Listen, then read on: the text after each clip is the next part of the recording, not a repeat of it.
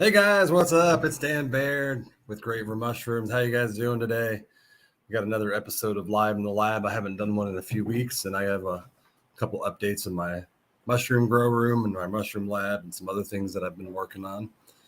But I hope everybody's having a great day. What's going on, Grassroots? What's going on, Rebecca?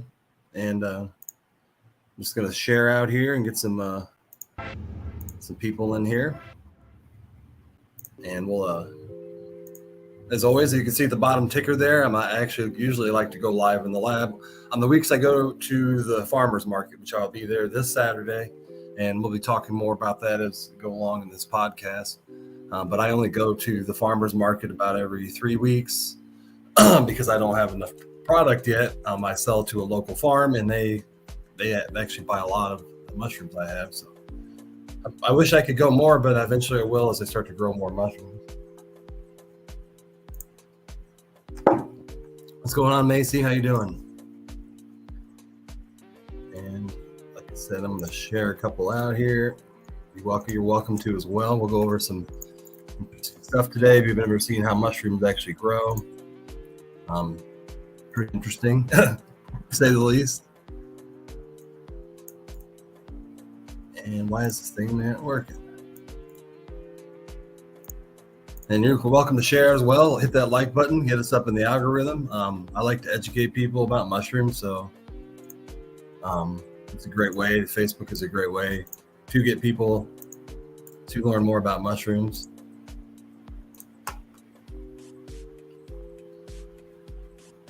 And we'll share.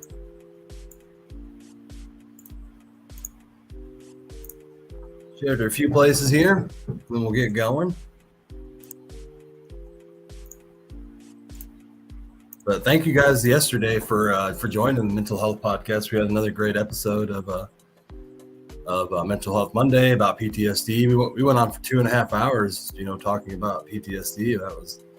That's pretty awesome that we kept the conversation going that long about one subject. And could have kept going, but PTSD affects our society so much, and I think it was important to have that conversation like we did. So thank you, anybody who joined me. Who added comments or shared their own story. As always, awesome to see.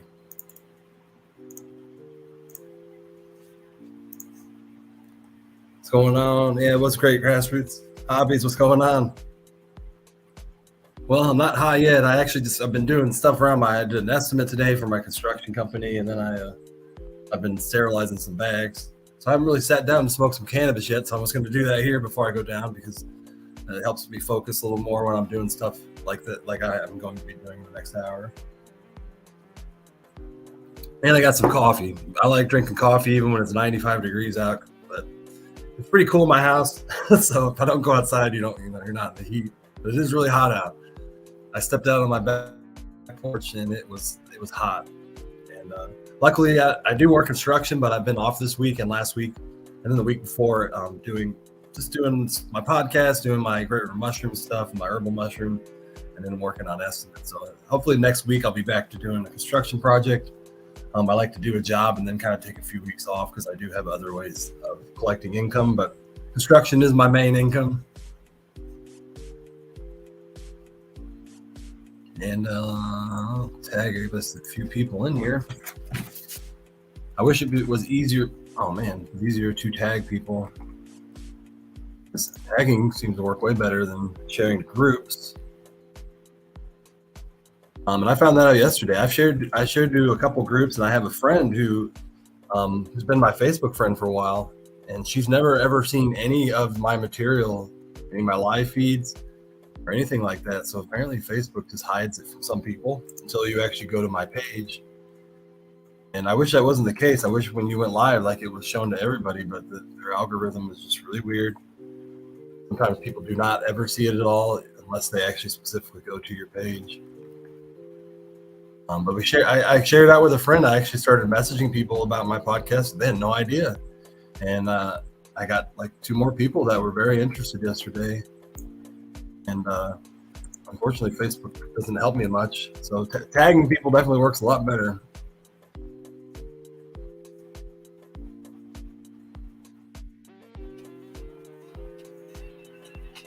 tag a few people. Thanks for tagging those people in grassroots. I know it's 2 in the afternoon, but I guess on Facebook, everybody's on different time zones. Everybody has different jobs too. And I guess everybody doesn't have that 8 to 5 job, and that can be nice. What's going on, Ted?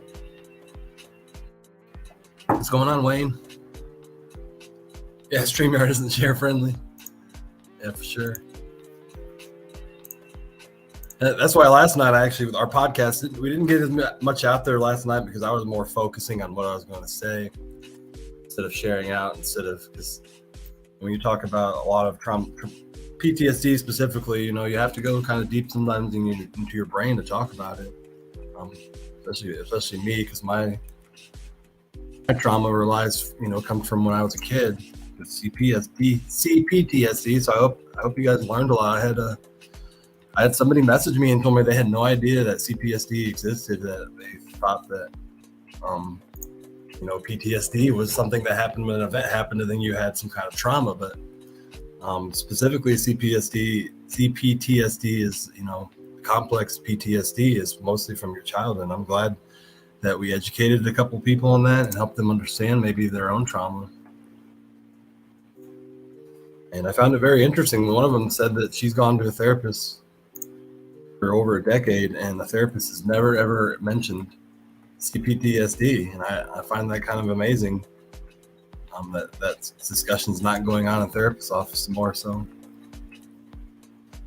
maybe there's some ignorant therapists out there that just don't know. But I feel like if somebody came in, I would be easily able to see CPTSD, especially what they're talking about.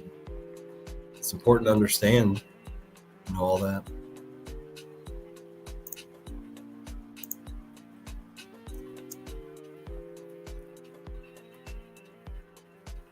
Yeah, sharing out a few more. Even if you don't stay, you can hit that like button. It's really helpful. So I appreciate it. And man, there's a lot of people to share out to that I've met through podcasting that love getting in here.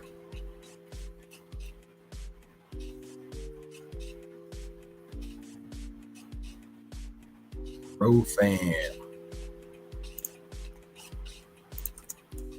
But anyway, if you ever been to a farmer's market, my products, I sell a lot of I sell mushrooms, I sell CBD, CBG, which I usually sell about 2 bottles of that. I still am educating a lot of people at the farmer's market about it, so that's been really awesome to actually not be able to sell it, but to just educate people and give them more information, and hopefully they'll contact me in the future about purchasing it. And, we sell about 10 bottles of lion's mane. I provide that. We sell about 10 of our mushrooms. And this is our Great River Mushrooms Cream of Oyster and Mushroom Soup. We sell this for $5. This is elm, blue oyster, garlic, onions, chicken broth, butter, white wine, salt, pepper, and thyme. The stuff is amazing. And I'm working on getting more licenses to eventually move it into commercial grocery stores. I have to get food handler's license and then something called a cottage permit, which allows me to make products at my house. It doesn't allow the health department to come into your house per se, search whenever they want to your facility.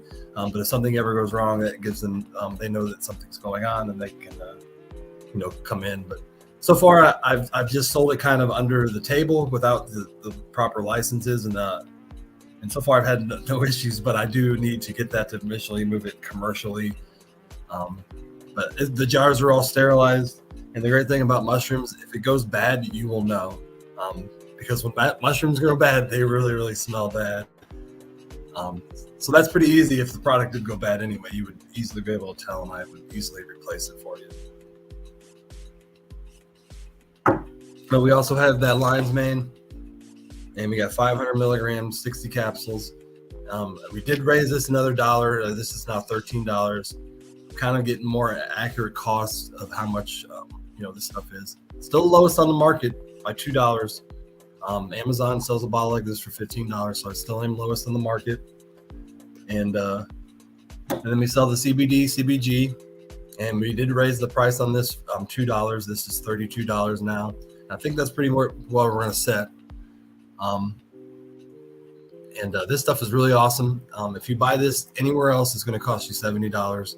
I've already looked, and I am by almost half of any market. This stuff works amazing. I have at least 10 people who buy it from me monthly.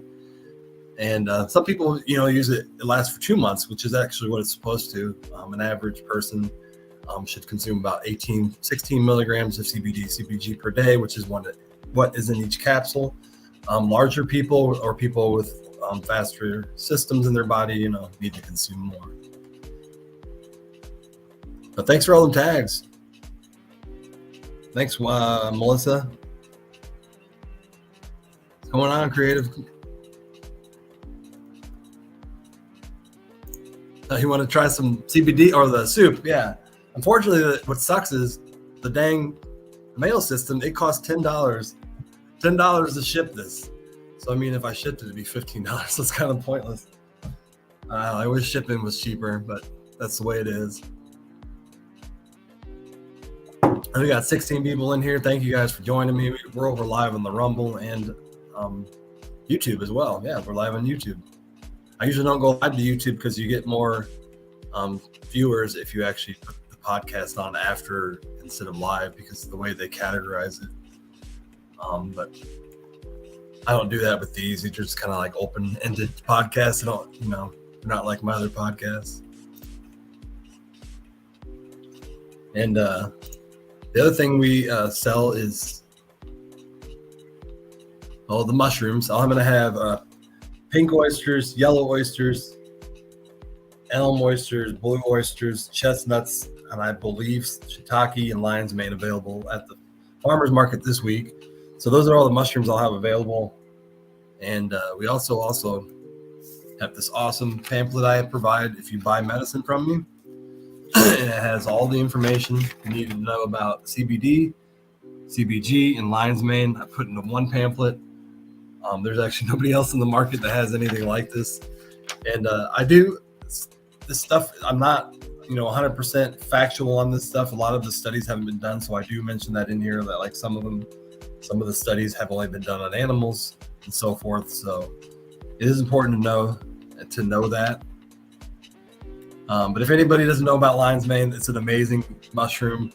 As I always says, I believe, and I can't profoundly say that because the FDA won't allow it, but I do believe in the future they will find out that Alzheimer's can be prevented or cured with lion's mane. Maybe not cured. I shouldn't say that, because once the disease progresses, it's kind of hard to come back. So, but I believe that lion's mane can definitely prevent the degradation of the brain. And what happens is that there's this plaque that builds up on our brain as we age, and as it builds up, it causes dementia and Alzheimer's, and our memories begin to fade.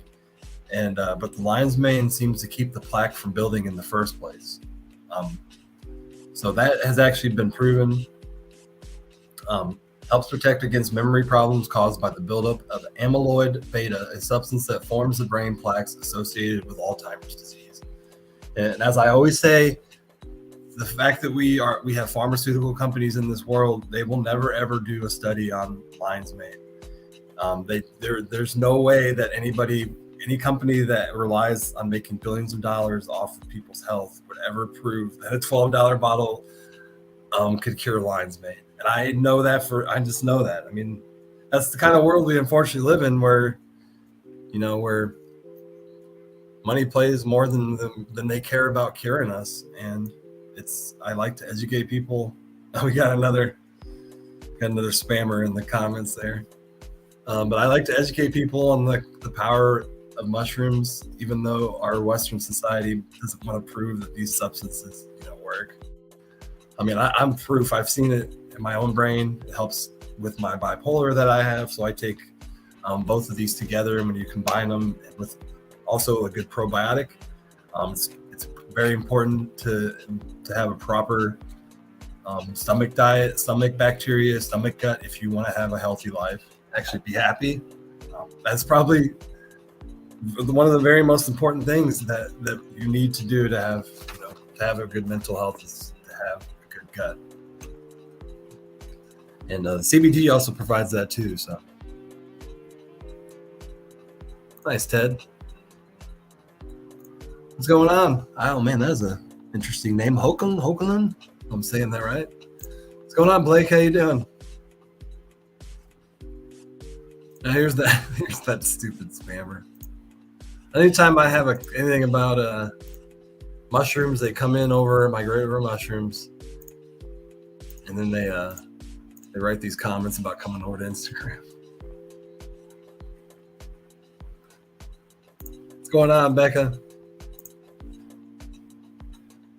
Yeah, the power of lion's mane is one of the amazing substances, and I have a story that's kind of sad, but I had a friend who had diabetes at the beginning of 2022. So end of 2021, he took 2 months insulin, and he went into diabetic coma.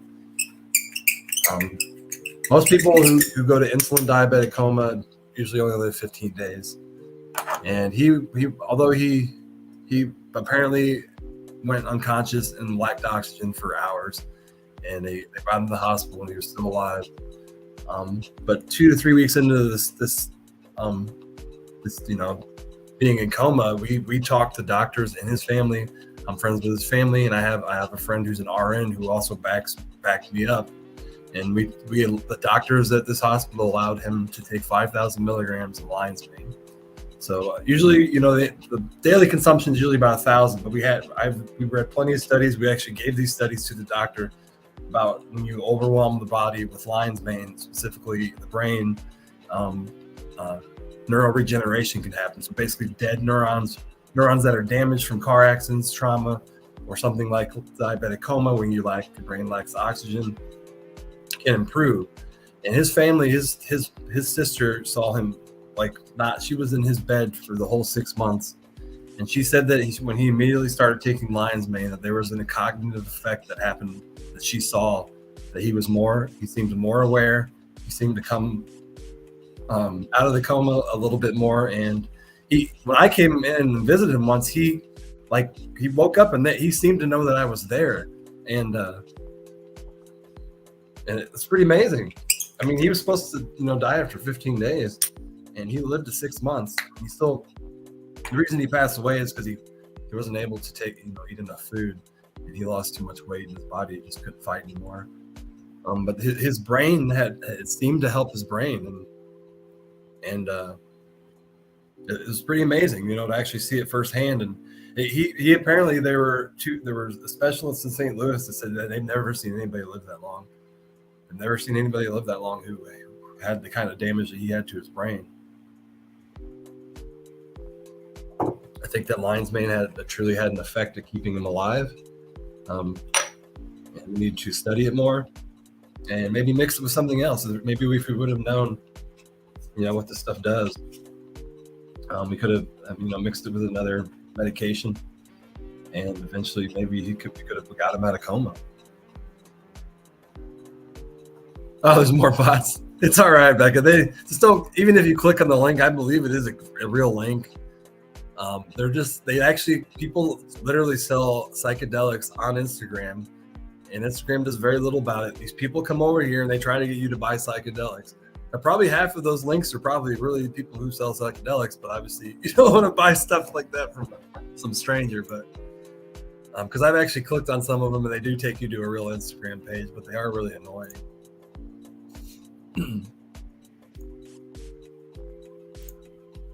And Instagram and Facebook, obviously owned by the same company, need to do something about that to stop them. I don't understand how an AI cannot catch somebody who's trying to, sell psychedelics on Facebook, but that's a whole nother story. But yeah, that was an amazing thing to see firsthand about the power of lion's mane, and seeing it work firsthand at somebody who was in a coma. And his family was open to trying psychedelics if we ever got him out of the hospital. And I have no idea what would have happened. Me and my buddy who's an RN, we went through the depths of the internet, and we could not find any story or anybody else who had ever taken a psychedelic who was in a coma. So I truly don't know what had happened. His family was open to it, and I presented it to him. And I don't know what happened, because lion's mane kind of psychedelics, especially specifically magic mushrooms, do the same thing lion's mane does, but it does it in 100 times more powerful way. The regeneration that happens is way more profound, obviously, because it's a lot stronger molecule. But it also comes with it's a psychedelic. There's that effect. But I think that there's a future in coma treatment with magic mushrooms and lion's mane. Maybe mix them in together. I don't know. I don't have people to try this on, and it's very. And I understand the ethical part of giving these substances to somebody who's not able to comprehend that decision.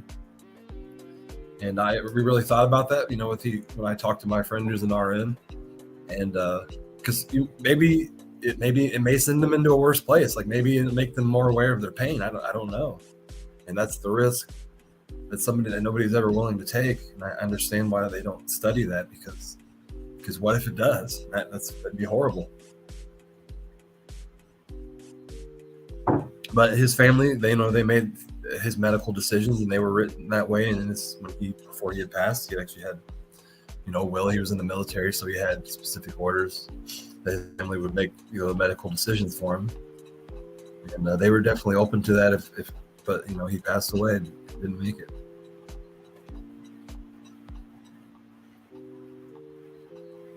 Well, I hope for the future, I think that there's probably somebody who tested it on coma. Obviously, it's illegal, and the ethical part is very frowned upon. So they probably didn't share it on the internet. But I guarantee you, there are underground laboratories, as I call them, everywhere, somewhere in America, where some rich person has this little facility in their house, hidden away, and they're doing medical experiments.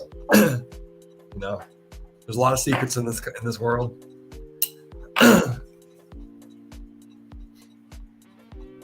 And I guarantee you there's somebody like that out there. But yeah, mega doses. What's going on, Rasta? Becca's gonna donate her body. That's cool. Thanks. Yeah, you guys damn with a question mark. I'm still here.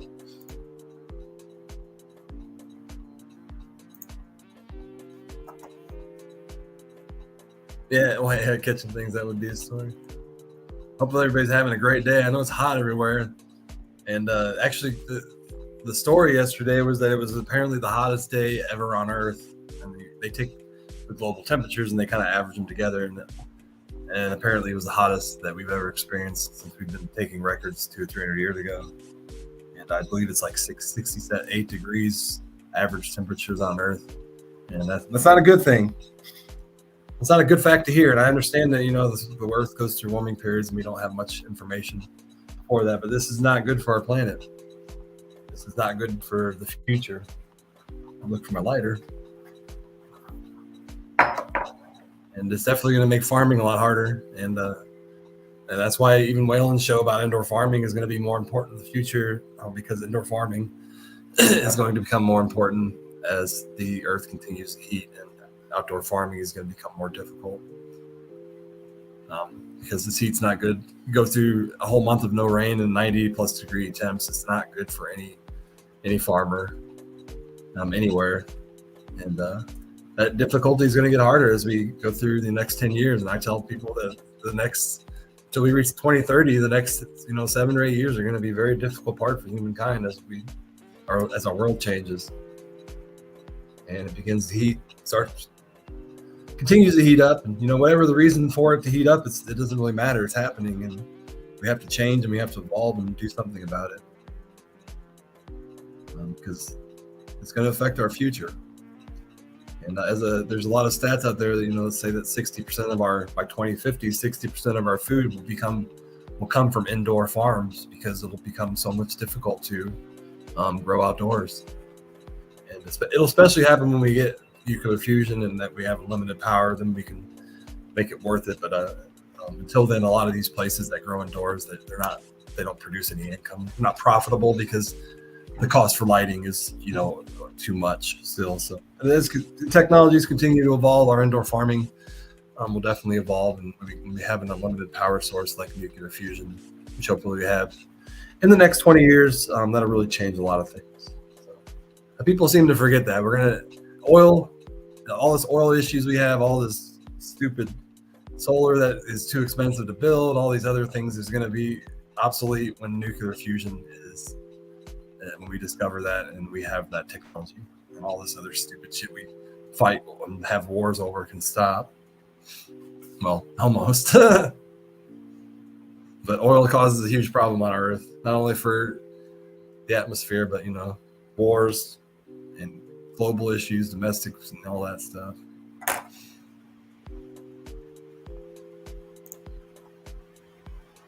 Water wars in the future.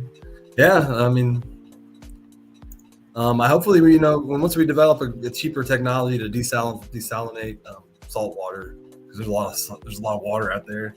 But right now to desalinate water is really, really expensive. I mean, like to build a facility is like $1 billion. So obviously a lot of cities cannot afford that. But eventually when those technologies come and the cost goes down, we'll be able to have more affordable desalination. And I just read something a couple months ago that there are some people who have a company who are developing some kind of very cheap technology to desalinate, and hopefully that comes out in the next few years.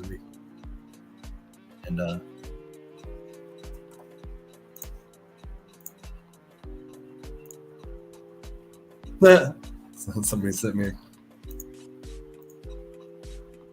me a message of something that's pretty cool. Yeah, out west is a struggle, man. I just saw and then you got Italy, wildfires in Italy. They had to evacuate 19,000 people.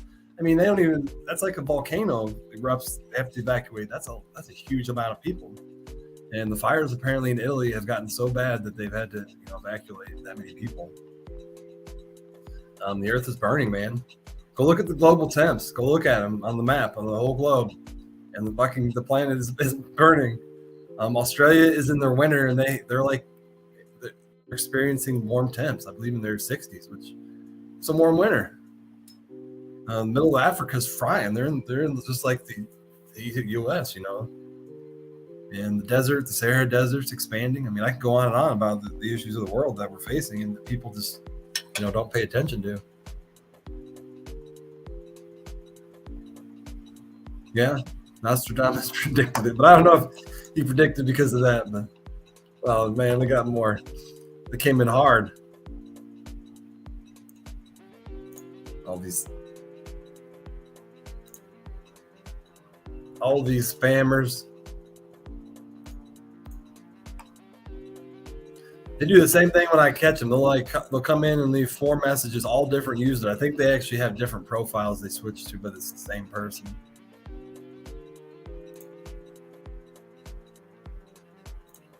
We're trying this new block feature through StreamYard. So I don't know if it works.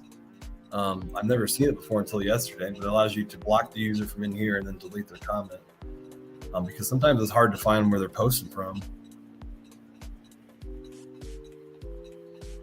Oh, walk away next.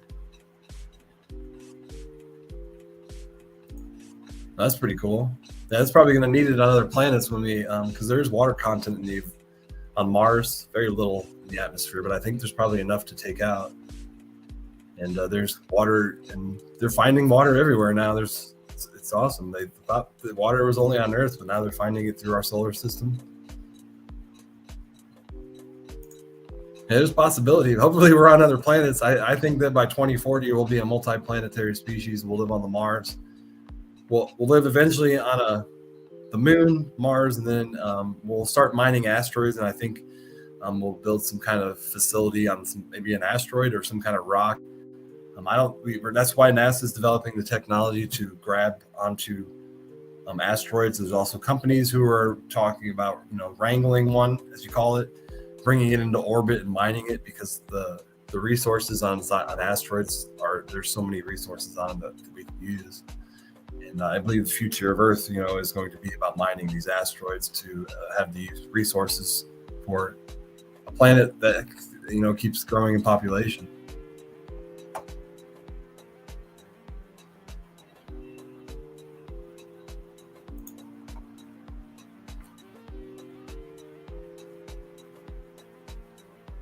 Yeah. It seems to be like we all have issues now where like we get rain, but it rains like 3 or 4 inches at once, and then we don't get rain for another month. And that's the way it's been around my area. We just when it rains, it just pours, and then we don't see rain for a couple weeks. Yeah, we've been dealing with that for about 6 months now. And I understand that happens all over. We get downpours and stuff. But it consistently happens, and we have large stretches where no rain happens. It's never good because we get the drought, and then all this, the vegetation dies that holds the soil together. Then when it rains, we get a lot of mud and stuff that just washes away. So it's never good. Yeah, isn't Maryland partially in the mountainous region? Maybe I don't know my geography about where the Appalachian Mountains go to, but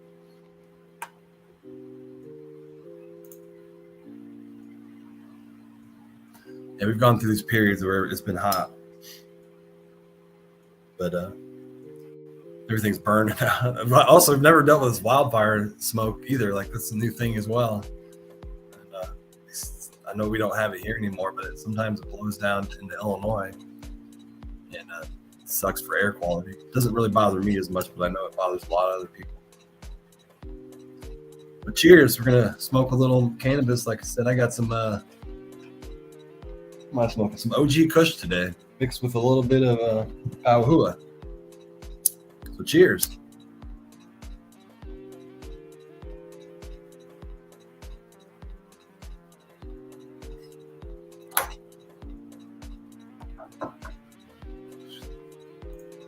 Man, I can't imagine living to that every day.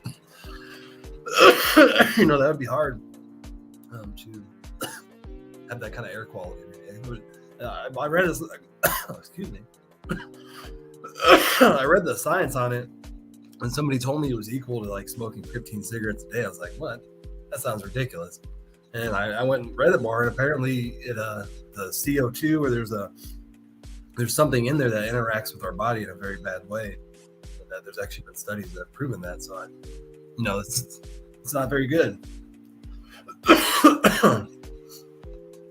But also, your body can heal as well. So I feel like when they compare it to 15 cigarettes, you're like dying every day. But I smoked 12 years ago, and I've quit for 12 years, and my body has returned to the same status it was before I smoked. It healed, and my lungs are good now. So. They forget to mention that. So they're like, oh, it's like 15 cigarettes a day, you're killing yourself. But, the body does recover and fix itself once you do remove yourself from that environment.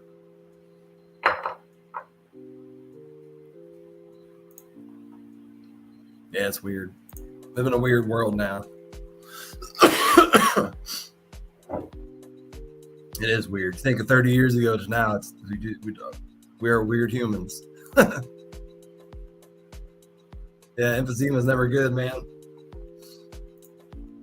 Yeah, you can develop long-term effects by staying in it too long. And hopefully we don't have to start wearing masks and doing all this other obnoxious stuff. I hope that, that we're going to have to, develop new technologies as humans. Maybe these massive air movers that can move the smoke or collect it. I know there's a lot of technologies that are working on collecting CO2 out of the atmosphere like a tree does, but we're still trying to understand how a tree does that. So, the full scientific of how a tree collects carbon and then stores it underground is kind of still a mystery. It's something that humans can't do yet. Because that's what we're talking about mushrooms today. That's exactly, as people know, mycelium eats dead things, turns those into nutrients that exchange with the trees in exchange for carbon that then stores in the ground that is spread around the environment inside the soil. So there's a whole different ecosystem under there that, that's helping our planet, with these issues that we're having. And now science believes that 30% of carbon is actually stored underground, and that's pretty incredible that the Earth can do that. And it is because of mushrooms. That they're part of the story, and I believe they're part of the future of saving us. Not only with psychedelic mushrooms, but the nutrition of gourmet mushrooms, the science that we will discover about how mushrooms can cure cancer and all these other things. And also it's sustainable food in space, because mushrooms take the least amount of water per pound of vegetables to grow. And I understand that NASA knows this, and all these as we venture out into space, mushroom growing will actually be very important. I believe they'll have them on our space stations, and it doesn't require much. And we'll be able to do some kind of process to grow mushrooms in space. I believe that has a future.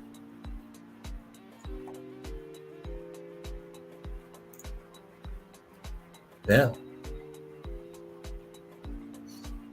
But I actually have an hour and a half long course I have about how to grow mushrooms. I've taught 3 times now. And I actually a lot of my presentation is over that, about how mushrooms interact with the soil, how they interact with trees, and everything else. And a lot of people, I blow a lot of people's minds, even teachers, because I had a class a couple months ago, and I taught some 1st through 3rd graders, and then I taught 1st through 6th graders, and I taught 7th through 12th graders in 2 separate classes. It was about 40 minutes long, and even those students found it interesting, and they didn't even know that about how these, the mushrooms interact with trees, and how they interact with plants, and how they're an important part of our systems, and how we would not be here without mushrooms. If we didn't have mushrooms, all this dead material, all these dead animals, dead trees, they would just pile up in the environment. And what they do is actually break down all these things, and it becomes part of the soil. So our soil on this earth is made up of thousands of millions of years of dead material that's been transferred into soil and broken down by mushrooms. So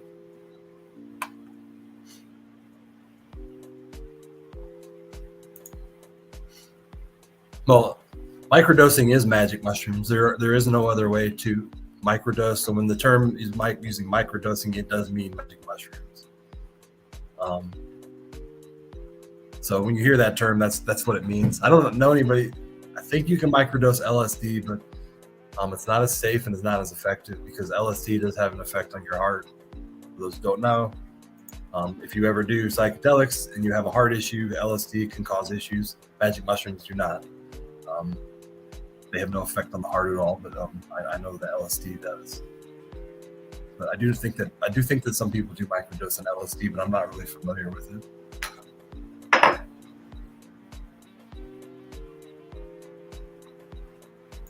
What's in my classmates? So what I'm going to be doing is I never charge for these classes. I always did them for free, because I always believe, if you educate people, they'll start buying products from you.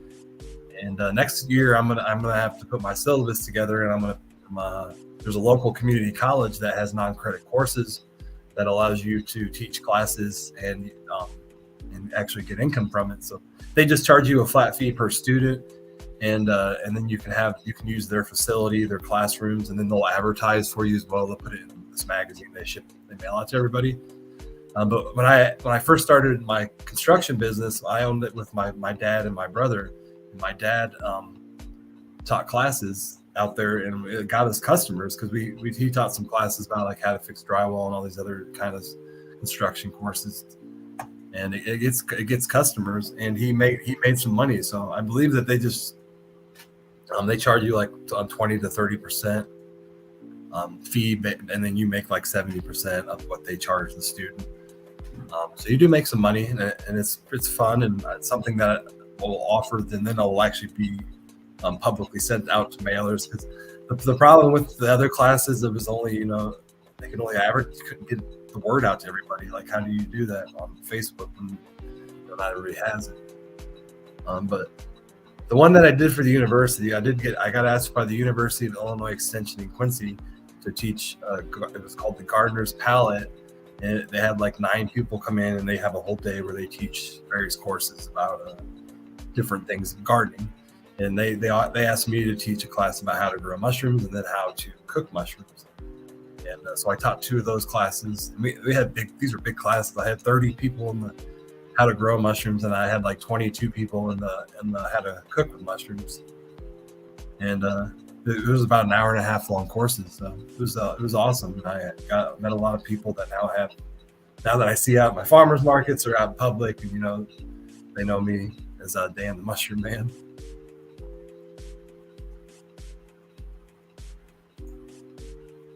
Yeah, if you ever want to private message me, Blake, you can. I have plenty of YouTube videos I can send your way, because I've researched on YouTube, and I still do to this day. I basically every week I search magic mushrooms or psilocybin on YouTube, and I watch new videos, any kind of new content that comes out about anybody who's making it. Some of the content sucks. There are very great videos. I can probably name you 5 that I can send you links about that are on YouTube that have amazing content about magic mushrooms, microdosing, anything you want to know about it. Watch those 5 videos. You're going to have a pretty solid understanding about how they work. But yeah, YouTube's a great resource. It's better than searching on Google, because Google's going to shoot you to YouTube anyway. So just go to Google and search magic mushrooms, and you'll see some good videos pop up. Usually the ones with the highest views are obviously your best content. I keep talking here. I've been on for 42 minutes. I still have to go into the lab, but it's all right. I got all day to finish my other work, and I got this to do. We got 15 people in here, 24 likes. Y'all, thanks for joining me. I know at the last the middle of June, since I started consistently with my Mental Health Monday and Psychedelic Files, I've met a lot of awesome people. You guys are podcasting is definitely opened a window in my life, more like a door. That's been very helpful, not only to my mental health healing, but new opportunities of meeting people, like-minded people, people who want to hear about my products, people who want to buy my products. Because obviously, I have these businesses. It's important that we all make money to keep living. But I love helping people as well. I love offering these products at an affordable price, then offering healthy products, and being able to educate people on their mental health while I'm doing it, as well as doing construction. I still have to do construction for a living. That's my biggest income, and I pay $100 a month for my insurance, so I got to use it. So anybody in the Quincy area needs an estimate this week, that's what I'm doing. I'm doing estimates this week. I finished 2 the last 2 days. I usually do about an estimate a day, because some of these are kind of large estimates. But shoot me a message. I'll meet up with you, and we'll go over the project that you need. Again, I'm only myself, so I don't do very large projects like roofing and building a house. I can't do that. But I do a lot of other stuff, so shoot me a message. Yeah. Been in business for 15 years too, fully insured. I've never used that insurance, so I don't mess up much. Knock on wood, twice. But it's good to have insurance when you're dealing with that kind of stuff, for sure. So, because I'm working $500,000 home sometimes. I don't want to mess something up. I got to be insured.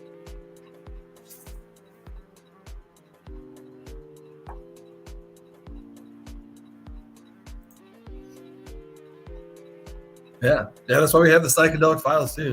And this week we're actually going to be talking about how psychedelics and the ego work. So that's going to be a really interesting topic on Thursday at 6:30, and we'll talk about how psychedelics and the ego, which is actually part of your brain, and we'll go over a lot of the science of how psychedelics have actually proven that a portion of our brain holds our ego.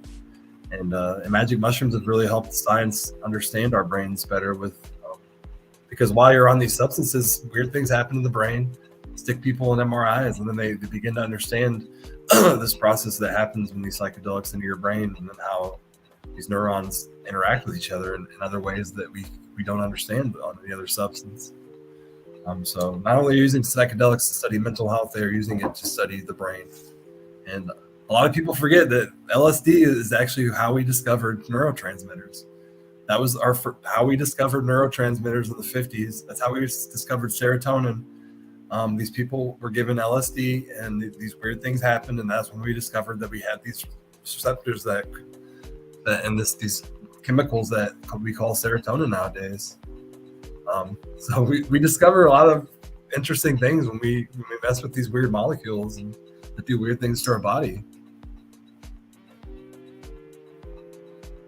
But it's that knowledge, was 70 years ago. We seem to forget that. Nobody teaches us that, LSD is the reason we understand a lot about our brain.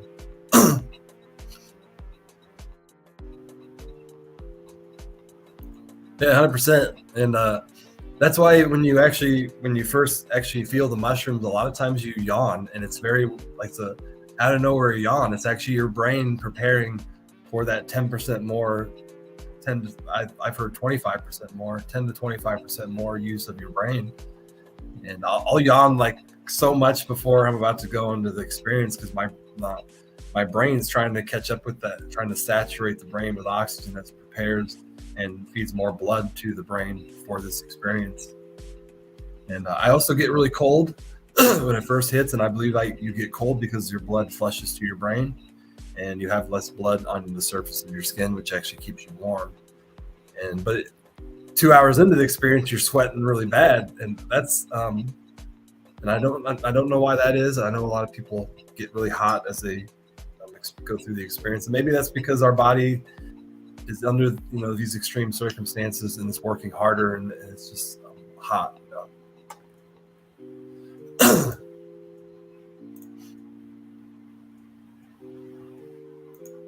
Interesting.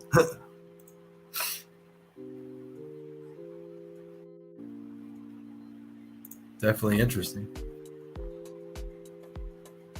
We got 13 people in here still. Thank you guys for joining me before I even go to my lab, and got 26 likes.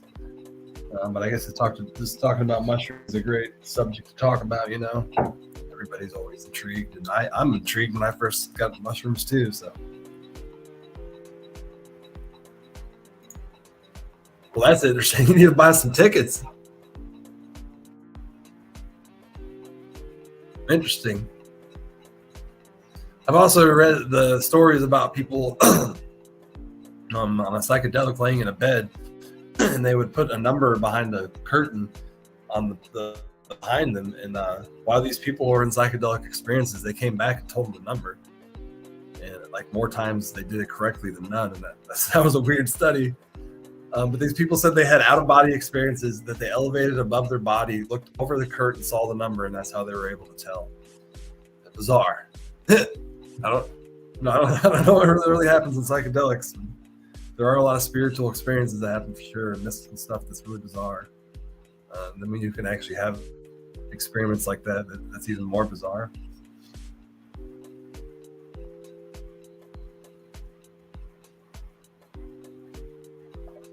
And astral projection, and even the military in the 80s, they tried to do that as well. They actually did experiments, and which is actually what Stranger Things is kind of based off of. Some of those experiments where they gave people LSD or magic mushrooms, they believe that they could astral project into somebody else's brain and be able to tell where they're at in somewhere in the world.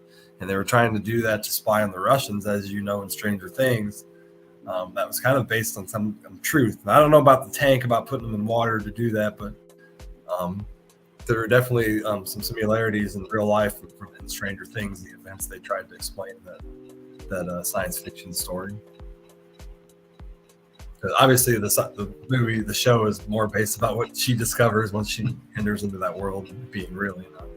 But as far as I know, the military did find a couple bizarre tendencies that people were able to predict things correctly while on these substances, but to how it happened, is a mystery.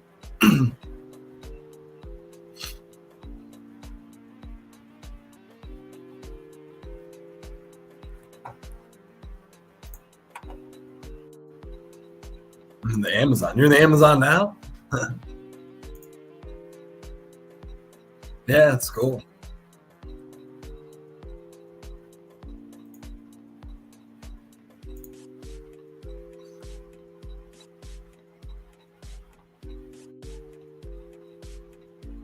That's awesome. I took as you know, if you watched my podcast last night, I took a 1 gram dose yesterday at about 2 o'clock.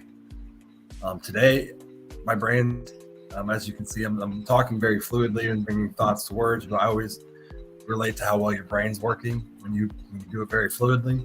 So my brain today is working very well. I didn't sleep kind of well, but I went to sleep like 1:30 and woke up at 7. But didn't really affect the way my brain's been working today. Sometimes you do have trouble sleeping when you do take a psychedelic, and sometimes I sleep a lot deeper. And, so it's really probably the fact that I probably ate a big meal last night at 11:30. Probably the reason I didn't sleep very well. That probably messed with my sleep.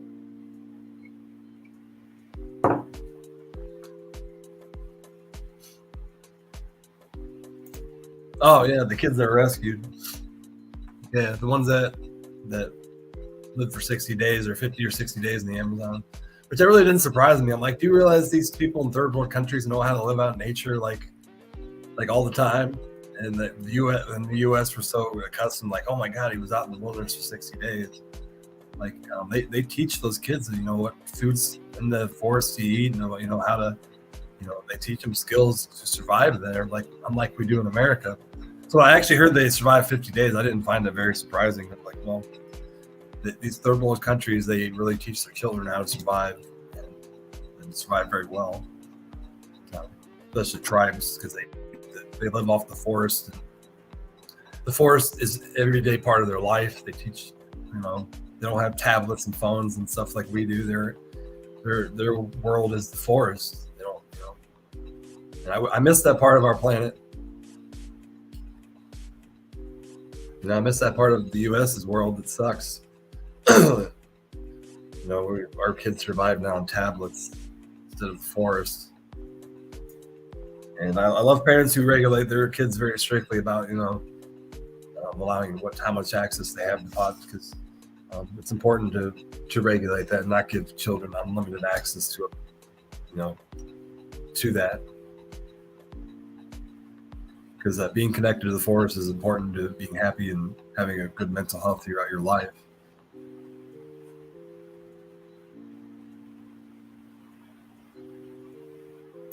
Well, I didn't hear about that part of the story, but that's awesome. I'll have to look more into that about how truthful it is, because I don't believe everything on the internet. And especially stories like that, it's hard to say whether that happened because most of those stories are buried in these people don't talk to reporters. I'll have to check it out, man, for sure. I'm definitely open-minded, but I'm not, it's hard to find the truth about stories like that unless you were actually there, But I totally believe it. When you're in these experiences, your mind expands. You're able to work more, as a human, and use all your senses to kind of figure something out and solve a problem. And maybe these people solved the problem. They figured out where these children were using these substances.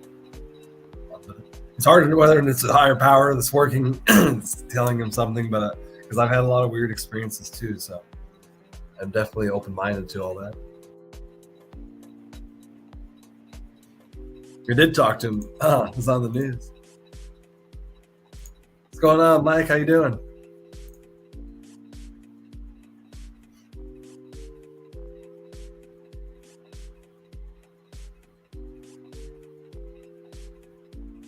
Huh. Interesting. I don't ever look at myself when I'm high on mushrooms. It's really weird. So I never look in my eyes, because then my face starts getting like inflated or starts getting blurry and weird stuff happens. So I have a rule where I don't look at my face when I'm psychedelics. But I never looked at my eyes like whether or not they're dilated. But I've been out in public, on a little bit of mushrooms, and nobody's ever said anything about my eyes.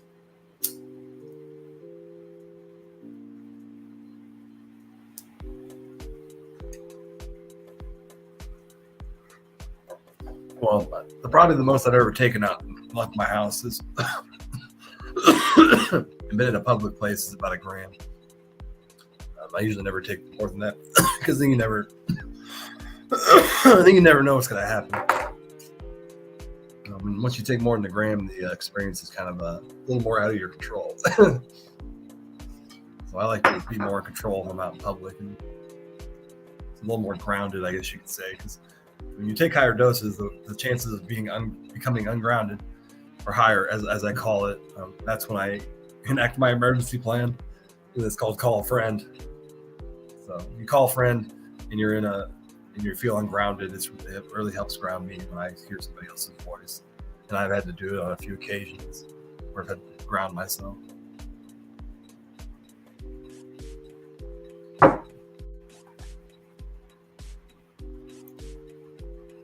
Heck yeah. Oh, you're looking at each other. Yeah, it's really weird. I look like a green alien. So I've looked. What happens if I'm on a high dose and I keep looking in the mirror, I get really nauseated and dizzy. And it happens after about 35 seconds. But once I just kept looking through the dizziness and nausea, and my face started turning into like this alligator skin, and I started looking like an alien, and it started turning green. And I was like, what in the world? And that's when I stopped looking, and I nearly threw up because I don't know what my brain was doing and why it was causing nausea and dizziness. But it was really weird. So at that point, I really stopped doing it more. And, if I go to the bathroom and wash my hands, I don't look into the mirror because that's about the one place in my house where I can come in contact with the mirror. But definitely had some weird stuff, and I even had a friend that I used to deal with who kind of had weird things happen when she looked in the mirror too. Plus, I don't want my reflection changing. That's the weirdest thing. If you look in the mirror, then like the hand goes up and starts waving, and you're not waving at the mirror because I've seen my reflection in a mirror once, and the reflection moved, and I did not move. It's freaky when that happens, and I don't like it. I don't like to see my reflection move when I'm not moving.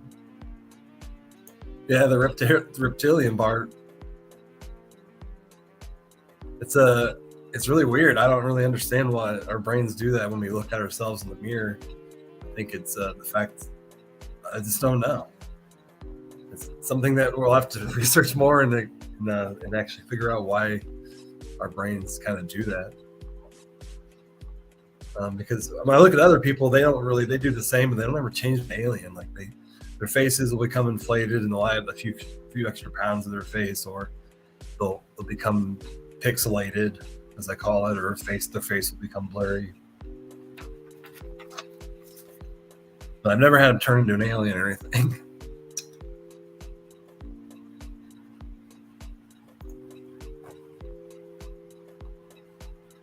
What this blowtorch? What do you mean?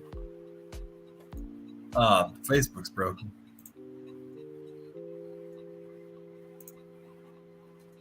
I think it's the bald head.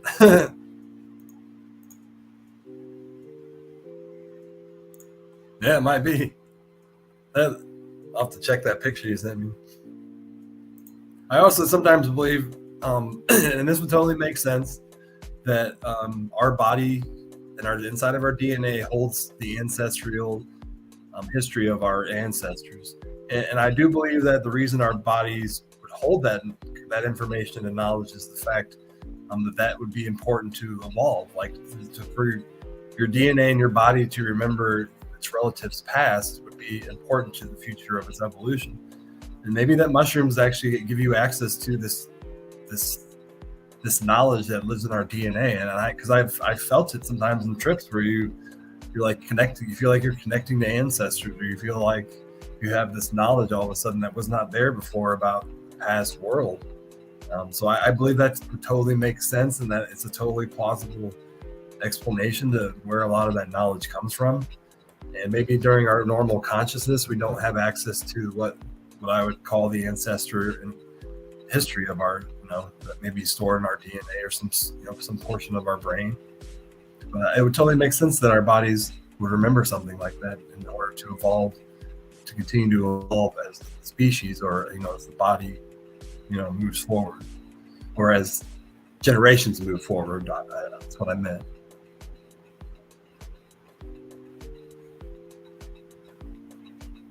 Oh, the picture you sent, Michael. Yeah, I saw that.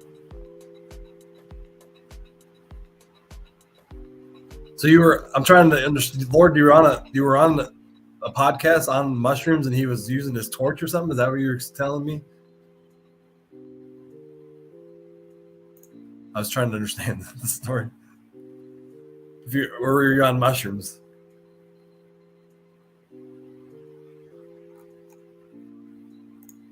"4D."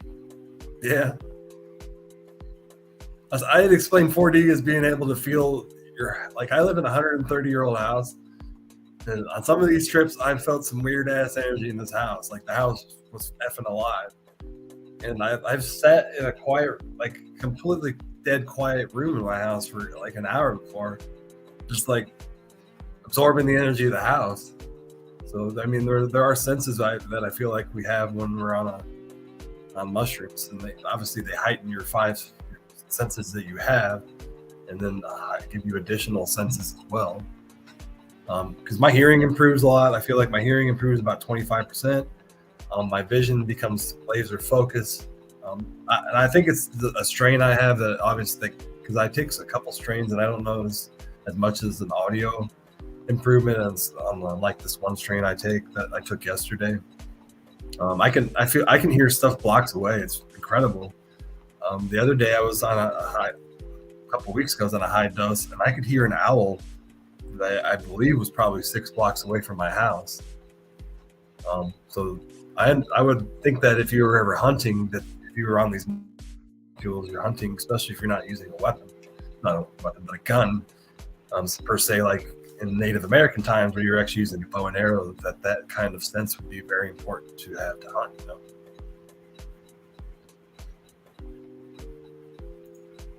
Oh, okay. Now I got you.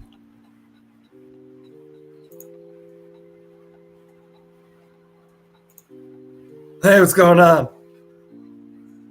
We're just talking about mushrooms. We're supposed to be going into my grow room lab, but sometimes I get into conversations here with people about psychedelics or their experiences.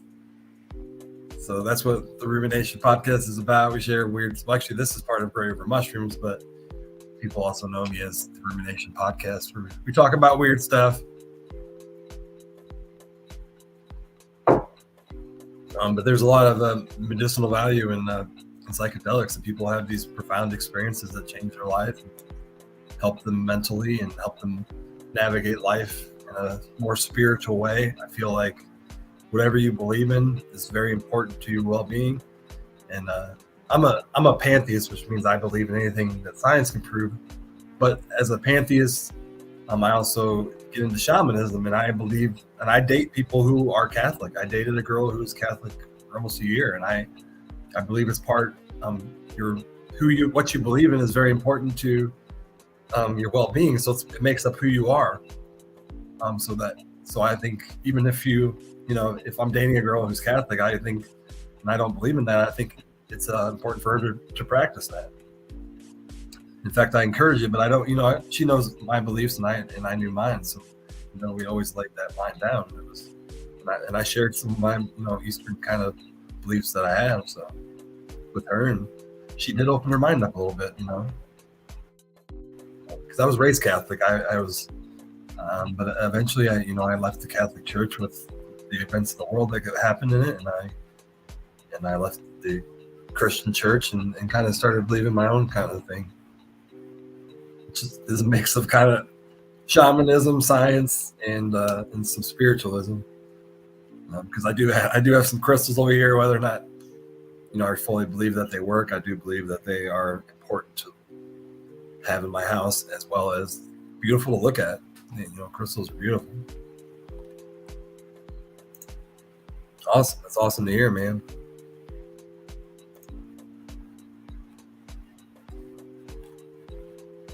Yeah.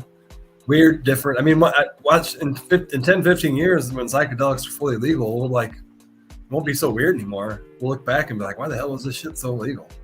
Like, look at all these people getting help, cured, mental illnesses, pain, medication, all these other things that are going to come out of the substance. And we're going to be like, we were so stupid as humans that we wasted 40 years to not, 1971 Nixon, the war on drugs. We wasted so much time on these profound molecules that cure the body and do all these other amazing things. Yeah, that. I don't even like to talk about it because it makes me mad. 1971, with the things that Nixon did, I think that he has a lot of blood on his hand. That decision that he made in 1971 led to a lot of people dying. The opioid crisis,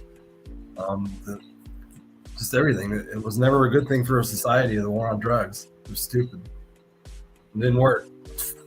Massive failure. And I know that's a horrible thing to say about a president, that having blood on his hands, but that decision was not good for society. And we're now discovering that with all these substances he made completely illegal with no medicinal value actually have medicinal value, when used in the correct situation. And it was stupid that they did that. Now, obviously, meth and cocaine and stuff like that, although there are some kind of weird uses for cocaine. But obviously, meth and heroin and all those other drugs are horrible. Should always be illegal. But there are a lot of stuff that shouldn't be. Yeah, it's awesome. A sin. I'll have to look into that. Yeah, everybody's his body's their own church, and I think we all should respect that. Even I hate it when people are like, I'm not, there are women out there who won't date me because I don't believe in religion, but I'm open-minded to dating them, and it sucks when that's the first thing they won't even have a chance of dating me because I don't believe in what they believe. I think that it's important that everybody believes their own thing and not forcing on to other people. And that's why I left the Catholic Church. I hated being forced. I'm like, why can't I have my own beliefs? Why do I have to sit here every day and you force this stuff down my throat that I don't even know if I believe in? I left because of that. And that's why I think that it's important, like shamanism.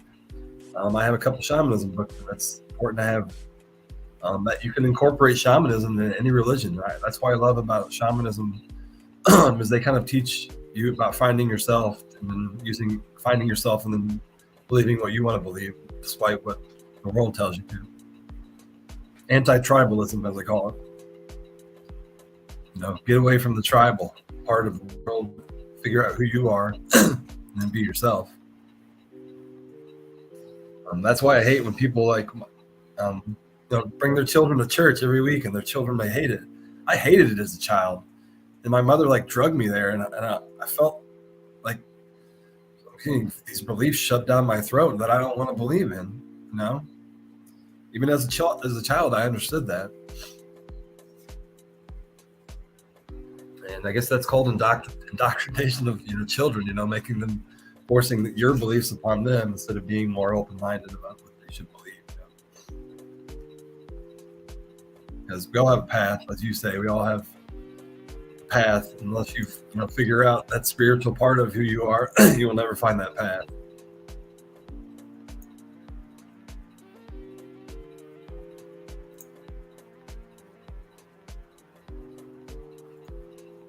Yeah, I don't know. I have some people who are Catholic who listen to my podcast, and I'm not trying to put down Catholics because my mother is Catholic, all my family is, and when I go to family stuff, they pray, and I can really respect the beliefs. But I don't like it when my mother is like, you want to go to church with me, and she knows my answers. No, that's the kind of stuff I don't like. Because when my mother still tries to force it on me, I'm like, I'm never, unless God comes down to me and appears in my living room someday, I'm never gonna believe in that again. And it's hard for sometimes my family to realize that, but they respect my beliefs, especially my brothers and stuff like that, because my family's deep Irish history, and they come from Irish Catholics, so Catholics runs very deep in my family.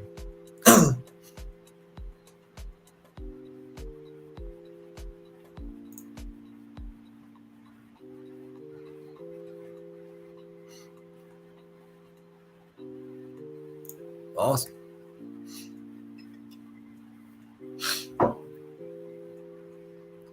I'll smoke a little bit more, and then when I go down actually in the lab, I got to pick some mushrooms.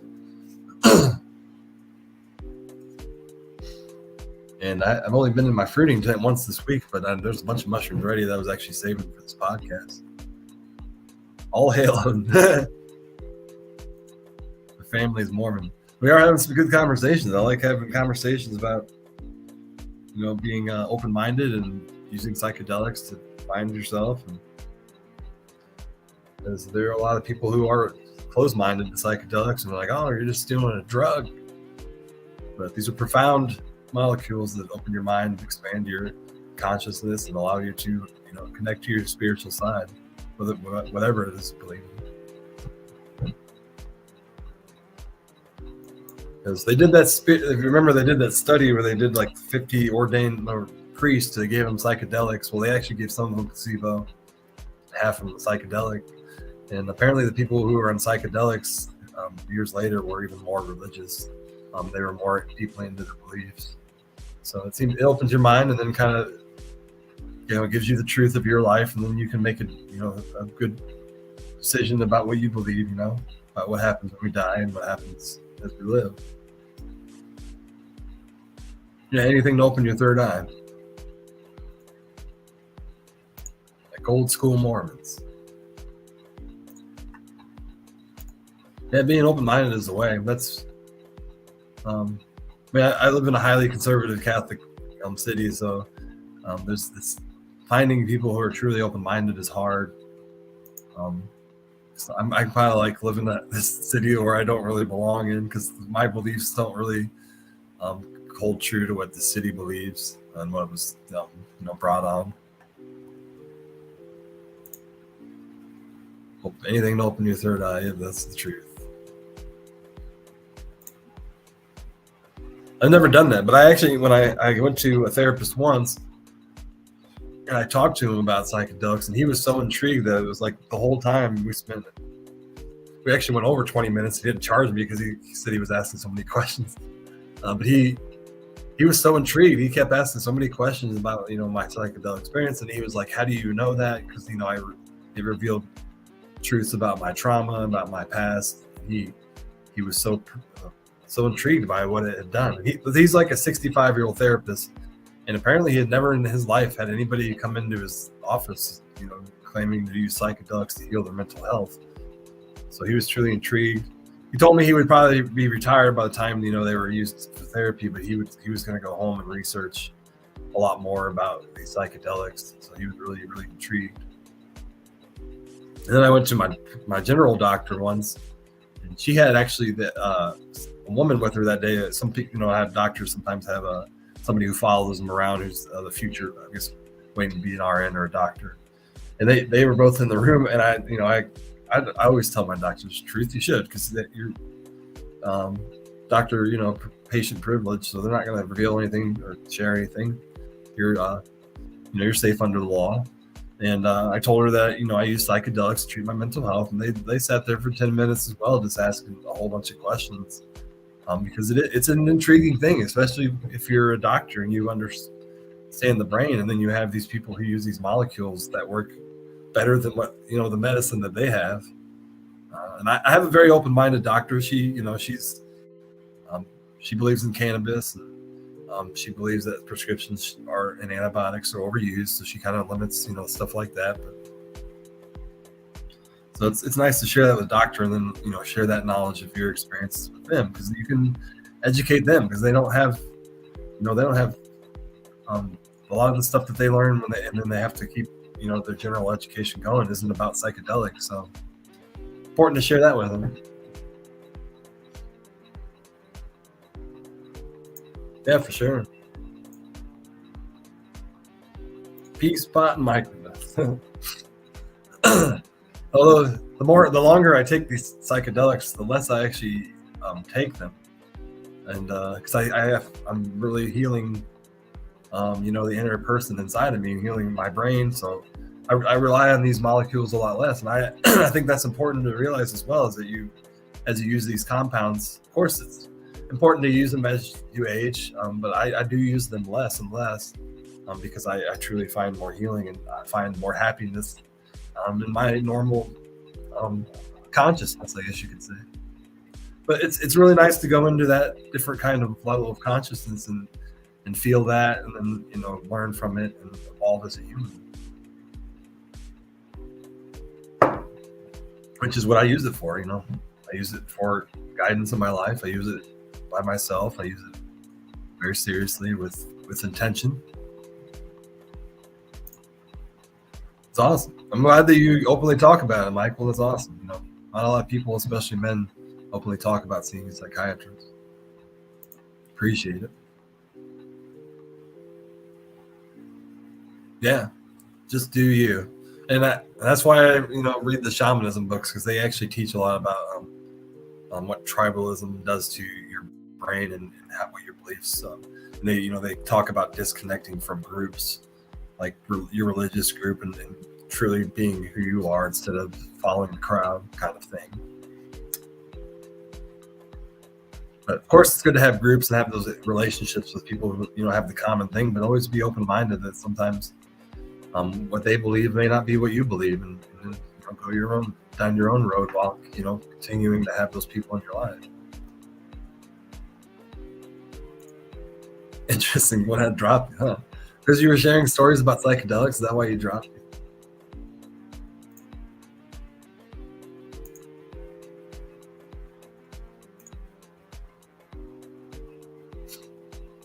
Well, thanks for joining, Joseph. You have a good day, man. Beat the heat if you're in the heat. I'd say just stay inside today. Or if you are working outside, just once 1 p.m. hits, because we're in the middle of the heat of the day. Once 1 p.m. hits, go inside.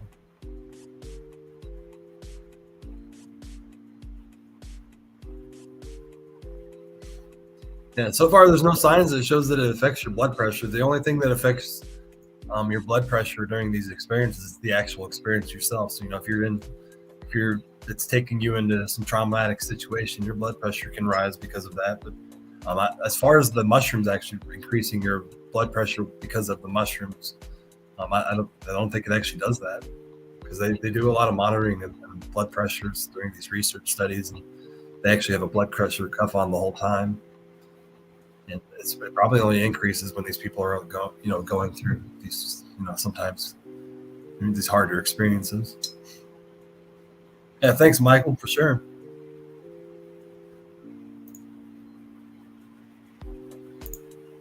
Thanks for joining me. I'm still not down in the lab, but like I said, I have all day, and I don't expect everybody to sit here all day. It's the same way with my podcast last night. It's available forever on probably YouTube and Facebook. And also, when I have giveaways, I don't require people to stay in here, because we all have lives. Just because I'm sitting here for 2 or 3 hours doesn't mean you have to win something.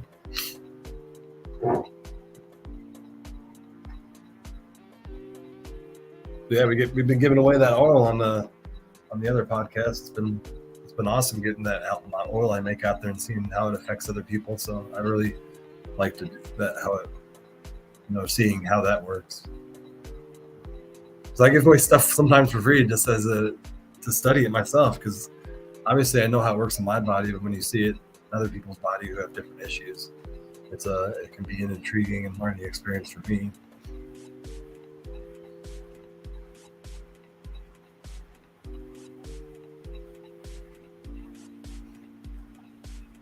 Yeah, the other effect is sometimes the mushrooms, just your body absorbing the mushrooms can be difficult, because they're kind of hard to digest. They have a very hard skin on them that makes the stomach kind of has issues, especially when they get into the smaller intestines.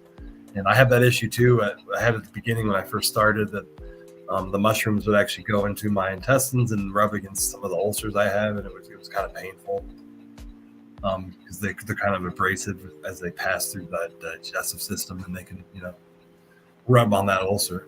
It'd be kind of painful, and obviously can make you bleed if they rub hard enough. And I also had another instance that I learned, and this is if you take magic mushrooms, or if you take any kind of mushrooms and you take a high amount of sugar with it, that the sugar can kind of mix in while they're in the intestines and actually start to ferment. And I had this happen once with magic mushrooms, and it was a very painful experience. It was like 6 hours into it. It started to ferment, and what it does is just creates a ton of gas and then that gas gets stuck in your intestines and it can be painful. So I had to take some medicine to help it pass, and I had that happen once. And then I researched it more, and apparently a mushroom can do that. So always be aware of that. If it gets lodged in the intestines, mixes with sugar, it'll eat the sugar and ferment. That's very weird.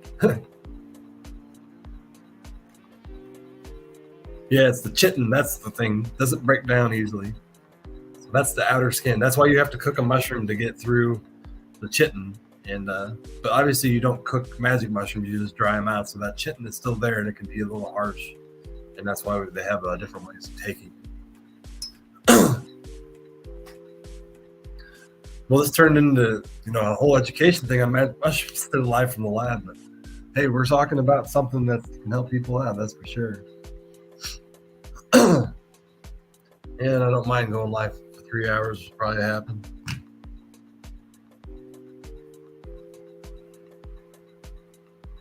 Awesome. I love getting texts about doing more estimates. That means trying to stay busy doing construction, because I kind of missed it. I haven't done it for 2 weeks. I'm ready to move on to a job and build some shit with my hands. And because lately I get, all day I sit here I'm doing my podcast and my herbal mushrooms and my braver mushrooms, and it's fun to do, and it's great to be self-employed and be able to do whatever I want. That's why I built my life the way I have, so I can do what I want. And that's what mushrooms, this mushroom experience revealed to me. I'm like, why do I keep living in this world where everybody works a 9-to-5 job or has 10 kids and married life? Like, why don't I just do what I want to, be happy? Shouldn't say 10 kids. 3 or 4 kids seems to be the average family, And I would love to have more kids someday, but I'm 40 and it may happen and it may not. And I'm fine with that decision of whatever happens in life. Just along for the ride. Open-minded to anything.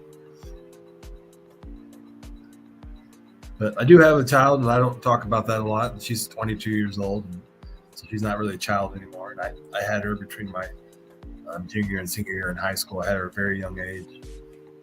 And I don't have a very close relationship with her. It's something that I struggle with. It's something that I'm very open about. And it's hard just because she moved away for 3 years, lived on the other side of the world, came back, had no idea who I was. I still see her, but it's just not a very close relationship like I'd want it to be. And it's just a situation I've never really known what to do about.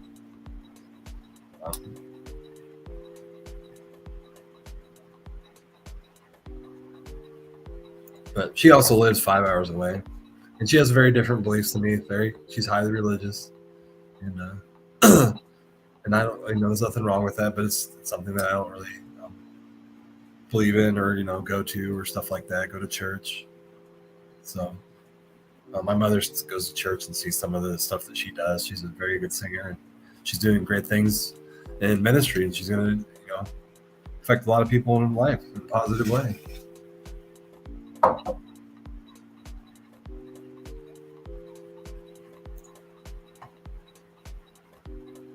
Yeah, it is. I feel like I need to get a good sweat, and maybe I need to get my bike and just drive it on 95 mile day, because sometimes sweating is good. And actually, sweating actually releases a lot of the toxins that are stored in our body that can affect our our brain. We should probably do a whole episode on that, because I've had friends who weightlift who didn't understand what was going on when they started lifting weights, and they're like, "Man, my mental health is really improving." I'm like, "Well, here's why." I was like, your body is sweating out these toxins, and you're using all these hormones and these molecules in your body, that need to be used in order to, sustain a healthy mind. That's why being physical, people who have lived physical lives are move around more, are happier people than people who are lazy and are obese. Not everybody's that way, but I mean a majority, because obviously people move around or have healthier lives and are able to navigate life a little easier.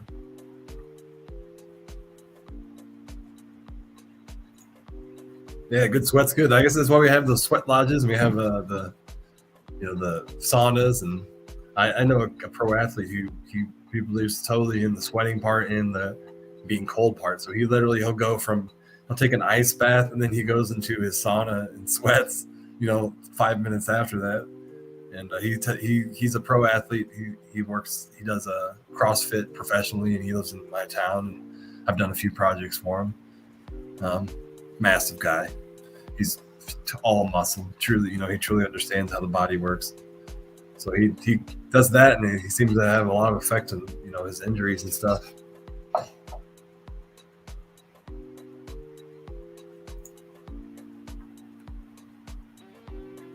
Yeah, some people. If you're working in a factory, you're working in a place that has, such factories, they don't have a lot of good air conditioning, if any at all. You can get really hot. 120 degrees is not out of the question these days where it approaches 100 outside. And I know some factories even close early if that happens, because they just can't cool the place enough to be safe for their employees.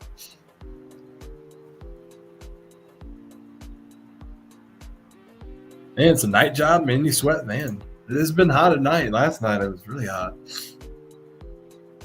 And plus it gets really humid at night. You get that high dew point and it's about 75-degree low. And it becomes hot.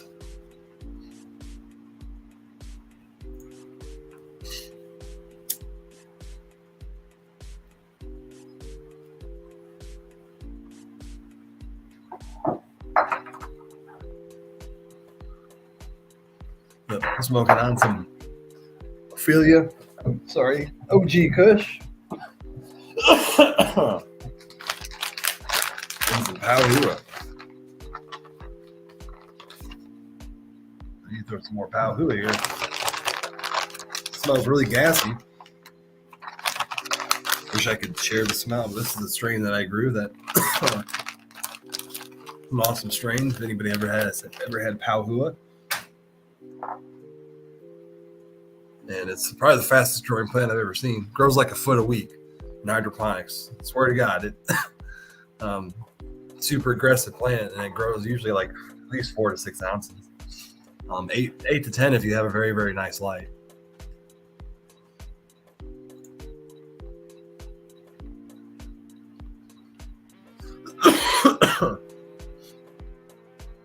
I bought some mushroom mix. It has 10 different mushrooms in it. And I'm still trying to figure out how to eat it because it tastes like shit. And I put it in my coffee, but it changed the taste too much. I didn't like it. So I'm still trying to find ways to incorporate it in my diet. Maybe put it in some food. But I definitely didn't like the taste. And it's in a powder form, and it has 10 different mushrooms in it. Highly reviewed on Amazon. People said that it did a lot of medicinal values, but the taste is not very good. And I know people do it, mix it with the coffee, and I'm still trying to figure out ways to eliminate my coffee intake because my acidic, the acidity in coffee is not good for my gut. But I also take kidney stone medicine that I buy, herbal medicine, to help break up kidney stones if I may have them from drinking coffee.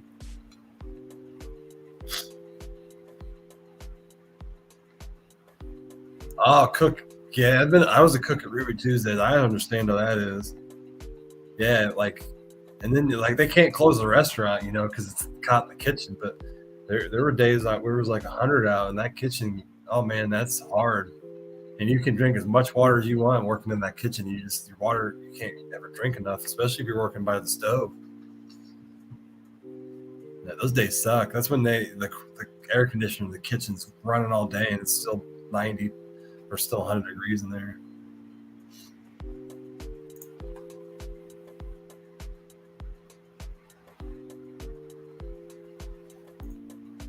Yeah, what happens is if you don't drink a lot of water and you drink a lot of coffee, it has a lot of acidity, and then basically the stuff that's in the coffee starts to stick and make these harder, as we call them, kidney stones or gallbladder stones. So you have a higher chance. I'm saying you are. I sometimes wonder if I have any. I need to eventually probably get an X-ray done to see or some kind of scope to see if I do. But yeah, they are painful, especially for men. Women do pass them, and they are painful too. But obviously, they're going through a smaller smaller region, but on immense, so it can be a lot more painful. But I take something called Stonebreaker. It has an herb in it. I think it's a tree root or a plant root, and high reviews on Amazon. And that's really what it's called. It's called Stonebreaker. So if you ever want some, it's on Amazon. You can look through some of the reviews about people who literally used it and then passed stones like hours after using it. So what it does is it's supposed to go in there and break up the larger stones into something that's be more manageable to pass, and then it tries to clear out your system, in your gallbladder as well as your kidney. But it really depends on your water intake. So if you drink a lot of coffee, but you drink a lot of water, a lot of times the water will flush out that things, because it's kind of like a filter. When the water kind of filters out the things that accumulate your kidney, and coffee can add to that accumulation. So if you drink more water, it kind of flushes your kidneys out and your gallbladder more, is my understanding.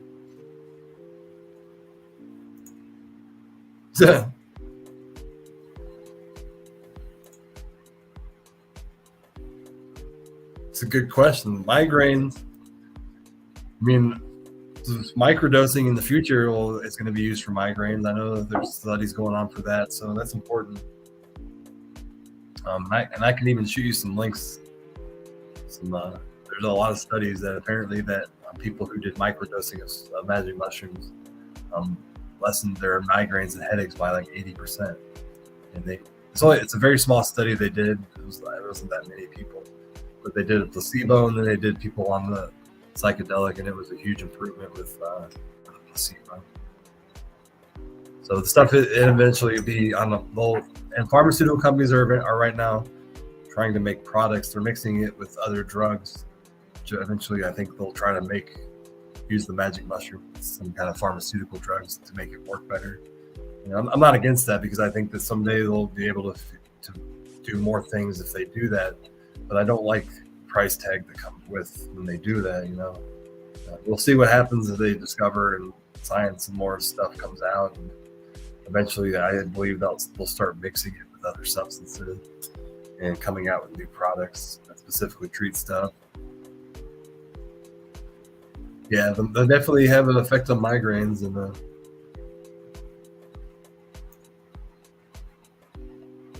yep, sure, olive oil, cayenne pepper, and I try to incorporate it all. I eat almost all three of those weekly, if not daily, especially olive oil. Everything I cook with olive oil.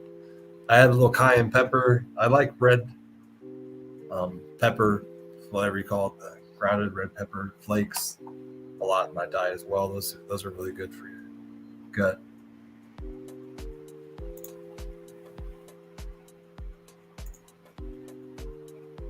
And also CBD and CBG may have some kind of effect. You don't know until you try.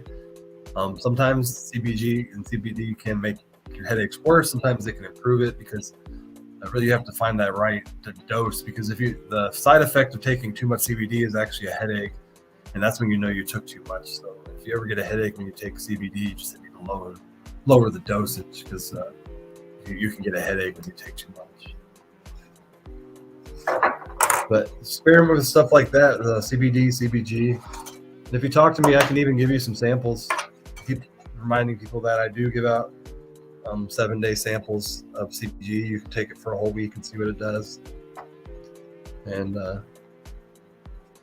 I haven't been giving them out as much as I need to, because usually people take them for a week, that they become customers of mine when they realize what the stuff does. So I'm not against giving you samples. So Cindy, if you want to shoot me a message, I can help you out. Anybody else who may want samples of CBD, CBG, which I have here, shoot me a message. I usually have them at my events, and I have them for a while, and I usually have them in 7-packs to give out to, samples. And then I have my contact information on a tag.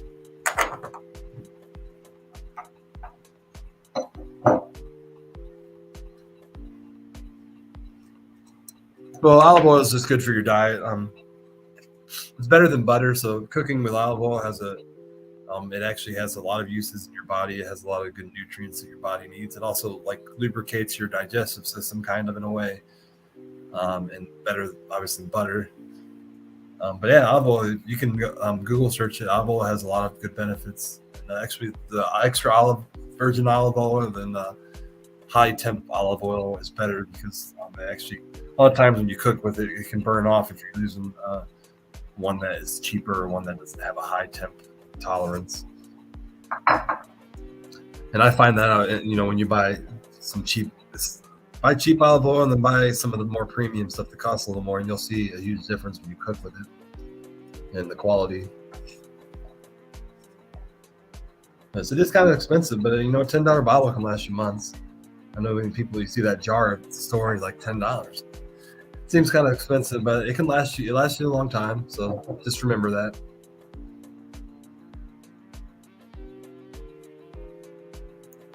Yeah, helps with that. I'm pretty I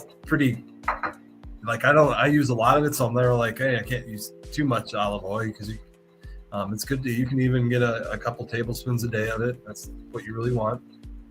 Even up to maybe like a quarter of a cup if you're into more of a Mediterranean-based diet, which has a lot of it uses a lot of vinegars and oils.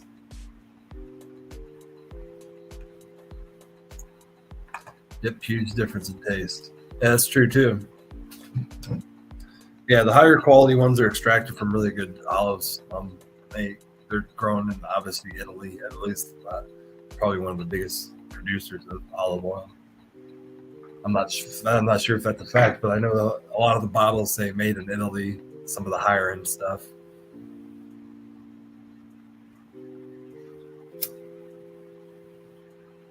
Which is now burning right now. That's a shame. Hopefully they're not burning the olive fields. Big difference in taste. Well, we're going to smoke this bowl, and then we're going to continue go on down in the basement. Got 33 reactions. Hit that reaction button if you're joining me. We got 10 people over here watching. Appreciate all the love lately, man. I forget the birthday love, man. That was incredible. Like the amount of people that I don't know that came through that stream last Tuesday and wished me happy birthday. I really appreciate that. That was remarkable, and I truly appreciate it. Didn't expect that at all, and I was just having a giveaway, having some fun, and that many people to go out of their way and type, happy birthday. I truly appreciate it. That's awesome. Bit over. I keep track of kind of the stats on my podcast and make sure that we're getting out to a proper audience. And that week we ended up with 1,500 views and like 1,000 comments, and that was amazing. The amount of love I got on my birthday. So I really, really appreciate that more than anything. And at 40 years old, I didn't get much for my birthday, so but that was a great gift. And the amount of people that came through it on our screen too was awesome.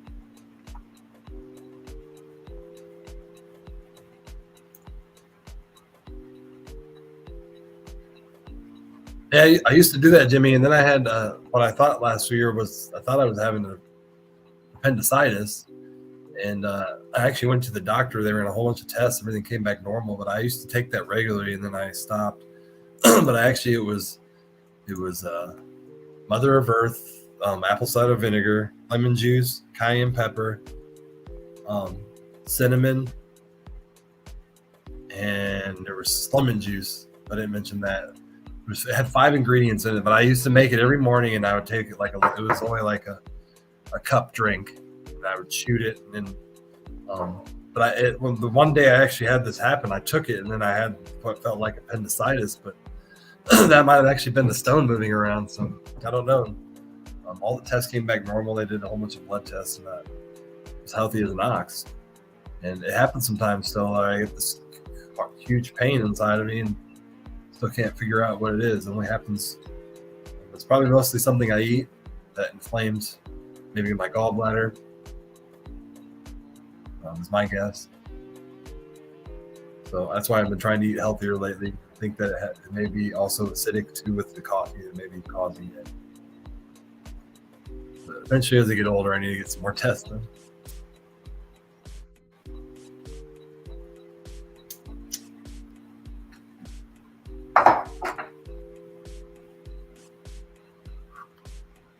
All right, we're gonna hook some of these cords to the laptop so we can carry it around. Yeah, it sounds horrible to drink. Trust me, it was, but it was only a small portion. And then if you added enough cinnamon, the cinnamon is a very strong flavor. The cinnamon would kind of cover up the taste. But yeah, when you mix it all together, it kind of sounds like a nasty concoction. But the benefits of it are way, once you look at the benefits of each one of those, how well they interact with your body, it's really a healthy drink. Yeah, shot for sure. You don't want to make it an 8-ounce drink of it and then try to gulp it down in 3 gulps. Definitely don't want to taste it. Avoid tasting it.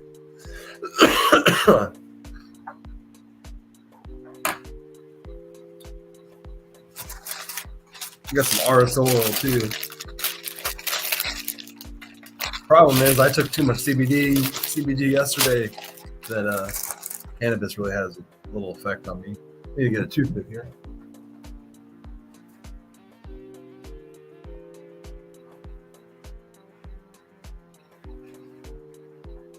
So, although CBG is great for my mental health, it also lessens the effect of cannabis. So, RSO oil is usually one of the things that still gives me a good effect because it goes through my liver. So I just put it on a toothpick like that sometimes and enjoy it. But that's I notice when I take, because I usually take 2 pills of these a day, or sometimes I skip a day because it is stored in your body. CBD and CBG, just like THC, and your body can store it and then kind of use it. Sometimes I build that up and then I go a few days without taking it, and I'm still feeling great. Lion's mane's something I try to take daily though. But when you take 2 of these, the day after you take it or the day you do, you definitely see an effect. When you smoke cannabis, it definitely has a less effect. You have to smoke more to actually feel the psychoactive part. But you're still getting that benefit behind the scenes. THC has a lot of benefits it does in your body besides the psychoactive effect, obviously. So CBG, Jason, the CBG is basically the mother of all cannabinoids. So when a cannabis plant starts growing, it starts out as CBG inside the plant. And it's basically why they call it the mother, because it's the beginning of the plant. And then it converts into all these other substances like other cannabinoids, I should say, like THC, CBD, CBDA, and all these other CBDN. Mostly THC. Mostly the CBG converts over to THC as the plant matures. But you can get a plant that grows only CBG. Sorry, toothpick kind of makes it hard to talk. You can get a plant with only CBG that has like a 14, well, more like 10 to 14% is a really good CBG content in a plant. There are other species that can grow up to 19. But basically CBG has a pretty profound effect on the body once it's consumed. And I have this pamphlet here about how I explain what it does to the body.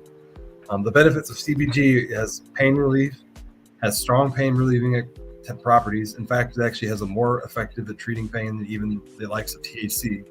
And it's amazing for pain. And unfortunately, some people won't even try it because they're afraid that it has, it's a cannabis product. And, my mother's one of them. I actually gave her free CBG, and she's had it in her thing for a year, and she takes opioids, but she refuses to try it because she's scared. I don't know what she's scared of. She thinks it has THC in it. It has an antibacterial effect. That is very true. It actually can kill viruses, I think. And there are a few studies that show that it actually enters the body and how it attacks viruses. And I've noticed it when I had strep throat a couple months ago, and I took the CBG, and I noticed how it affected my body better than the antibiotics. So I only took a few days of antibiotics, and I converted over to taking more of the CBG, and I recovered just fine. Anxiety and depression, CBG may also help with the anxiety by inhibiting the uptake of serotonin and GABA, which can regulate our mood. It says anti-cancer benefits. CBG inhibits the growth of cancer cells, displays anti-tumor properties, and slows down progression of cancer. It is a muscle relaxant. CBG functions as a natural muscle relaxant. And this is also, when I take CBG, I also urinate a lot more. And I believe this is because it relaxes the muscles so much that the sphincter kind of device, muscle that controls your ability to urinate, empties, and you pee a lot more. And I've had other people say this too. And something that there's not a lot of stuff out there about that seems to inhibit your body's water weight and just kind of dismisses it, because it's all clear urine. It's not, so it's there's a portion of our body that holds this urine when in order to take to go to the bathroom. It kind of lubricates the inside of our body, and it seems like that it may have released that or something, and I really don't know why. Maybe it's the fact that it's the muscle relaxed. It also is a neuroprotectant. It also protects dementia, cognitive decline, as Alzheimer's, MS, Huntington's disease, and Parkinson's disease. Strengthens the bones. It may even stimulate bone growth, marrow growth to help strengthen bones and heal fractures. And bladder dysfunctions. So like I said, it inhibits muscle contractions in the human bladder, which may help treat symptoms of many bladder disorders. And that might be the fact that it relaxes the muscle. So it does a lot of effects. I think the biggest thing that you see when you take are pain, anxiety, and depression. And then it also helps with my ulcers. And also the fact that it treats pain so well is the fact that it decreases, it helps with inflammation. So it helps the whole body decrease inflammation. And inflammation is the number one cause of pain in our bodies as we age. Our bodies inflame, they expand a little bit, and then it starts to hurt. So inflammation sucks as we age. One of the reasons we all start to feel pain, discomfort, and we all start to be more lazy as we age and have an ability to not do so much. Yeah, if you want to contact me with more information, I do sell these and I ship them out as well. So like I said, I can give you some samples. Cindy, if you want to shoot me a message, I can get you samples.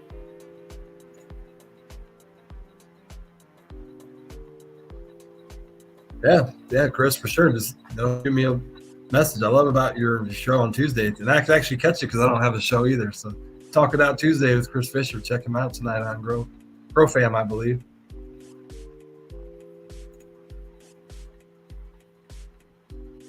Chronic inflammation causes cancers. Yep. That's why having lifetime anxiety, I believe, can cause cancer too. Because when your body's in anxious fight or flight mode, it's tense, and your muscles aren't relaxed, and it can lead to inflammation of the body, which can lead to cancer over a long-term effect on your body. Anxiety is horrible in your body long-term, especially people who are in that fight or flight mode. Sure, anxiety is brutal. When you experience it for decades, it's even more brutal on your body and your brain. It's really debilitating. Yeah, this stuff. Oh, I dropped my cheek. This stuff will definitely help with anxiety. So, I have a friend who has bipolar. In March, I got her on the lion's mane and the CBG, and she detoxed off of her prescription medicine. And for a whole month, it was horrible. Because when you stop taking a prescription, your body is so used to for years, your body has a profound effect. She was getting ill and throwing up, but she made it through it. Now she's thriving, and she's completely been 4 or 5 months without using prescriptions, and she's healing. And that's amazing for somebody who has bipolar to disconnect from Western medicine and find the benefits of these cannabinoids and this lion's mane. It's amazing. So I believe that it helps better than anything else I've ever come across. I've actually been using them for 3 years now, 2 years, and I was taking prescriptions for 20 years of my life, believing that stuff was going to help me eventually, and it never did.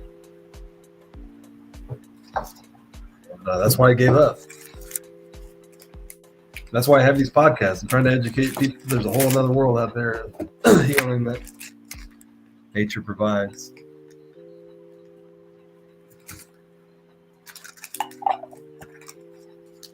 And not just the psychoactive effects, but all the other effects it has on the body. You know, it's not just about getting high anymore. It's about, you know, living a healthier life as you age, dealing with what happens as you age.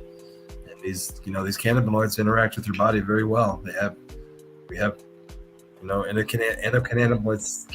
I can never say the word endocannabinoid system that these cannabinoids interact with very well, better than anything else that science can give us.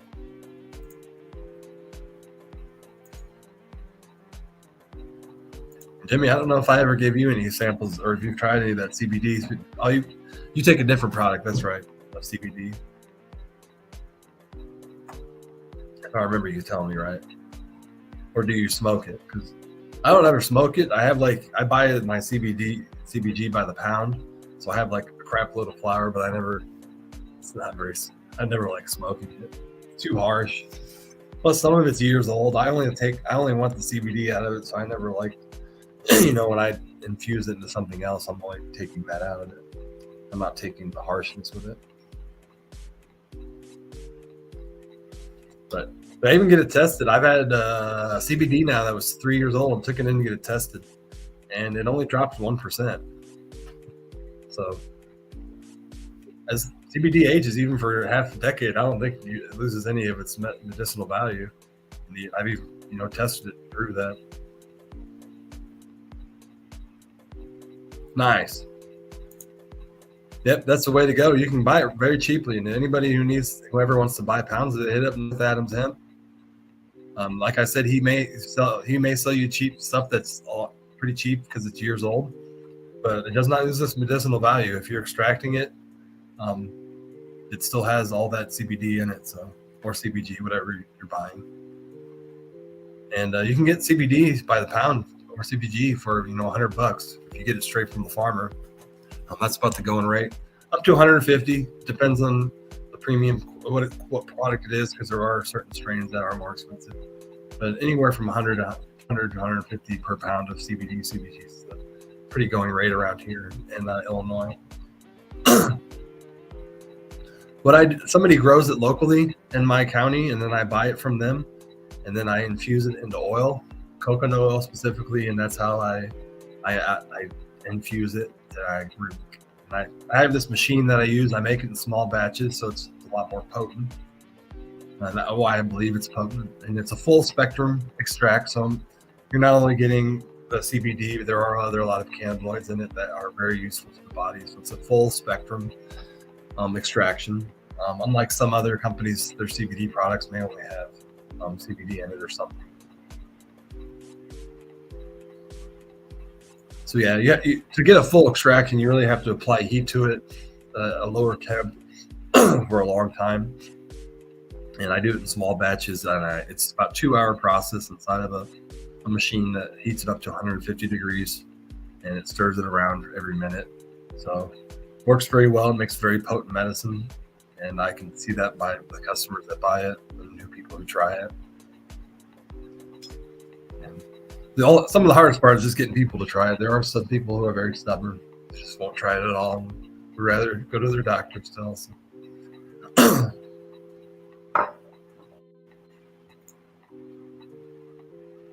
I've never made fecal. I actually experimented once, and I pressed CBG, and it came out like this crayon substance. And I mean, I dabbed it, and I actually kind of got like a psychoactive effect from it because it was so concentrated. But it was really weird. It didn't really amount to much. I extracted like 5 grams and only got like 1 dab out of it. But it was a cool experiment.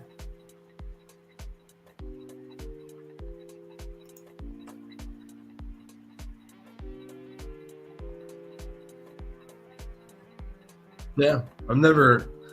That's why I make the medicine, because when you actually, mix 2 substances, 2 cannabinoids together, there's that effect. I can't think of the effect, that word. I thought I had it in my brochure, but I don't.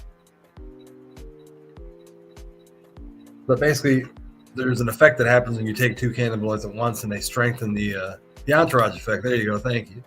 And they strengthen the other cannabinoids um, medicinal value, so they can, when you take them together, obviously they work even better in unison. And obviously, if you take too much CBD, like if you took 16 milligrams of CBD, most people are going to get tired. So when you mix it with CBG, you the CBG helps to lessen the effects of it being tiresome. So it's more like a neutral effect. CBG gives you energy, I feel like. When you mix it with CBD, you get the effects at a neutral kind of site, and keeps you awake. It makes you sleep good. Keeps you awake when you need to, and helps you sleep when you need to, basically. Yeah, CBD will put you down, especially 16 milligrams. And I do sell capsules that just CBD. I do have one customer who actually buys that. She actually buys the CBD, CBG, and then she buys the CBD alone mix because I think she likes to take a little more CBD at night. So I do sell the CBD, and I could make custom orders where I've never made just CBG, but I can if somebody ever wants it. Put CBG only in a capsule.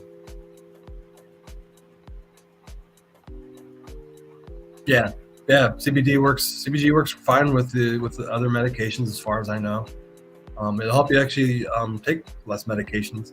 So I actually keep track of everybody I sell these to. I give them, after a while they're taking it, I contact them and ask them, have you quit taking any medications? And I've so far selling these, I have 9 people, or 9 prescriptions have now been stopped taking by people because of this product.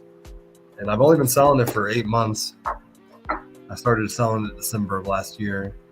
And that's awesome. I really love when I hear that news that people are able to stop taking prescriptions because of a product I sell. And that's what this is all about, man. It's all about educating people with better substances that work with the body better, and finding healing that way. So hopefully someday it's like 100, 100 prescriptions we get to stop taking, or maybe even thousands. I never know what, where this limit of my company is with this, but hopefully move into bigger markets and help people to find healing in their body. Great substance. Yeah, gummies. And I am going to work on a product eventually. I'm going to make CBD dog treats, CBG dog treats combined. And I got to get the dosage down right, and then kind of experiment a little bit. And I'll probably give out a lot of free samples. But I did make one product a couple weeks ago, and it sucked. So I have to change my ingredients. I'm trying to find something that can store well in a package for a year so people can buy it and use it later. But I'll probably be selling them in dog treats of like 5 milligrams each, 2.5 milligrams or somewhere around there for smaller dogs. And mixing the CBD with the CBG together and giving it to a dog, I think the benefits are going to be profound. I think the issues that a lot of dogs deal with will be able to eliminate it, especially dogs who are super energetic, and then they start jumping on kids, and then they have issues with the ability to control them well. I think these products work very well with those kind of dogs. Yeah, give it to your dog for arthritis. Great for that as well. Benefits are pretty profound in dogs because they have a lot of issues as they age, and they have short lives. So obviously, after 5 or 7 years, they're starting to age, and they can use these molecules, these compounds and cannabinoids for their body. Because almost every animal on Earth has an endocannabinoid system, besides simple creatures and minor simple creatures don't have them, but a lot of animals on Earth have these. They work well with them as well.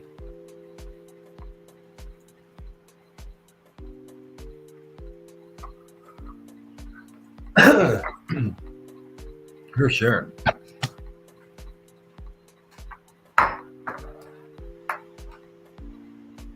Huh. The music slowed down the minute I unplugged my laptop. That was weird. I don't know if anybody else can hear that, but that's odd. The background music changed a little slower the minute I unplugged my laptop.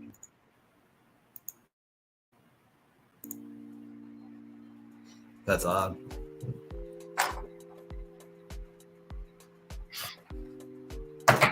Oh, StreamYard, you weird.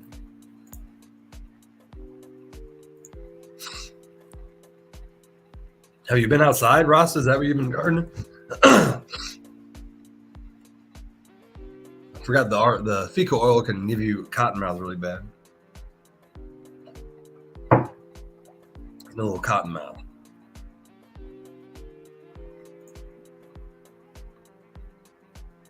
Right, for sure. For some reason, that fecal oil I take is making my sinuses run. I don't. That's weird. Huh? I didn't know fecal had an effect like that, but it's weird. I've been stuffy today, and I take Flonase, but I don't take it that often. Like maybe once a month, I'll take Flonase, and it really helps that long. Like Flonase is a very healthy medicine. I encourage people to take if you have issues. And I almost thought about taking it today, but it feels like it's doing it. The fecal oil's doing something. Yeah, Zyrtec's good too. I like the nasal spray because then I get the benefits of it has some steroids in it that kind of help your body fight off allergies. But I don't have allergies that bad. Just after a while, I need to just clear them out, and I take it, and it lasts a long time for me. And also, I did an experiment. It's very weird with Flonase. One night I was on mushrooms, and sometimes when I'm on mushrooms, I'm on the internet and reading deep in the interwebs of some information that I find intriguing. And I read this study about this guy who he thought that Flonase strengthens the vagus nerve between the stomach and the brain. And I don't know how he found that out. He had done some experimenting, and he was a university professor. So my idea was, okay, well, if Flonase can strengthen the nerve between the stomach and the brain, then it should make a psychedelic trip even stronger, because that connection's improved. That your experience should be. So one time I took the Flonase, and then I took the psychedelic, and I didn't see any effect on it. So the next time I took the psychedelic first, and I waited until I was into the mushroom experience, and then I took the Flonase, and 100% sure it did happen. That experience got way deeper, and the psychedelic became a lot stronger. And I only tried it once because I know that Flonase may have some addicting chemicals in it, so I don't want to overdo it. But I found that really intriguing when I took the Flonase, and it made me trip harder. So that guy, that whoever studied that, may have, his research is probably true, that it does strengthen the vagus nerve between the gut and the brain, which is a very important nerve when you're on a psychedelic, because it's uptaking through that nerve into your brain, through your diet, what you're eating.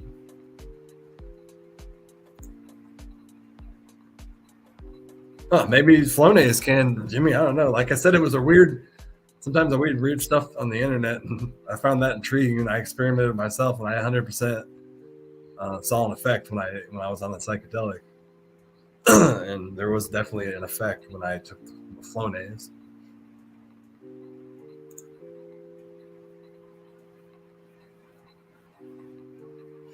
Side effects of THC is runny nose, huh? It's funny. I didn't know that, Jimmy. I didn't know that side effects is runny nose. So that means my fecal oil has a lot of THC in it. That's one thing I hate about making fecal oil. You can never get it tested. But, when you take a little bit of it, you're like, man, that's potent.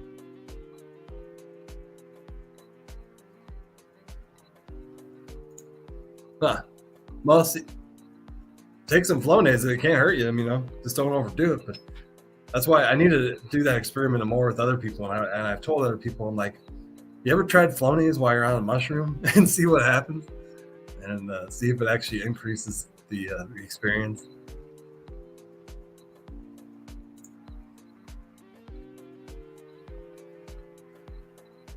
Oh, gotcha. Yeah, if you have some Flonase in your inventory, and we'll try it. Because then Flonase is expensive. I think a bottle of it is like $30. So. But it lasts obviously a long time if you don't use it very often. Well, lion's mane has a neurological effect on the brain. It has a profound effect on the ability for the. What happens is alpha. What's that substance called?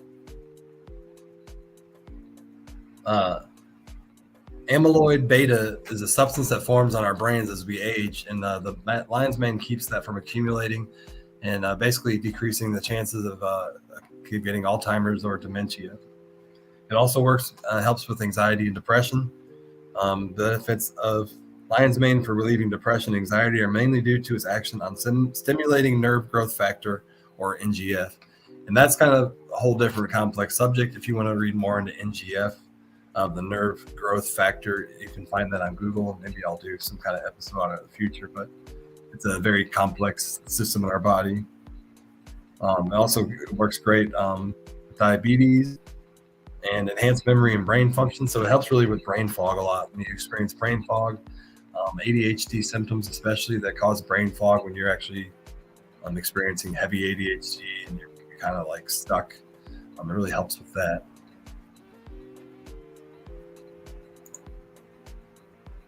Especially higher doses. You can actually, that's the great thing about lion's mane. You can't like overdo it. You can even take up to like 4 capsules a day, no big deal. Your body can handle it just fine. Unlike other substances you take, it may have an effect if you take too much. But when you take more of it, it actually has a profound effect, and sometimes it can cause a headache though, if you take too much.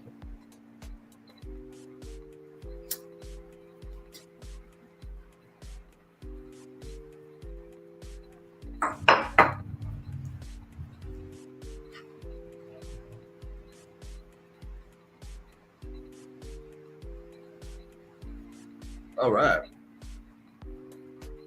Well, let's start moving. I think I got enough batteries to run this.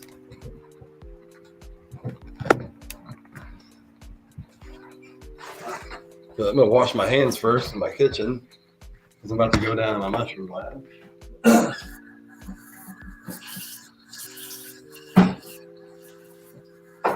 My hands are probably the dirtiest thing.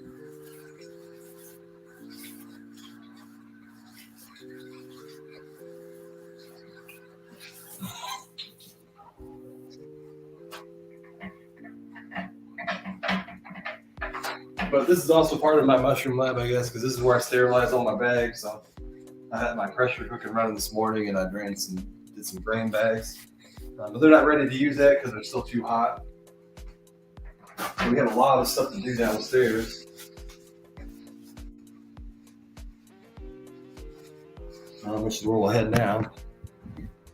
Get a drink of water real quick.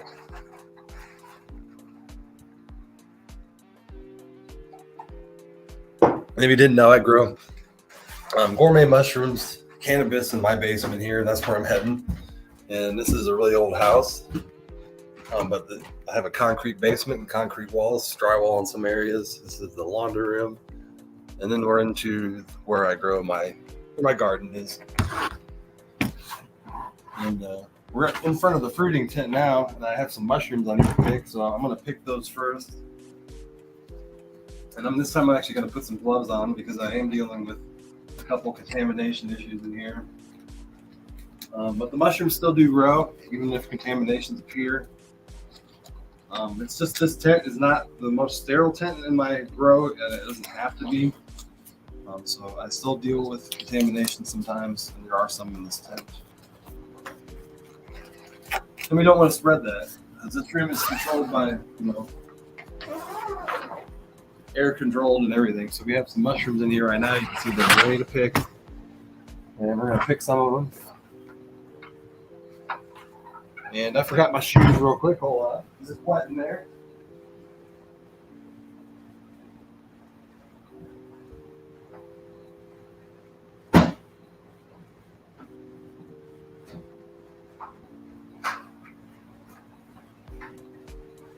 So yeah, I have some garden sandals because the floor is wet in here. So this thing has a humidifier in it that keeps it 85% humidity in here. So the floor is really wet, and then it dries off and then it turns off.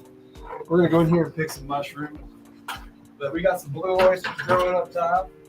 Second flush. And they grow nice, beautiful second flush if I can get them off.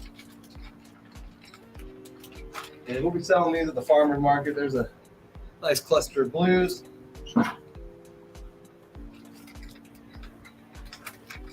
And we got a lot grown here. We got pink oyster, we got yellow oyster, we got lion's mane, we got some chestnuts, some shiitakes, and a lot of different mushrooms. It's awesome.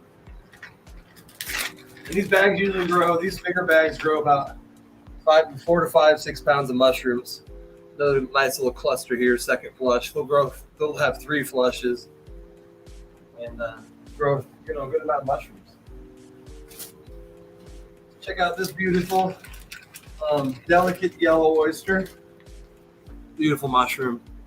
Nice yellow color. I know you can't see it through the camera unless you have a really good, video. But it's a very deep yellow, beautiful gill, and very delicious mushroom. So this one's ready to pick. It was probably ready to pick yesterday. I was waiting to do this video, and we're just going to pull them off. And I put them in a bucket, and then it goes into a fridge where I cut, trim them down to sell them. And this is a very delicate mushroom compared to some of the others, so it does start to deteriorate the minute you pick it and it hits oxygen. It does not mitigate the taste. Still tastes the same.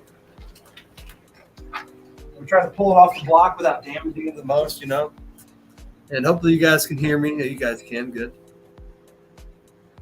Yeah, that's oyster mushroom. That's the Jimmy. Yeah, you can cook these, Cindy.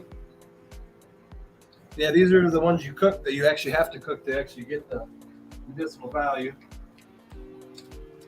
And that was actually a second flush. That yellow oyster flush is heavy.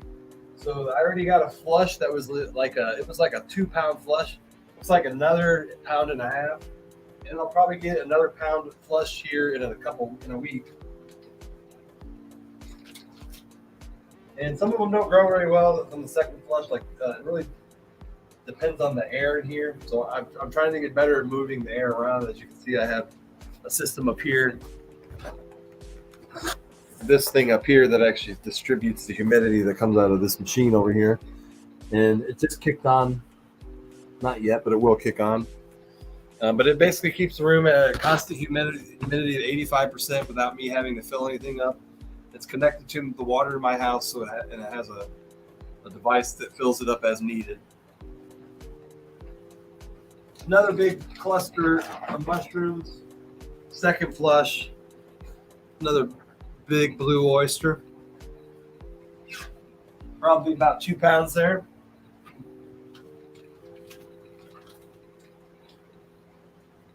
And I've gotten a lot of compliments about the way that I present my mushrooms. So if you see when I pick these off, a lot of this chunk back here is not very usable for cooking. In fact, it's the gill part here and this top part that has a lot of the flavor. So I do remove that. I do not sell it with my product because I believe that you shouldn't be paying for weight that you can't eat. I know a lot of other farmers do. They may sell it with that stump on there, and then you have to cut it off, and you're losing can lose up to probably 1/10 of a pound. So my mushrooms, the way I sell them, you get the whole whatever you get, you actually can eat. So it's important to know.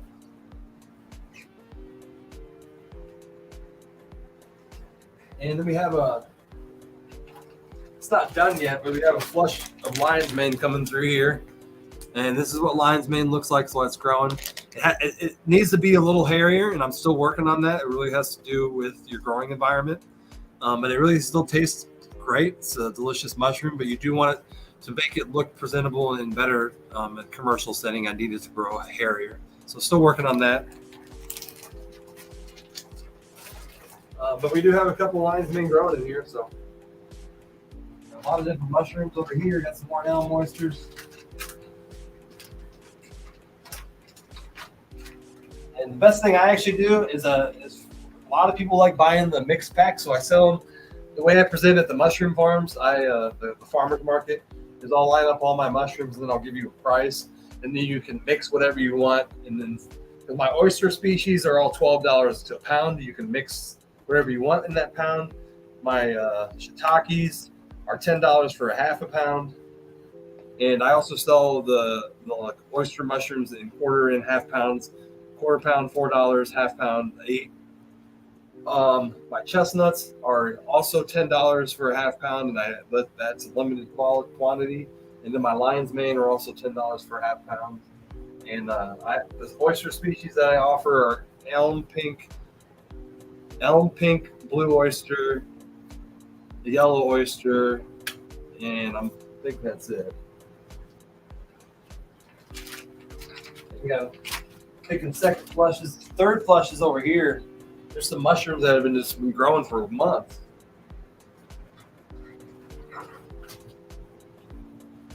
That's a fourth flush. Huge mushroom. And when the more it flushes, it seems to grow a lot bigger mushrooms. So by the time it's done flushing, it will grow one large mushroom. Usually.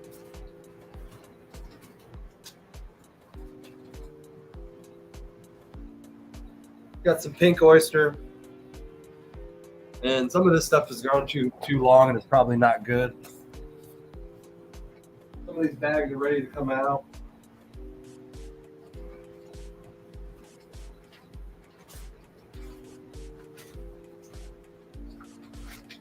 Pink oyster is a really hard mushroom to grow because it likes tropical temps. So it likes like 80-degree temps, and it's only like 70, 69 in here right now. So it doesn't like the cooler temps, so it isn't growing well. But I am learning how to grow it better. You see, it's flush here. It's growing some pink oyster. We also have some fruit fly issues, and this is what I actually use to treat the fruit flies. Great product, and you can see some of them floating around right now because we're in the middle of fucking summer and these damn things get out of control. But I do spray my bags. This is all an essential oil. So usually I pick the mushrooms and then I spray the bags. But this stuff can be used on fruiting stuff and be fine to eat because it is only essential oils.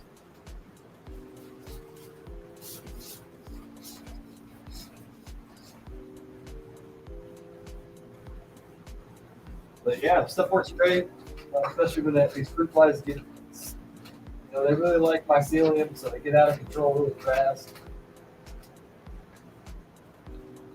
And I think we picked them with some of the mushrooms. I got some more up here. Some of them hide sometimes, they pop out of the bottom. Oh, I got one in the back. So they have the ability to eat through plastic and will eat a hole in it and then they'll pop out mushrooms. So I have to look behind the bags, in front, because I've had them pop out and not notice for a while. Then I do. Just keep picking mushrooms, finding more.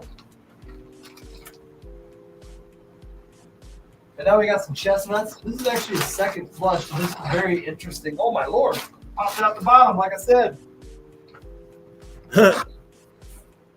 You can see it right there. So this mushroom grew out of the bottom of the bag and now it's stuck to my shelf and I got to pull it out. What's going on, Jay? How you doing? And it grew upside down in a cluster. So it's weird. So it grew upside down like that, well, like this, and then it started to shoot back towards the light once it shot out. So really weird, really weird.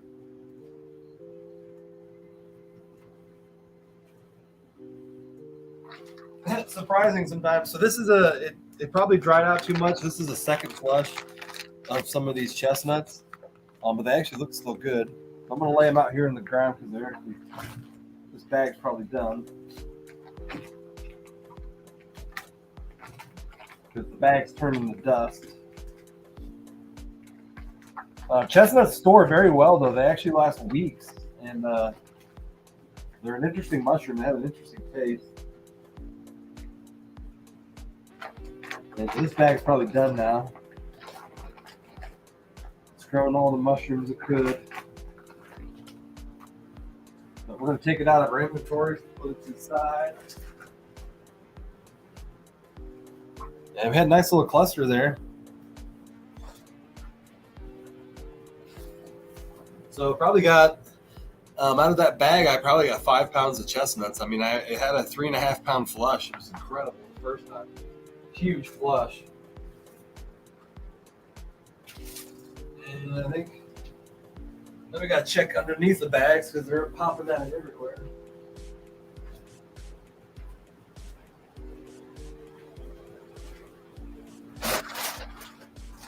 This is the bag that had stuff in it, contamination. It's not any good. It needs to be removed.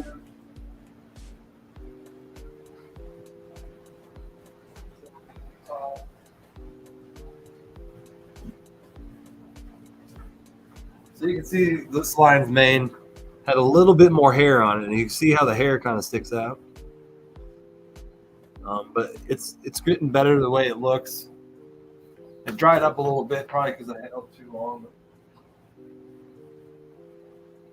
We got a bunch of other blocks we'll remove later. That's the whole process of doing that. But we have, you can see I have a whole bucket of mushrooms. This whole bucket usually weighs about 8 pounds. And I'm probably going to sell a lot of these to the local farm before Thursday comes because I'm going to get a lot more mushrooms out of here before then. These bags will reflush that fast. And I'll have more mushrooms by Saturday.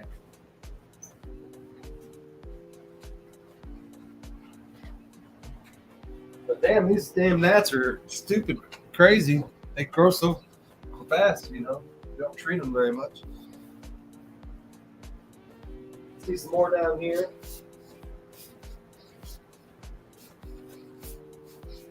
So they like to lay their eggs inside the bags and then they'll hatch. You know how fast fruit flies grow. They actually spread very fast. And you can keep them under control. I know other mushroom farmers constantly deal with this kind of issues with these stupid fruit flies. It's the only bug you deal with, really. There's not many other bugs that you deal with in the mushroom farm. Oh, I got some more mushrooms here I didn't see. A lot of these bags they could probably be taken out, but the fact they're still making mushrooms and I have room for them is the reason I have it. But eventually I want to, end up just, faster inventory, especially with the shiitakes. And these are shiitake blocks up here, and I should probably spray my hands. Shiitake blocks are pretty awesome. And I have 2 fresh ones right here that are growing shiitakes. And these are the blocks. They actually take 2 months to get to this stage. And these will definitely be done by Saturday. It should have 4 or 5 pounds hopefully. But you got some growing up here, and these are very difficult to grow, and that's why they cost more at the farmers market. They take longer, and able to get a second flush out of this, I'm going to have to dip it in water for 24 hours to rehydrate it, and then put it back in here, and I can get a second flush. So flushing it a second time is harder, as well as the fact that it has to come out of the bag. So this is just naked in here. And no bag, and it has a lot. It's more vulnerable to contamination, so that's why I keep them high in the room. Because if you didn't know, contaminations, bacteria, stuff like that tends to fall to the floor at lower elevations, so it doesn't hang out in high places. So they're a lot safer up on top. These damn fruit flies, they're so annoying. I find them all over my house, and I have sticky traps all over, but sticky traps do help, and I have a 20-pack that I just need to apparently just put out more of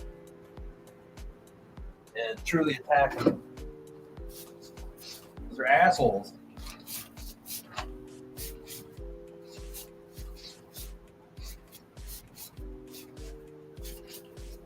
So your bag got sprayed. They also like to hide in the corners.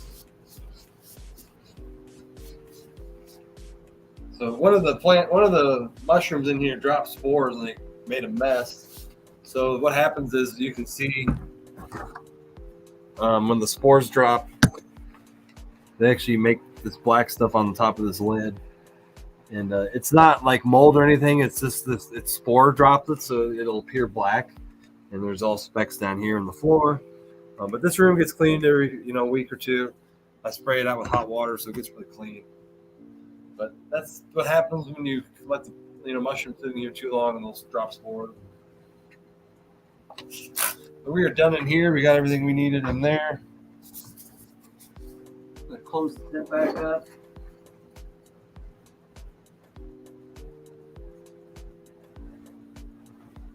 And this is an iPower 5x10 tent. I can grow a lot of mushrooms. Like I said, I can fit 2 more shelves in here when I eventually progress.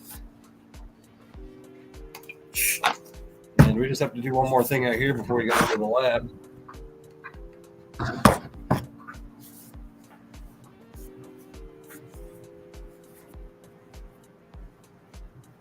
So this is where we make our bags. This is our production area. And I need to basically prepare the bags to these pellets. So these pellets are really hard, and I need to put water in them. And these are my containers that have all my grains and actually mushrooms grow in.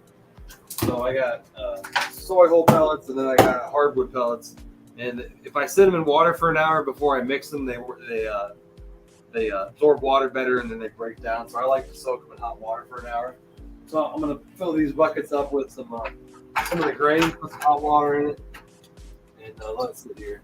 And so I have a scale here, as you can see, it's hanging from the ceiling. Move this camera so I can weigh my material in here and then add the water. Because over here in the wall, I have a whole papers about how much weight I got to put in to make how many bags. So today I'm going to make 5 master mix recipe, 50% hardwood, 50% soy hull. And we're going to make 5 10-pound bags, and that's going to require 10 pounds of each pellet. So we're going to add 10 pounds of hardwood pellet.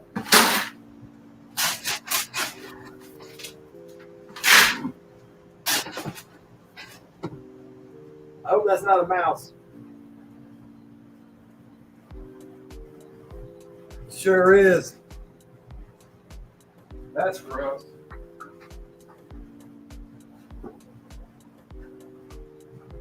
It's not a mouse in my facility. That was the grain was sold to the mouse. So when they make these pellets, it's a farm, and sometimes mice get into the pellets. Like that happened. That was a dehydrated mouse, so they apparently probably died and they poisoned them.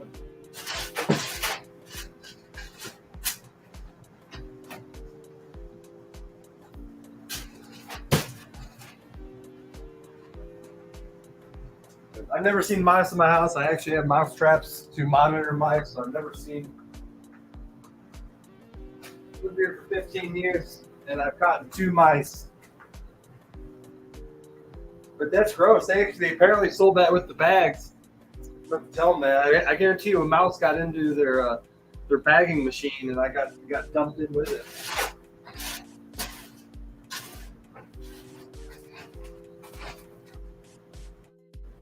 But don't worry, those don't touch mushrooms. These just grow out of the bags. So they actually eat the nutrients in the soy hull, and then they grow mushrooms.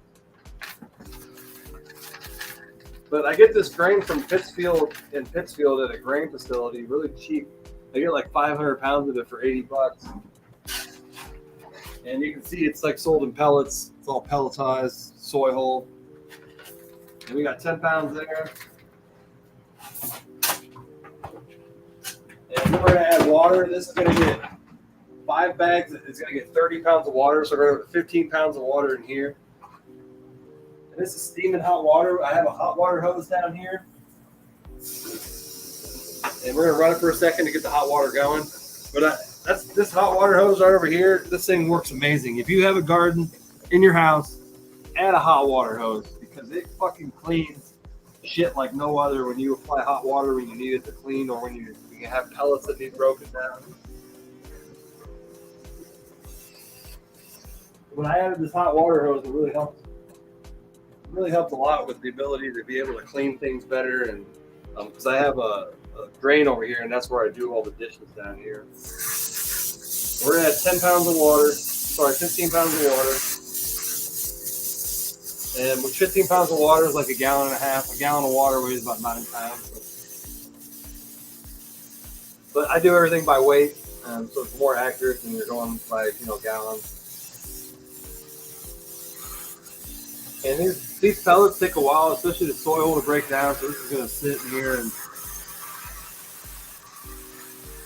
And sorry I'm missing the comments. I'm over here watching, but yeah. What do you do with?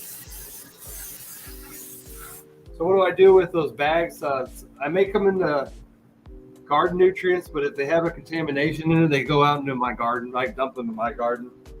But I have a container over here that is full of used bags that is healthy and ready to sell, and I put it into other bags and resell it as a CO2 bag or as a garden nutrient. And I'm still trying to market that, and I'll probably introduce that this week. Thank you for reminding me.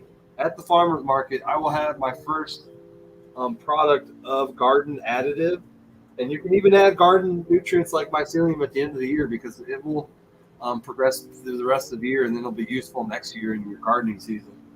And these are used bags of mycelium, and when you add them to your garden, that mycelium will spread in your garden and help nutrients exchange nutrients between your garden vegetable plants. I'm still trying to come up with a price point on it. I'm still kind of still in the air about it, but by this week I'll have something set in stone at this farmer's market. Then we got 15 pounds of water. We're going to set that aside now. Let that sit in the water. Then we're going to put 10 pounds of the hardwood pellets. And the hardwood pellets are literally hardwood pellets used in a fuel stove.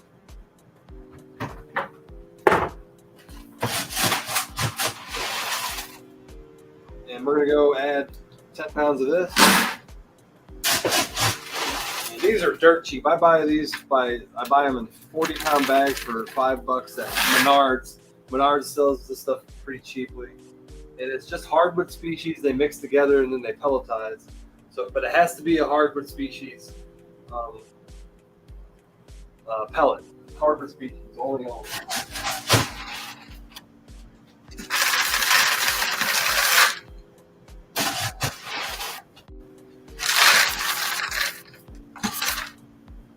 Almost there.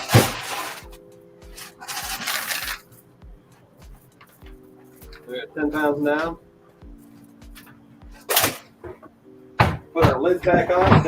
If this hose goes crazy, you could easily spray water into pellets you don't want to. We're going to clear that again. We're going to have 15 pounds of water. And this is really hot water. This is scalding hot.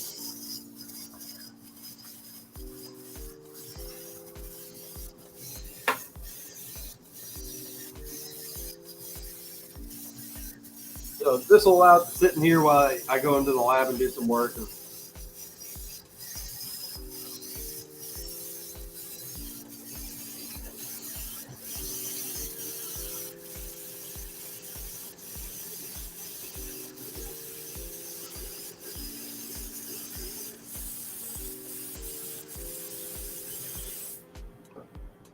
And we got 15 pounds of water. Hardwood pellets break down a lot easier, so they don't require much time in the water. Literally 5 minutes, they're broken down and ready to go.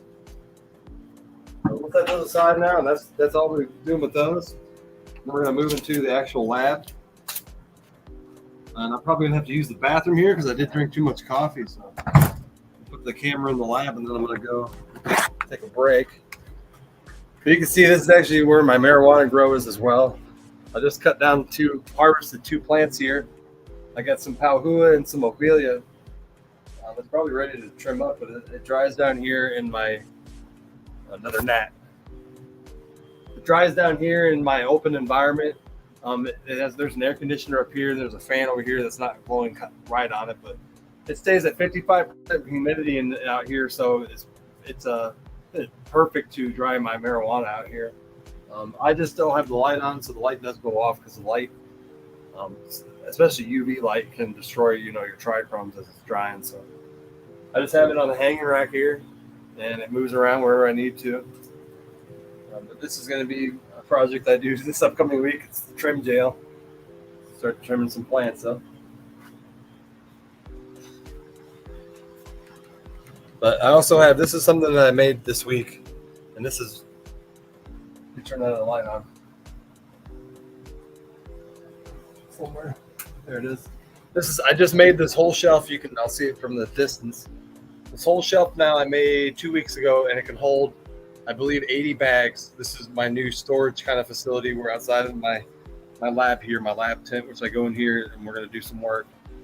But this has enabled me to hold my mushrooms because they have to be stored in a holding conditions while they colonize, and basically a 70-degree room at a normal humidity, 55% humidity. They don't need any light at this point. They just start to colonize, and you can see I have different species. My top shelf are my shiitakes, and you can see I'll explain how these age. Some of the newer bags. This bag was just made literally last week, 7/13, so 10 days ago, and you can see it colonizing. As it progresses, it starts to look more like popcorn. So this bag is a month old, and it's starting to grow this bag's 6 weeks old, starting to grow that popcorn, and then it'll start to turn brown as it ages even more. This bag is starting to turn brown, as you see, and as it's going to turn about 80% brown, it's going to be ready to go into the fruiting tent.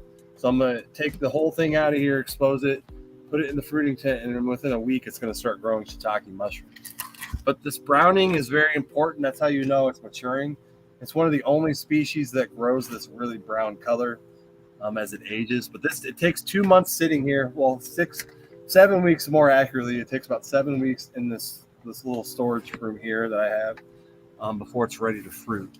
So I have varying supply of them up here. I have about 20 bags of shiitakes at different stages. Man, that one didn't grow at all. Weird. Still growing, but some of them grow a little slower. But they eventually reach that level where they're ready to go. So I have, it looks like 3 or 4 bags that are ready to probably be in the fruiting tent. And you can tell when you start seeing these pins. Like that is a shiitake mushroom trying to grow. It's a couple of them. So that you can see we're at about 80% browning, which means it's matured enough to grow. Got another bag back here that's a larger bag. So I make 2 different size bags. This is my smaller bag, which grows about 2 to 3 pounds of mushrooms. Then I have my 10. I have a 12-pound bag, which I'm converting over now to 10. So I still do have some old 12-pound bags. Those will grow about 5 to 6 pounds of mushrooms if I introduce the second flush, which I told you I have to soak them in water to do that.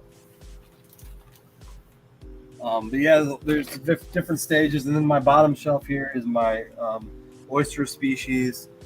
And then I do have some psychedelics in here as well that I'm experimenting with. These are actual psychedelic bags. Oh, I thought that was a contamination. My screen looked blue. So this is an experiment. I'm trying a new method of growing. Oh my God, I see mushrooms. I see mushrooms. Ah! If Sir Steve-O's here, he needs to be watching.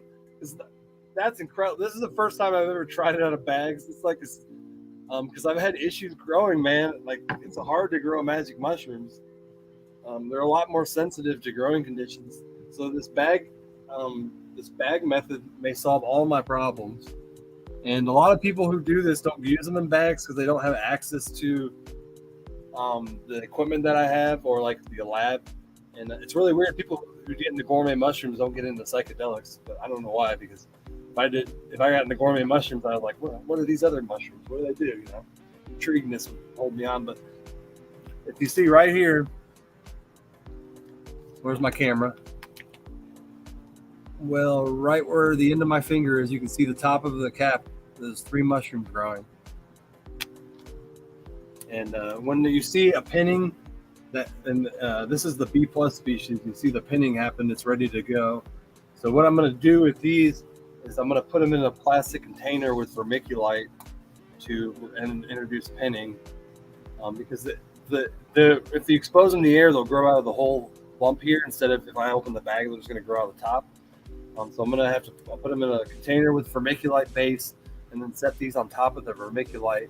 And the great thing about vermiculite is it aerates air and water and allows, and contaminations can't grow on vermiculite. Vermiculite has antibacterial, I guess, molecule or compound to it that doesn't allow bacteria to grow. So that's why it's really good to add to your soil, because it can fight contaminations, help your soil fight contaminations. Oh, she tagged in Sir Steve.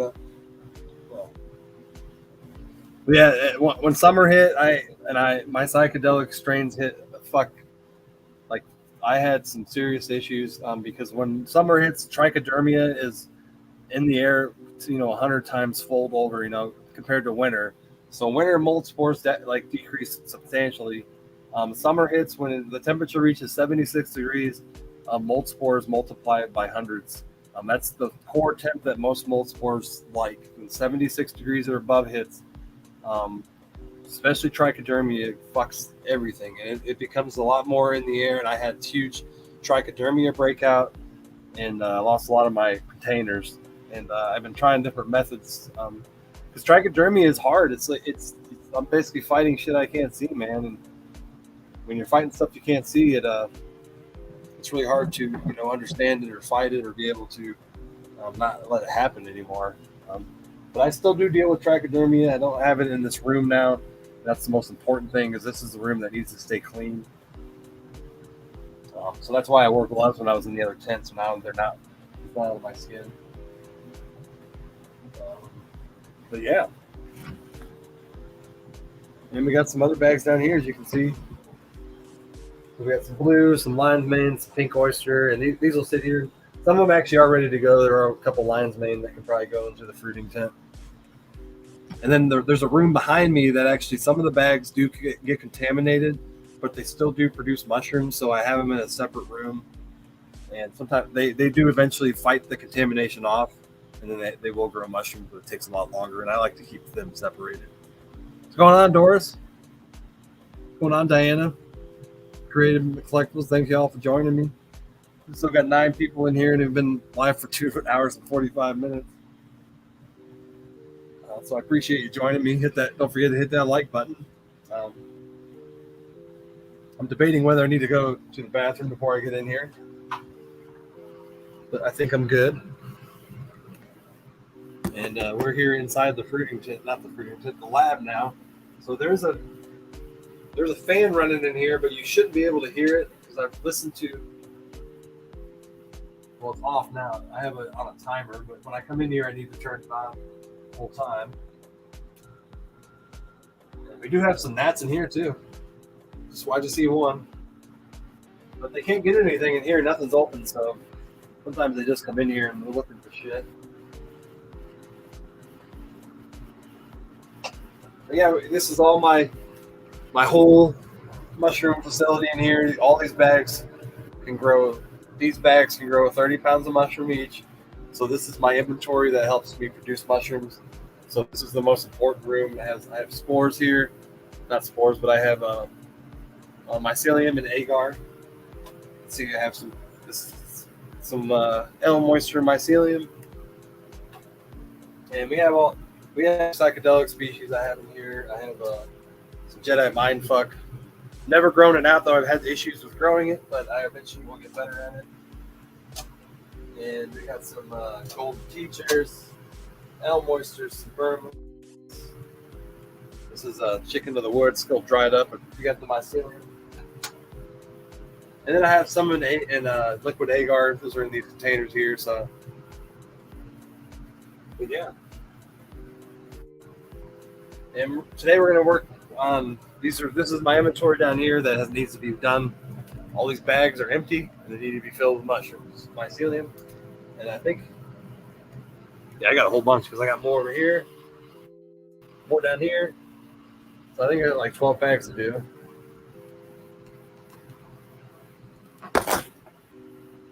So that's what we're doing in here.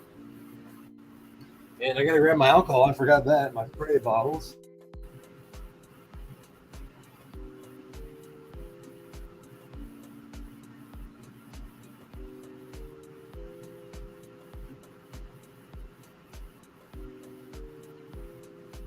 These are my spray bottles.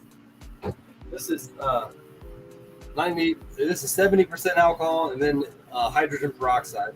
And they both kill things very well. Hydrogen peroxide kills trichodermia. And what I do is I'm just going to fill the whole table with it. And a couple other things over here on the side. I may have germs. I'm gonna spray my machine off, and then we're gonna wipe it down. Spray my hands as well, and my arms. It's important that if any trichodermia is on me, that I kill it before I put my gloves on. We're gonna let that sit there for a minute while it kills stuff.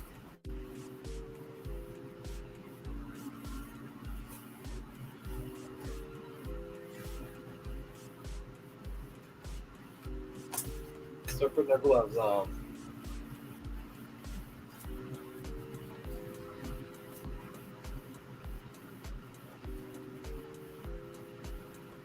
Triple J. Yeah, portobellos are actually they're actually the least nutritious mushroom, believe it or not. They don't have as much nutrition as the oyster species or the other strains of mushrooms. That's why they any mushroom that grows very quickly has the least nutrition, and mushrooms that take longer to grow offer more nutrition. And the portobellos they were commercialized because they grow the fastest, and that's why a lot of commercial growers grow them. But they're definitely a good mushroom. But if you're going to spend the time mushroom growing, grow the ones that have the more nutrients. Don't take very much longer to grow. Plus, I don't want to compete with portobellos because you can already find them at the store. It's hard to compete with their prices.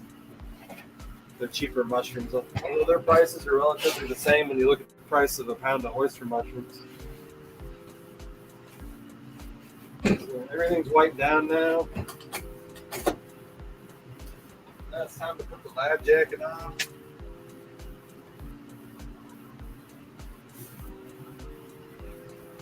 Probably need to back the camera up. There we go.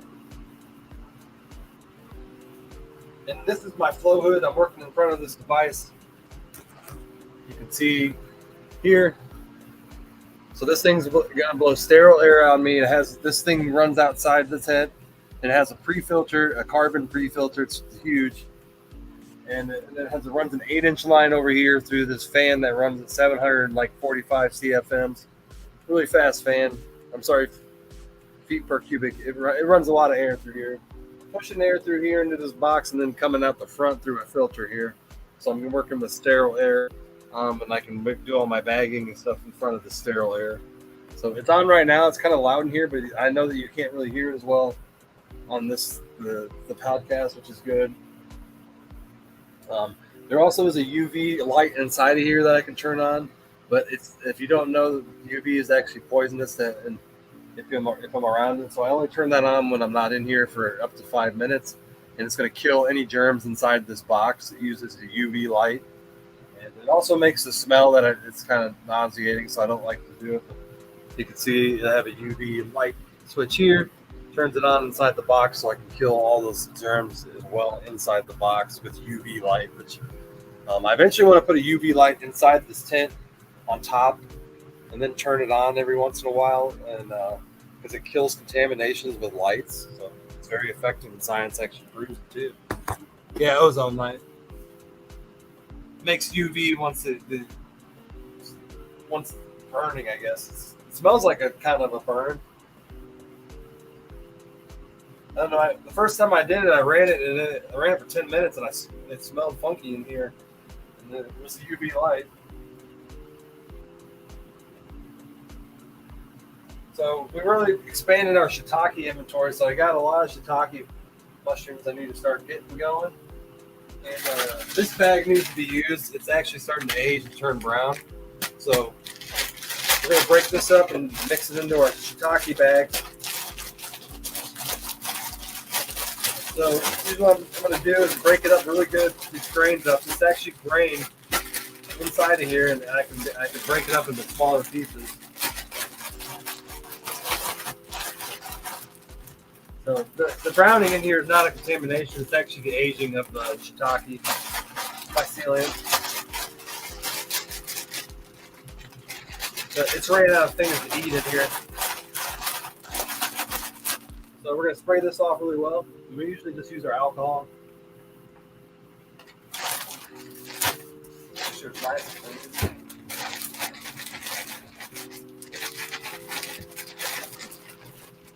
Got scissors, clean your scissors.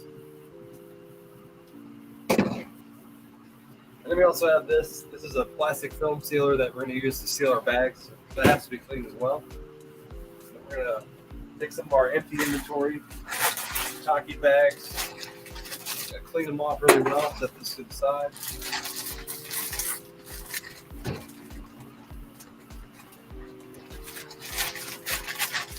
And also, when I have this bag open, I will stop talking, so I may not talk for up to 15 seconds, 20, 30 seconds while I have the bag open. My mouth can have the most contamination. We don't want to breathe it into it. Human mouths are the dirtiest things on us. A lot of people don't realize that. Our mouth just harbors germs. So we're going to slowly unfold it. These bags are not sealed, the ones that aren't used. Make sure our hands are clean again. We're going to puncture a hole in the shiitake and dump some grain in. So here we go.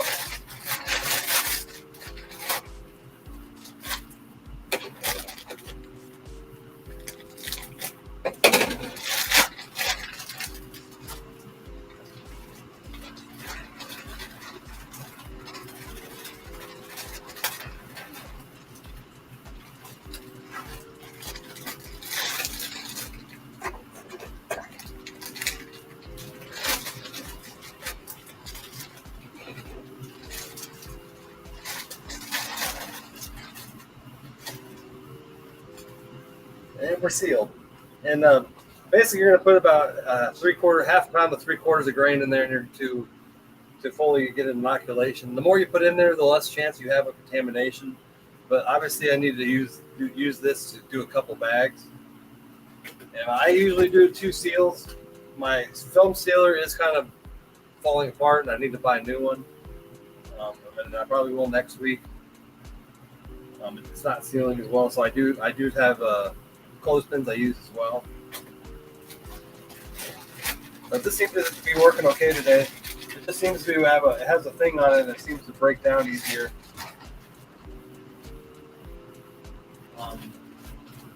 Than it normally has.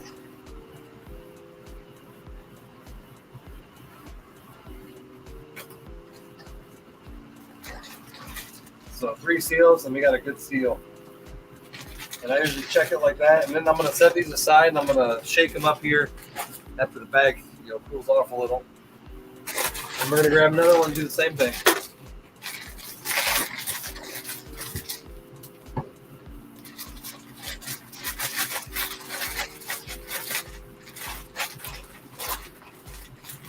And since this is aged shiitake grain, I'm probably going to put a little more in it because it tends as it ages to slow down its growth process, so a little bit more will help. This stuff is actually from May 27th, so it's a little old. It's 2 months old.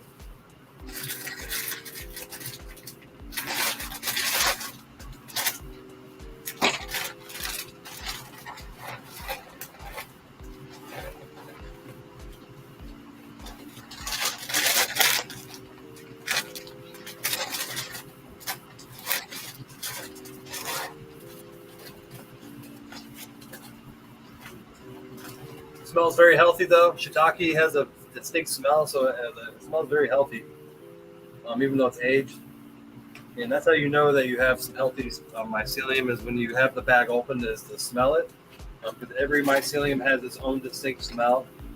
The shiitake has like this woody forest kind of smell, and some of the other species smell like straight mushrooms. Some of them smell. One of them smells like a melon. They smell like a sweet melon. That one, I believe, is the oyster. Yeah.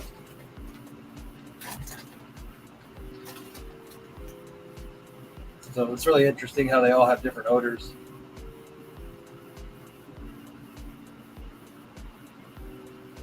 Pronounced shiitake. Yeah.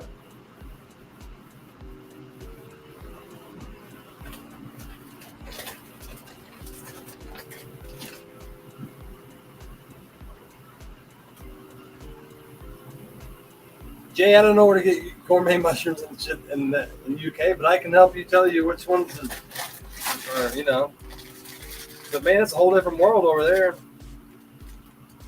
I don't even know where to begin with. Where to buy mushrooms there. Like I said, I'm clothespinning these because these bags are having issues sealing, and I'm just going to make sure that nothing gets in them. So one clothespin on the fold. So I buy another film sealer next week.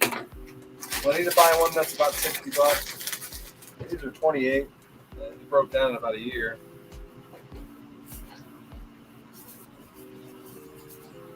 But it's still working. It's just on its last leg.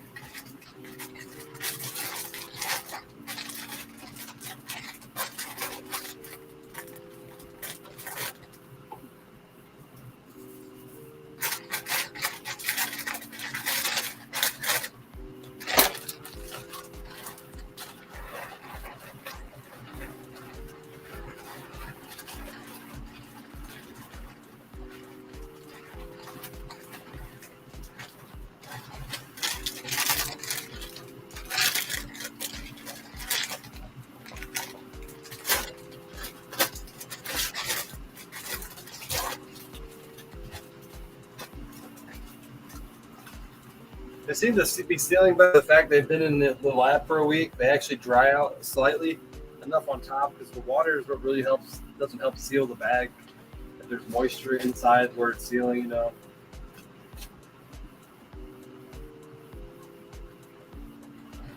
So I discovered doing that, making the bags and then letting them sit for about 3 or 4 days, really helps when I actually put the grain inside of here.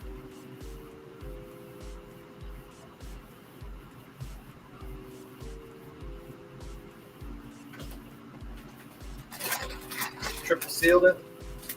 I'll fold it over again, put a clothespin on it, set it aside here, and we'll get ready to shake them all at once. And we got one more shiitake here, and I think we're going to dump the rest of the grain in here. And that.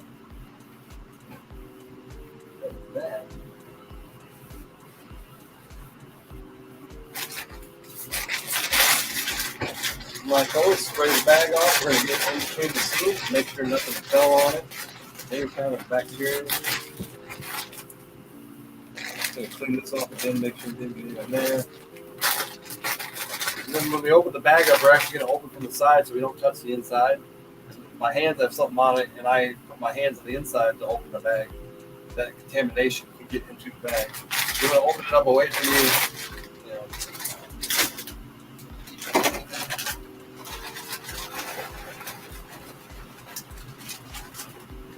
And we've used all that.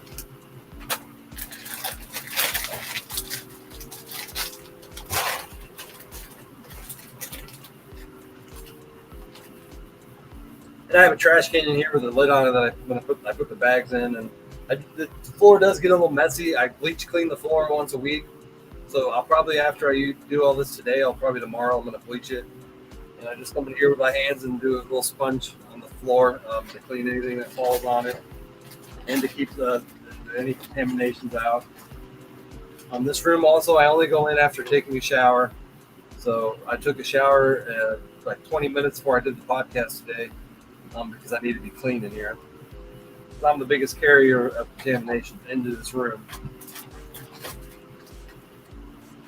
And growing cannabis outside of here makes it more difficult. I have to keep those rooms clean as well. I have to keep my humidifiers clean of bacteria, and as well as my dehumidifiers, my air conditioners, and other stuff like that. So that's an added difficulty with mushroom growing. It's not like vegetable growing because you're dealing with other things, other bacteria that can inhibit and fuck up your mushrooms. We got 3 seals. Good to go. Set it aside here. And then we're going to go back to the first mushroom block we did.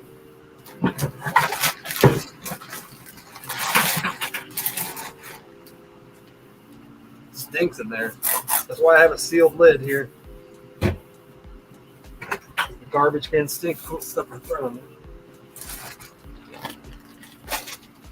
Man, spray some alcohol in there and make sure everything's dead.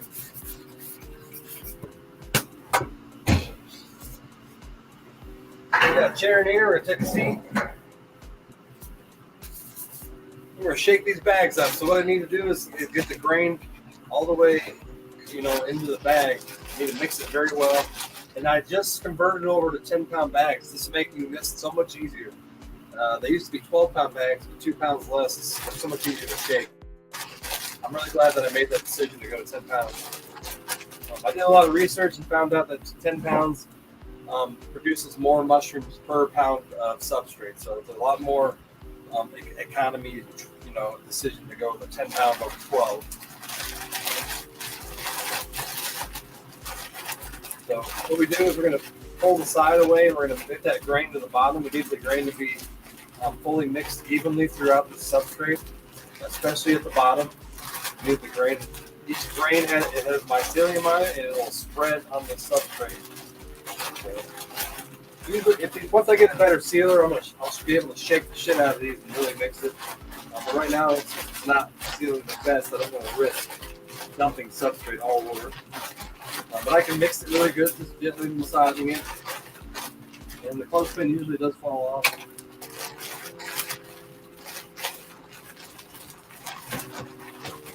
So it looks like we got a good mix. Once it's like that, we're going to harden it down a little bit. We need to have it a little more compact. Push down on it and put the clothespin back. Uh-oh.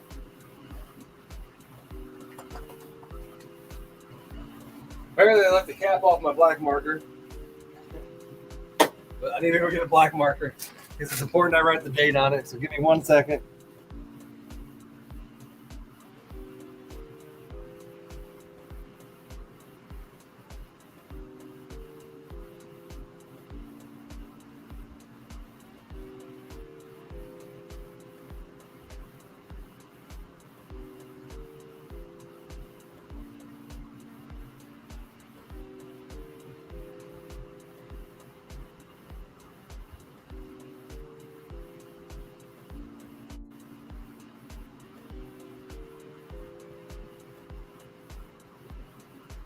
All right, we're back. I need to buy a 6-pack of markers because I go through them like nothing because I use them on everything, inside of here and my upstairs. But it's important I write the date and I know when it was produced, so I know when to take it out. So we'll write the date 7/25, and we'll shake the next bag. What's up, Pete? What's going on, Alyssa? So the grain is a local oat. Give that a little closer. The grain is a local oat grain that I buy from my local supplier. It's you can use rye berries, but it's expensive unless you can find it locally around you. So it's kind of best to source something that's local to you, that's affordable. And I made this work. It's oat grain, whole oats. It's called whole oats. It's made by a Farm and Home Supply in Quincy, Illinois. They bag it themselves and then they sell it as Farm and Home product. But it's $22 for 50 pounds compared to your rye berries, which are going to run $50 to $60 per 50 pounds. So when you're using commercializing, you're buying thousands of pounds maybe a year. That's a big difference. You can almost make double your grain. So I've made something to work that's affordable, something local. And so it's best to find something local to you that'll work. And then experiment with it. I've been experimenting with this grain for almost a year of getting the right method of hydration. And the method I use is I hydrate it in a magic bucket. What's those things called? The bubble bucket basket, bubble basket bag. I put the grain in there. I do 12 pounds. I add half a cup. I add a 1/4 pound of gypsum and a 1/4 pound of lime powder. Mix it in the water so that the powder turns into the water. I soak that separately away from the bubble bag. So I put the bubble bag and then I put the gypsum and lime under it so it doesn't mix into the bag, but it's soaking in that water with it. Do that for 24 hours. Then I remove it and then I add it. I put it out on a table and then I put a fan over it and allow the fan to dry the outside of the grain for about an hour. And I do mix it around a little bit every here and there.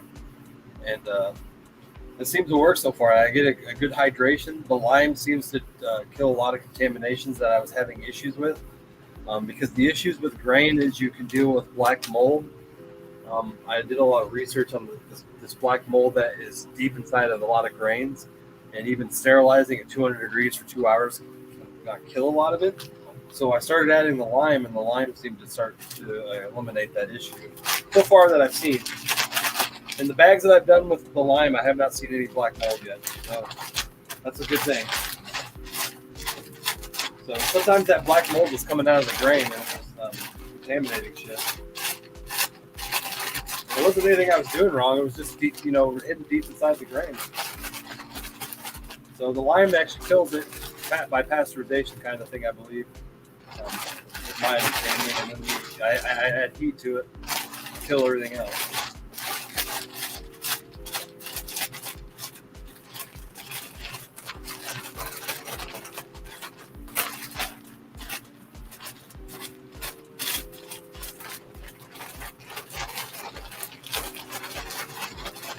Mix it up nice and good.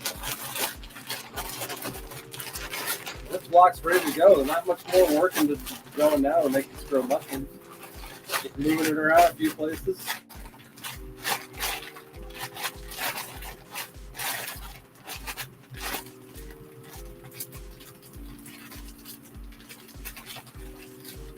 I'm going to fold it up. Put that clothespin on. She's ready to go. So this will go right outside the room on my holding shelf and sit there for about 7 weeks before it's ready to grow mushrooms. As the shiitakes take that long.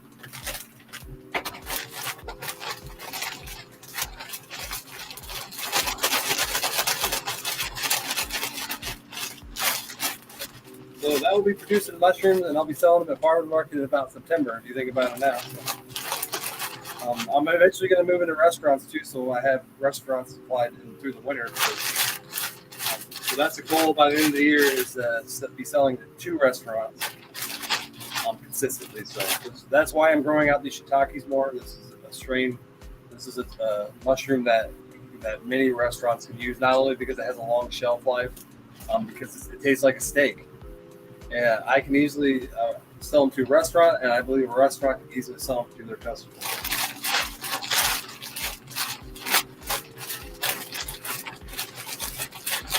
So I'm excited about that opportunity that I can be like, hey, my mushrooms are at that restaurant. Go try them.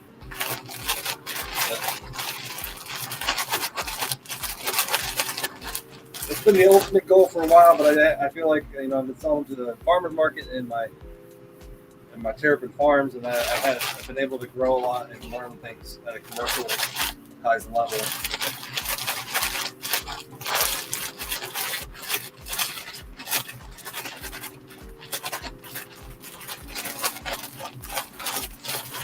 But that'll be a really proud moment when I walk into a restaurant with 20 pounds of shiitakes and get paid for it. And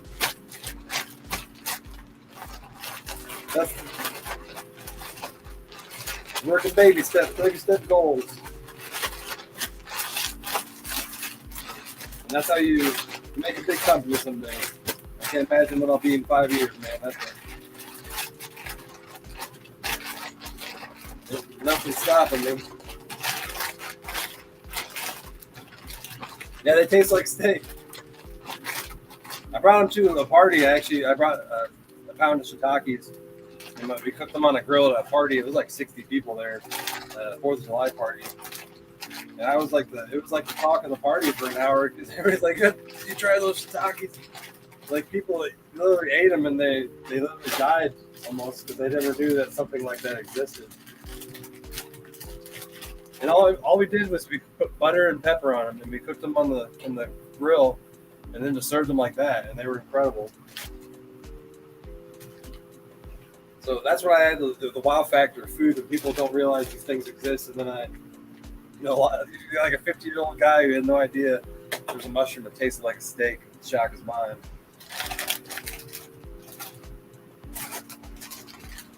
And then I got into a whole conversation for like almost 30 minutes with a group of 5 people who really were intrigued by magic mushrooms. and they were really intrigued by the effects. So I sat there and talked to them about the party. But that's usually how it goes. I'm Dan the Mushroom Man, and everybody knows that. And when I go to places, people do ask questions. And sometimes you get into a deep conversation for 30 or 45 minutes with a couple of people who have really just really ignorant on it, not ignorant, but they don't know about it because they've never experienced it. So.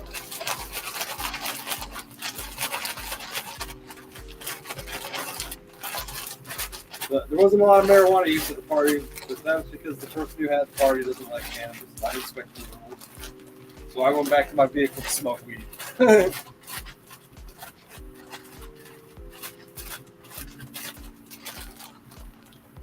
Yeah, for sure. Support local. Manifest. That's actually what I'm doing. I'm manifesting and sending out vibrations.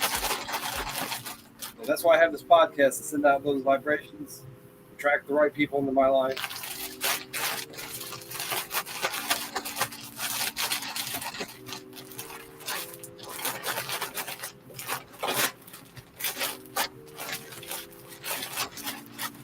That's how you change your life, you know?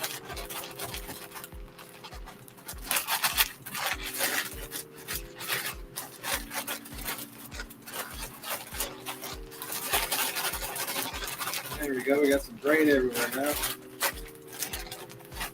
Just like that, we did 4 bags. Usually I can do it faster if you know that I'm on a podcast. I like to explain it.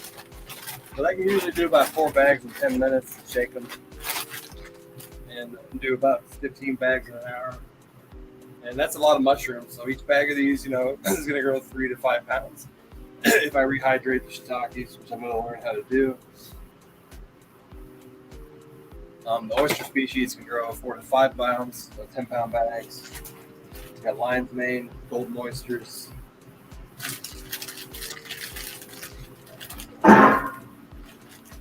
We're going to have to move these out of the tent now. I'm going to move the camera back.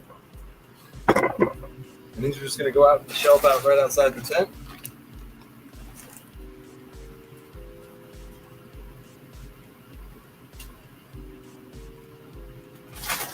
Got 40 pounds of substrate ready to go. And that's the basic of growing the mushrooms. That's how you have the substrate, and then you have the bags you colonize the grain in, and then you convert it over to the substrate for its permanent home.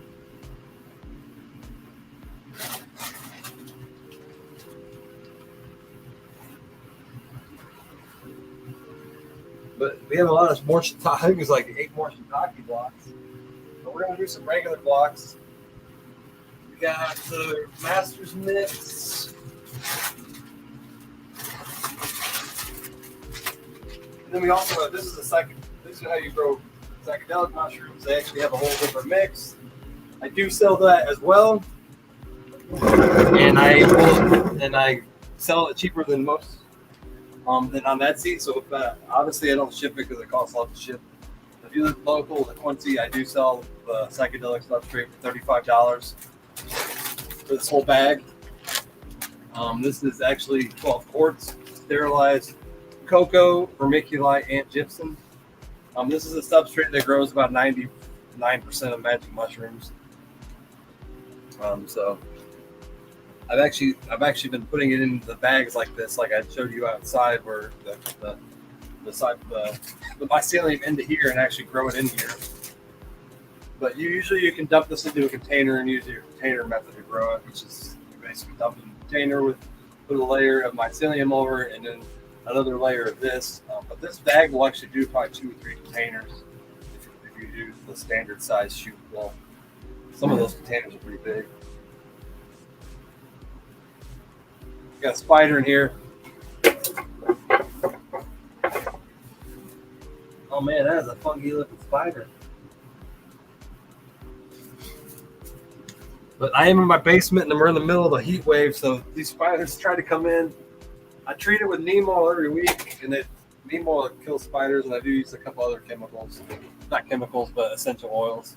Because I try to be all organic down here. I ain't trying to use nasty pesticides. Most spiders, they're not really harmful. They're just gross. but they do kill the other bugs that do come down in your garden.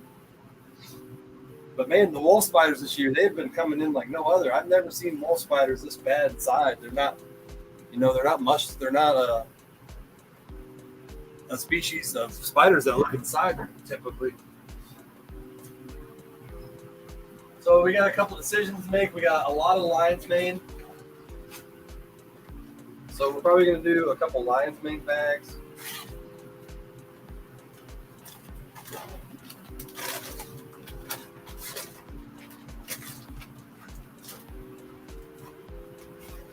Blue oyster. Let's see what we got in our inventory.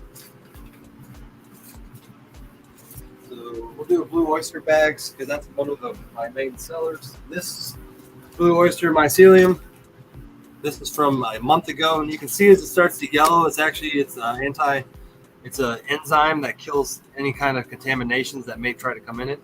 And sometimes it does turn a little black like that, and it's not a contamination. It's actually just an accumulation of its enzyme. But I'm going to break this up, punch it.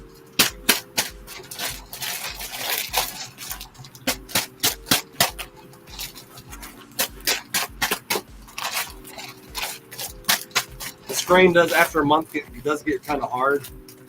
It starts to eat the substrate up, and it sticks together, so you do have to break it up really well before you open the bag up. And punching works the best. Do punching bag. Hey, that mushroom fist, Matt. Yeah, wolf spiders eat about everything. I have one on my front porch, and I like to enjoy smoke a bowl outdoors, it's on my front porch. Really enjoy it. And this goddamn thing every night eats a bug. The other night he was wrapping up a June bug. Then last night he had a lightning bug. Those things eat anything.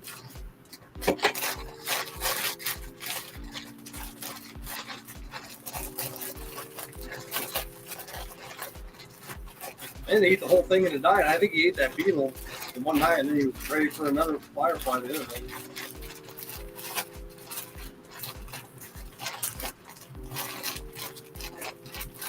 Yeah, Joe, I have it in mycelium form. I just don't have any mycelium, but I usually sell them that. I haven't really converted to making agar. One of the things I hate about agar is you don't know, liquid mycelium, is you don't know if it's contaminated until you actually put it in something, because you can't see the contaminations inside the liquid mycelium. So I don't really mess with a lot of liquid mycelium just for that fact. In a commercial setting, you can't tell if it's contaminated until you actually put it in something, and then you're fucked. So I haven't learned how to do that yet. I mean, I know how to do it. I just haven't learned how to do it and sell it commercially.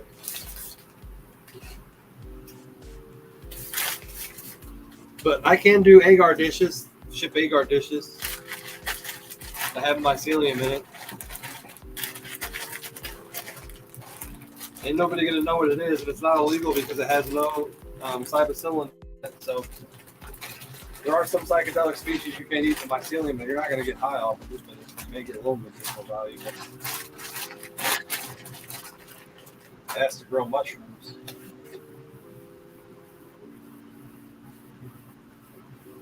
Yeah, I do. I sell the smaller bags. I don't have any in here, but I do. I have 4-pound bags that I sell to home. Because the 10-pound bags are just too big to sell to people at home.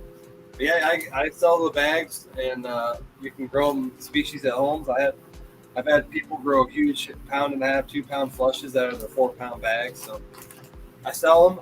They're $20, and then they're about $15 a ship. So if I ship them out, they're about $35, and I can ship them to you. And you'll get about 2 to 3 pounds of mushrooms off of them.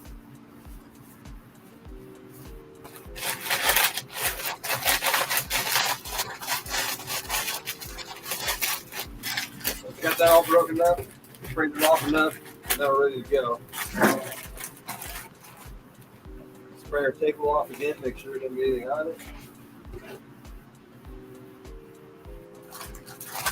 And we got our regular stock, or regular blocks. These are just 50% elm. I'm sorry, 50%. soy hull, 50% hardwood pellets, and then it has the water in it. So the shiitake bags are actually different. They're actually 80% hardwood pellets, 20% soy hull. Compared to these are 50-50. So shiitake like a little less nutrition and a lot more wood species in it than to grow, and the other species they like more nutrients. So that's another thing to know. That's not really available on the internet is that shiitake and all the other species grow in different substrates.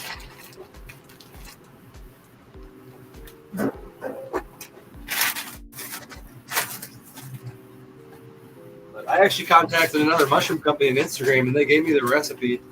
It was actually a company out of Maine who's never going to be my competitor, and he gladly shared his recipe of how to grow shiitake. So there's awesome people like that are your competitor, but will be very helpful to you.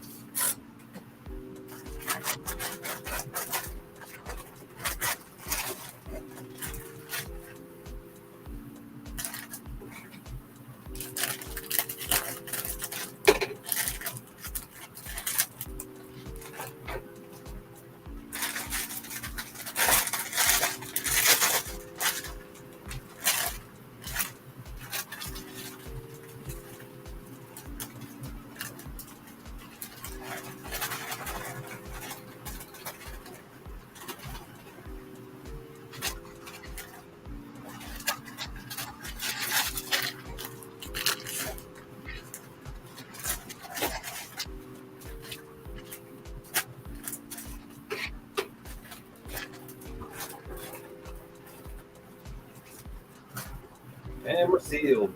And the blue oyster species doesn't require as much grain because it's a super aggressive species, so I don't have to really put as much grain inside of there because it's going to grow very aggressively.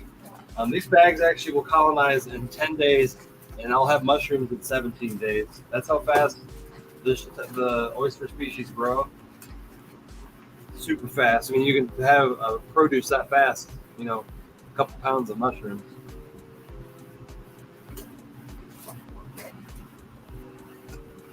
Compared to the shiitakes, you're looking at about 9 to 10 weeks before you have any produce out of the shiitake blocks.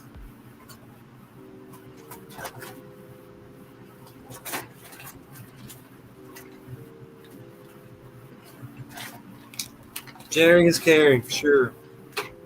What is the easiest to try at home for a first timer? Definitely the oyster species, any oysters, just for the fact they grow fast and they grow in a lot of different environments.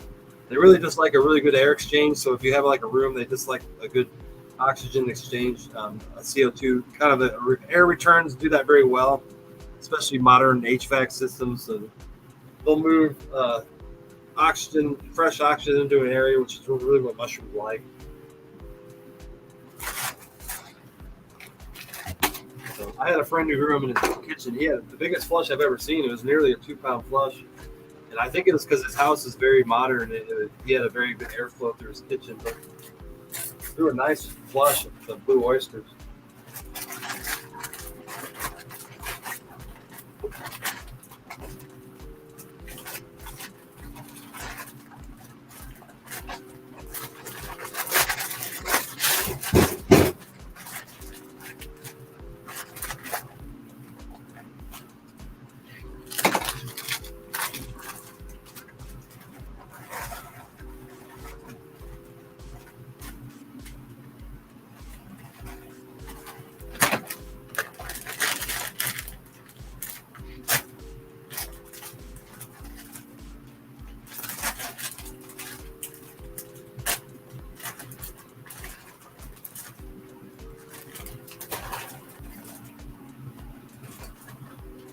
Bags are different too. I've been buying from the same supplier, but sometimes their bags feel different. I don't get. These feel a little more oilier.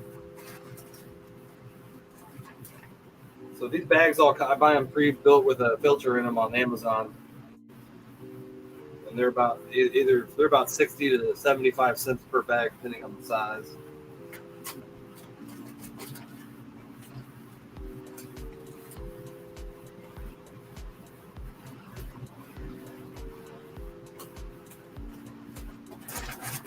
Got them sealed, set aside. And we can these bags. I can do a lot of blue oysters because the fact that it doesn't take a lot of grain. So I can usually do like 5-10 pound bags.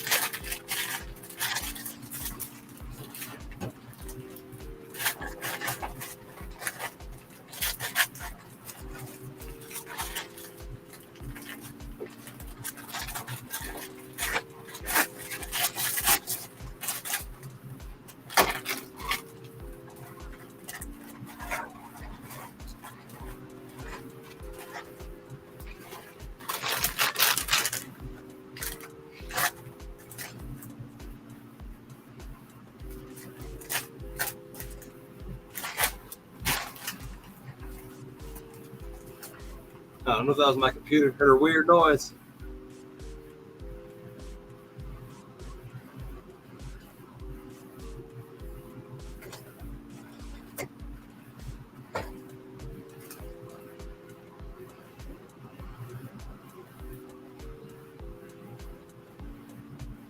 Nice. Yeah, also the weight determines depends on how dry they are. So if you pull them off at ripe harvest, that's actually when they weigh the most. And the more they actually, after they reach the point where they drop spores, they actually start drying weight. So you're actually you're gonna lose weight as it dries out. So you can lose almost like 40% of the weight if you let it dry too much on while it's still growing. So a lot of people don't know that, and then you pull the mushroom off. If you pull it off 2 days too late, it may weigh half a pound less. So because a majority of the mushroom is water weight.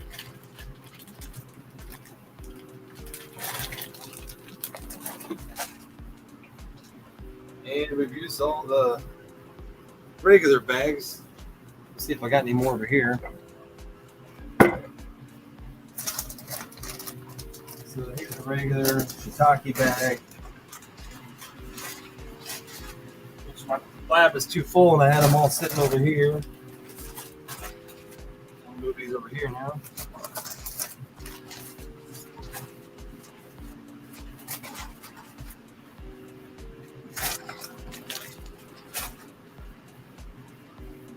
Then we got 5 more down here. These are all over here. So these are my 4-pound bags, which I'm going to do one of the blue oysters with because it's one of the common.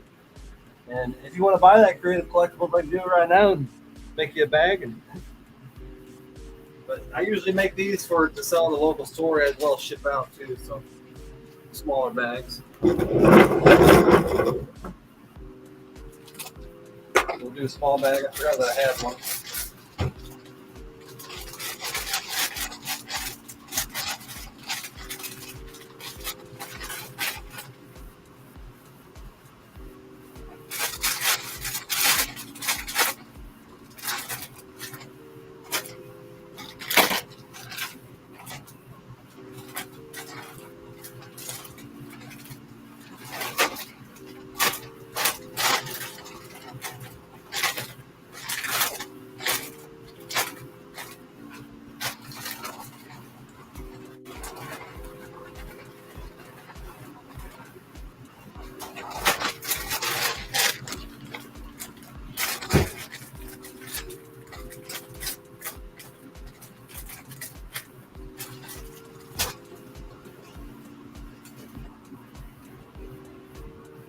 Also, I guarantee all my products too. So if you ever do buy that, if it does go bad, I do replace them. But the ones that I do ship out, I make sure there's no contamination before I ship them out anyway. So by the time you actually get it, it's actually a few days away from actually being ready to use. And they do come with instructions. I also do have a video as well that I can provide that I did to show you how to cut them open. The pink oyster is easier to grow at home, but it doesn't produce as much mushrooms. It is a tropical species. It usually likes higher heat in the 80s and about 80% humidity.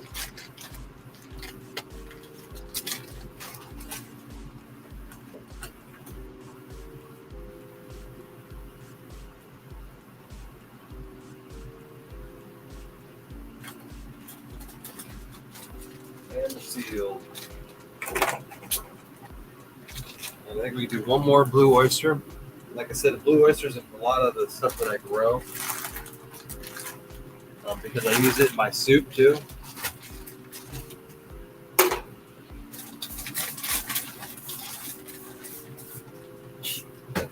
But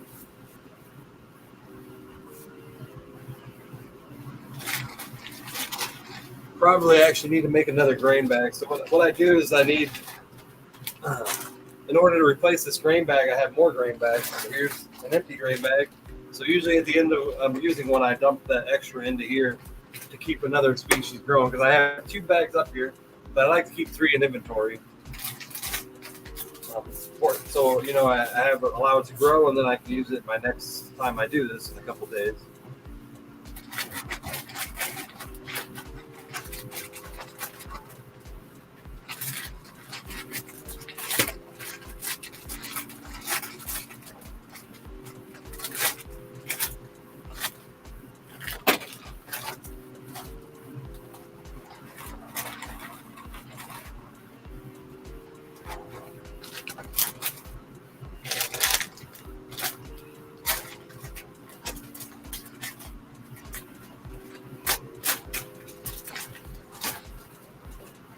And just like that, we keep the grain going. It would basically cloning it. And in essence, we're transferring into another bag and allowing it to colonize more.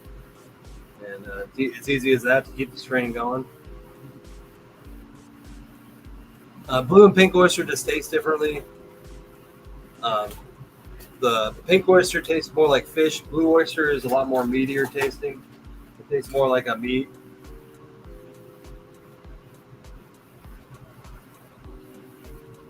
Yeah, for sure. Shoot me a message, Creative Collectibles, and we can work something out. Click message to my personal page or my Great River Mushroom.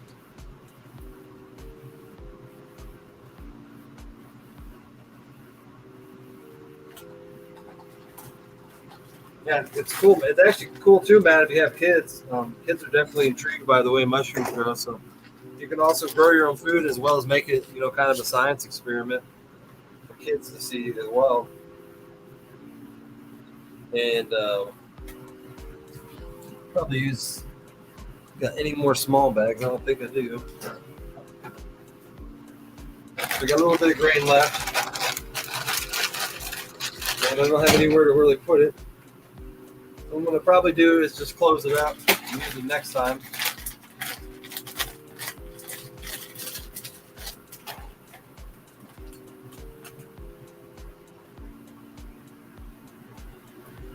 And then when we do another species, we'll have to shake these bags and actually write the date and what they are, and put them into our inventory, and then work on another species.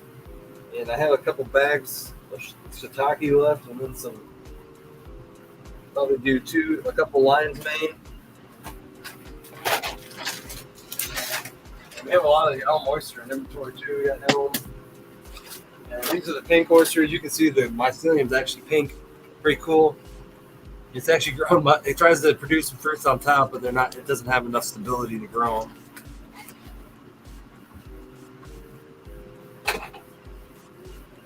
We got to clean our little mess up we made here a little bit. We got grain everywhere.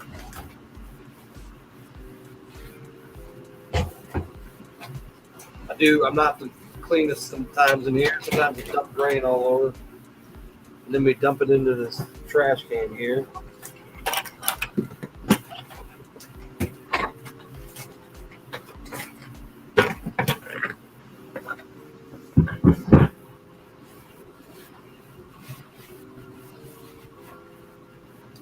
And now we'll do a pink oyster bag real quick, and then we'll do some shaking up. So thanks for joining me tonight. If you have coming in and out, we've had 7 people now, 43 reactions. If you're just stopping by, just don't forget to hit that reaction button, share me out, tell your friends about me.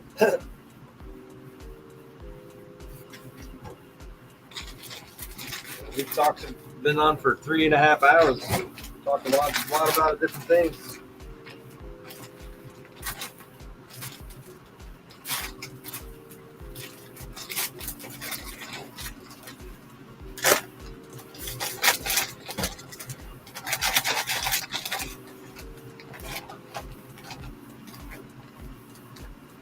Heck yeah, it grows fast.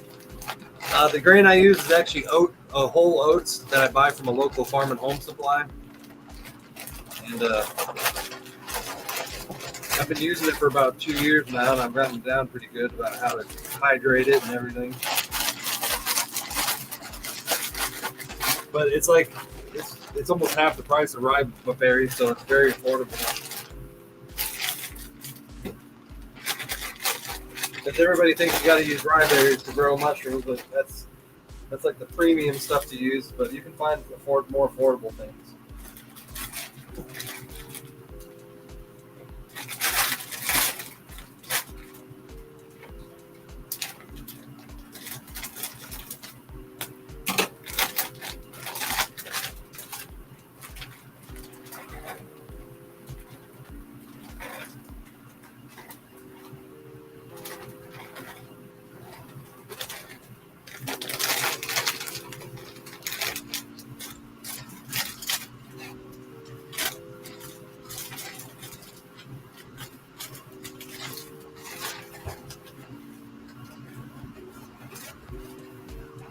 And then I got the sad thing about my pink oyster is it tends to actually get bad very fast.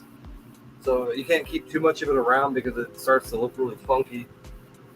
It's just a very sensitive mushroom compared to the other oyster species. I don't know. I don't know, man. It worked better, but these techniques have been being used for decades, and there's no reason to try something different because stuff works great.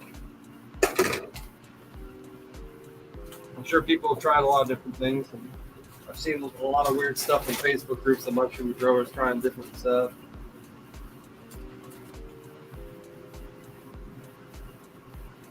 But you can use hay, but it has to be hydrated hay. You can't. That's why it has to have moisture in it. It's important that it has water. But straw works off of pasteurization. It's a whole different process. I don't use straw because it's so messy.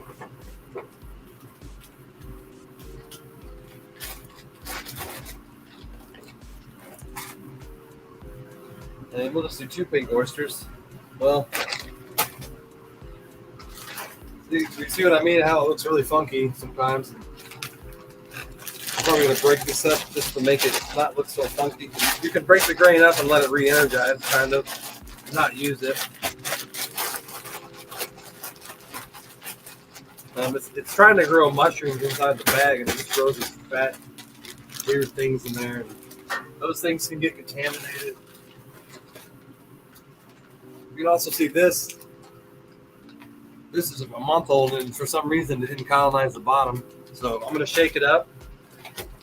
It just didn't mix it very well because these bags, these are very large bags. And I just took a pound out of them, so now my bag's going to be 4 pounds. These are the last of my 5-pound bags because they're just full of too much grain and I can't shake them very well.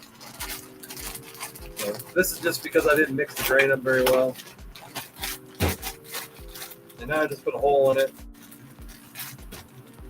And that's why I don't use these 5-pound bags when I'm making them anymore. I'm doing 4.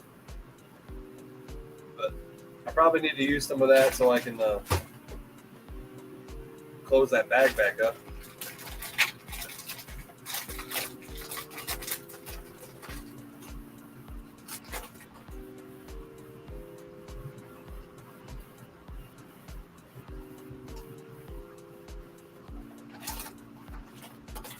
So we just started making our 4-pound grain bags instead of 5 because they make them easier to shake up.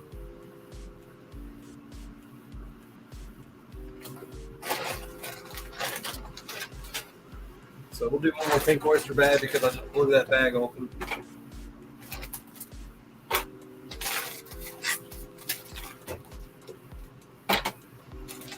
That's mushroom growing, an ever-changing process of evolving into something better. I'm working out the kinks of doing it all.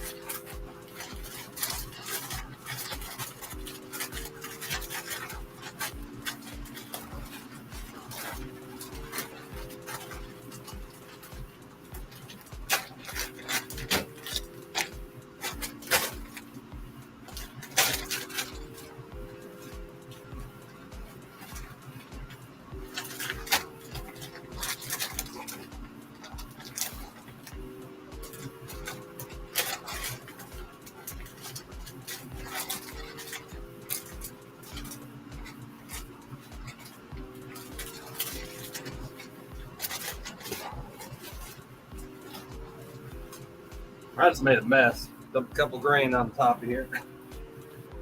It happened. Again, that's why I'm making these bags smaller, because there's just too much grain inside of them. But I tried for a while thinking that maybe filling it up with grain was the best thing to do, but no.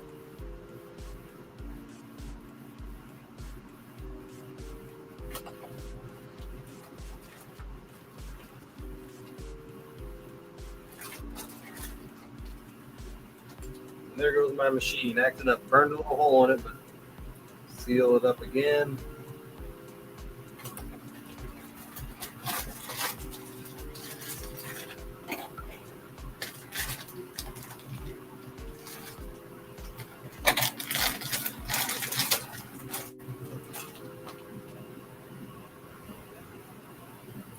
I'm gonna seal this bag back up and shake it better now that I have less grain in it, because that was an issue.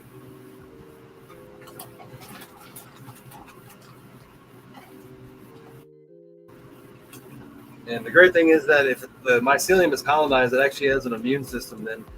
So even if the bag broke open, the chances of contamination are pretty low, because the bag has an immune system being colonized grain in it. Shake it up a little better. We gotta shake 6 bags here.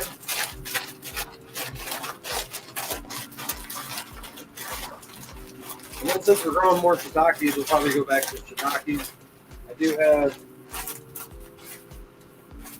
one more regular bag. Probably do an elm. And now that we mix that up better, put a clothespin on it just in case it didn't seal right. But we basically have 3 bags of pink oyster. We got 2.5 of blue. And if we like to move the old inventory up, and then move the old inventory back, and use, as we go along. Got 3 bags of elm oyster. Got lots of bags of lion's mane. That's why we're probably doing a lot of lion's mane later this week. And we're going to try to learn to grow that better too, more effectively to actually sell it. Oh man.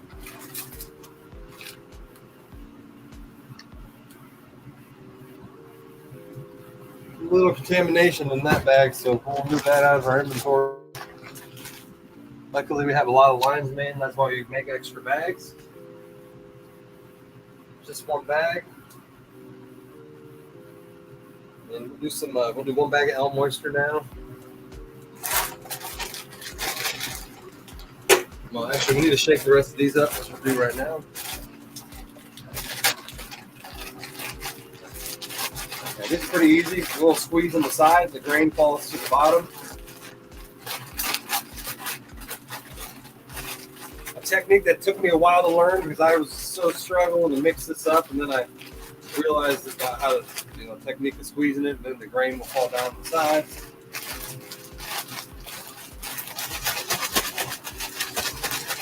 That's just a lot of this information isn't out there on the internet or floating around. You have to learn it yourself because people don't like to share it.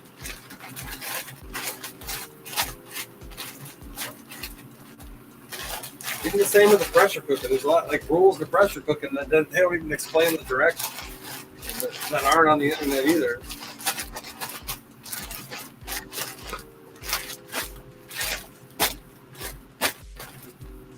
And now we're gonna shake it like a baby. Get it really mixed. And that's when you find out if you have a hole in it. This is the blue oyster species. It doesn't take much to mix. It's super aggressive.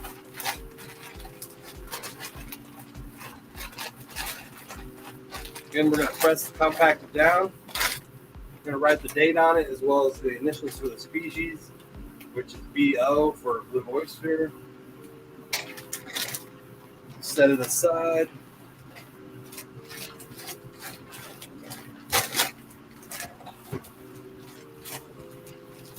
Yeah, the lion's mane are definitely harder to grow. What's going on, Rebecca? So they have a scale of how hard mushrooms are to grow, and the oyster species are all 1, 2s, and 3s. Lion's mane's like at a 5, and then you're at your other species of like chicken in the woods, hen in the woods. They're like at a 9, and these are the difficulty of growing indoors. Obviously, the morel mushroom is like an 11. It's the most difficult mushroom to grow indoors. In fact, there's not many people that have actually conquered it. And those that have these state-of-the-art labs, and they have all this money to spend to do it. So, and then they end up growing mushrooms that don't even taste like wild mushrooms. So, by the time they ship it to you, it's frozen and it doesn't taste the same.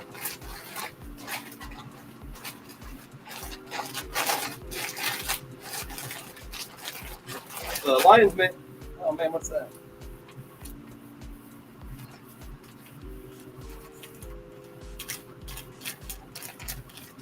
Make sure the bag doesn't have a hole in it. Just some loose soil that was left over from the processing of the bag.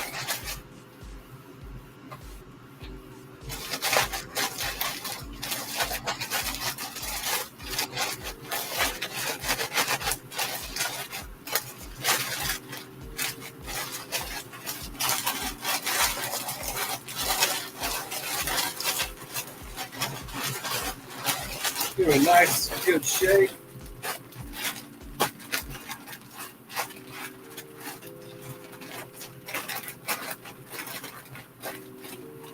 That mushroom's ready to go.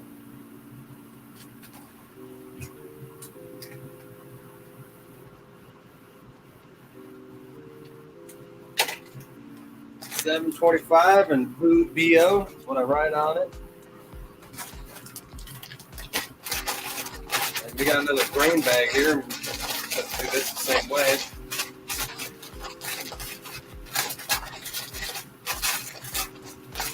Like I said, these are way too full, and I'm glad I converted to 4 pounds. This is a pain in the ass.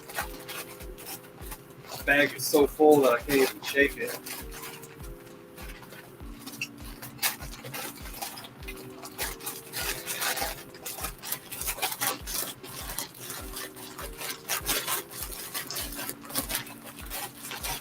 Get it down there.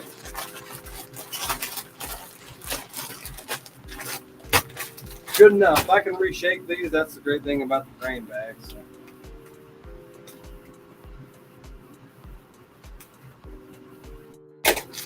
We put these down at bottom shelves because they colonize, just to make sure they don't get contaminated.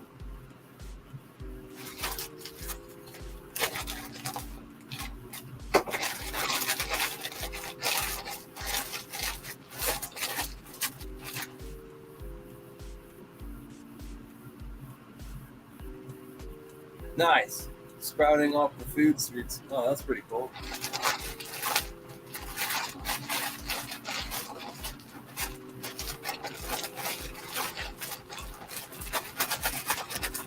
We got 7 lovely people in here still. Thanks for joining me today. However long you've been here. I've been live for a while because, this is what I do for a living, so just sharing what I do.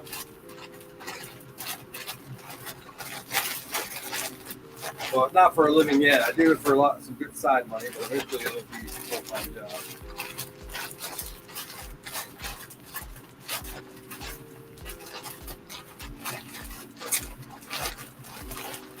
I mostly do the work here and there. It's an hour or 2 a day, here and there. And some days I do a little longer. Some days I don't do anything at all. In the mushroom farm, besides pick mushrooms.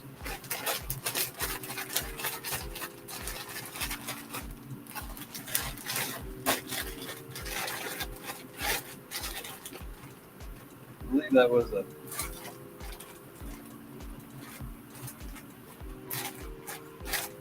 was a pink oyster. I almost didn't pay attention to what I put in there. I forgot to label the bag before, and then it's a mystery what comes out.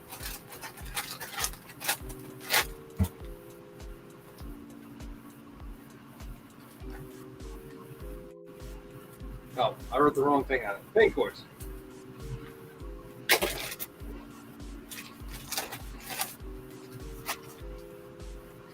And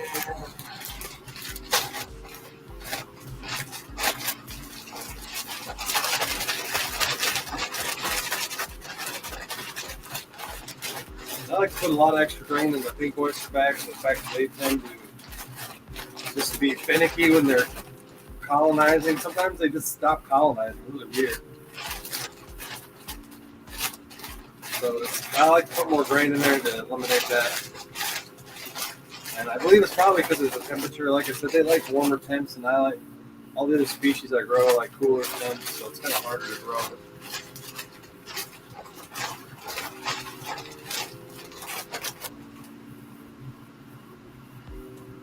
Yeah. That's what mushrooms taught me. Creative collectibles. They taught me that just because it's a hobby doesn't mean you can make money off of it. When I actually did mushrooms and started researching it more, I found there was a huge niche market, not anybody really selling them in my area. So I went on an adventure of learning how to do it. Nearly quit November 2021 when I was having so many issues growing. I was about ready to give up. Kept pushing through. I probably would have gave up if I didn't have psychedelic mushrooms, because every time I have an experience with mushrooms, I get knocked back into the world of mushrooms. Like I can't get away from it, and every time I have a psychedelic experience, it reveals my true, your true identity. That like this is what I'm supposed to be doing.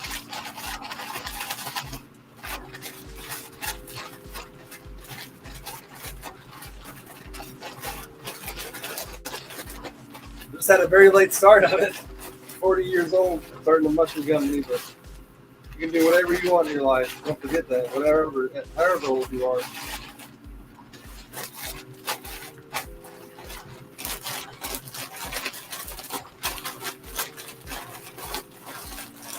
Probably when people have midlife crisis, 40. Mine was a midlife awakening.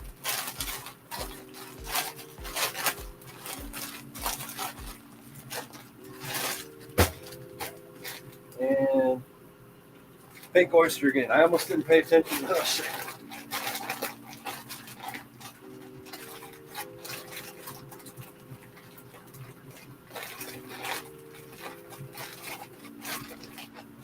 Yeah, the fun kind are interesting. The best business are from hobbies, for sure. That's what I did when I did construction. I bought a house and I started remodeling it, and I realized, how good I was at it. So 15 years later, here I am still in business doing it. I just needed to work at doing more estimates. So I got 2 estimates set up for tomorrow. Like I said, if you need an estimate in the Quincy area, I work around 30 miles away as well. I'm doing estimates all this week. So I usually do estimates in the spring, but with the side business, now I can do them throughout the year and kind of do a job and then take a week or 2 off, do a job, take a week or 2 off. Especially being self-employed, I can, I don't have to worry about providing work for an employee. I gave up on that 2 years ago. I just got tired of having employees. It was fucking stressful.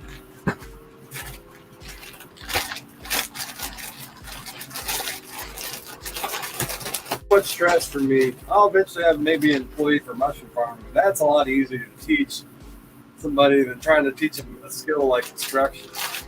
Because people can do construction, but not everybody's good at it. But I can teach you how to be a good mushroom farmer.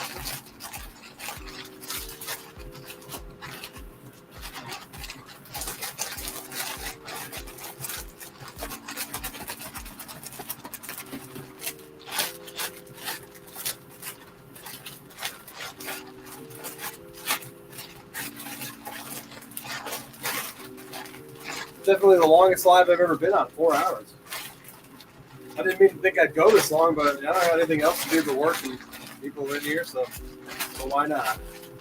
But don't forget to hit that like button and see if we can get to 50 reactions before I end the stream today.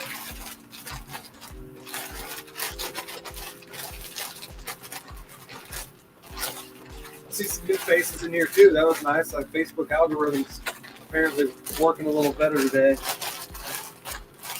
getting some new, fresh people in here to see how we grow mushrooms.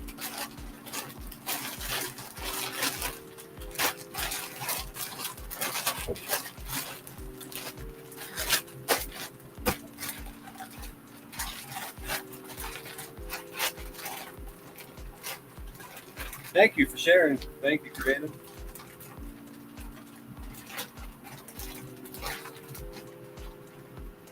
And thank you for the compliment about my work. I usually don't share a lot about my construction stuff online because when I do, I get like 8 messages about people wanting estimates because we have a huge shortage of contractors around here.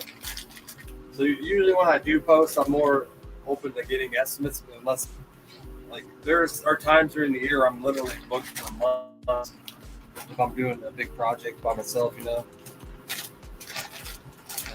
And at that point, I usually go silent with the pictures because then I don't want to do estimates, you know, because I'll just be like, well, I'm 3 months out and people want it done now, you know.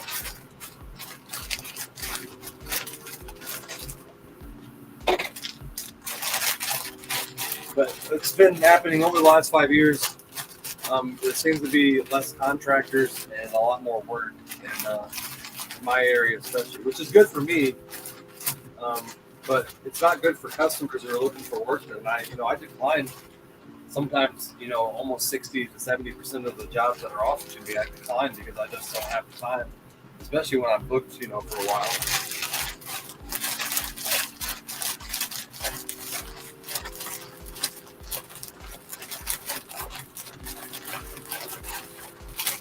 So here we got a small pound. This is a 4-pound bag of the blue oysters, as you can see.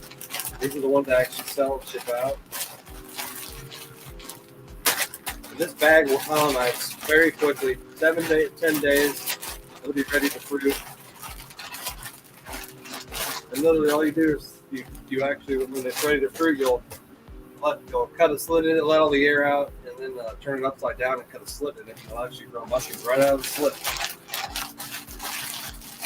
And what it does when you turn it upside down is it basically, there's an air filter here, and if you turn it upside down, it cuts off the air supply there, and then you cut a hole in it, and then it recognizes the oxygen coming through that hole, and then it will grow out that hole. So if you kind of leave it upright like this and cut a hole in it, it still will have a tendency to grow mushrooms here on top as well. It thinks there's oxygen up there, and it recognizes that. That's where it wants to grow mushrooms, where there's oxygen. But I do the same thing with the large bags. They get folded and flipped upside down. If you do buy a bag, they do come with instructions on them. So,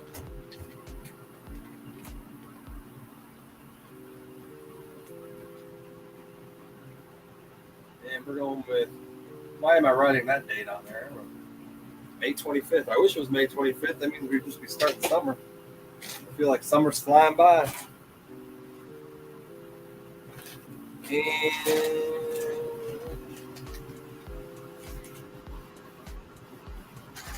forgot to label that bag as blue oyster. Again, now all these bags will get added to our inventory outside of the tent. Yeah, I need them instructions. Nice. Well, thank you. Thank you, Creative. Yeah, set up those live notifications. I'm not really sure how to do it, but I think you go into the show and click notify or.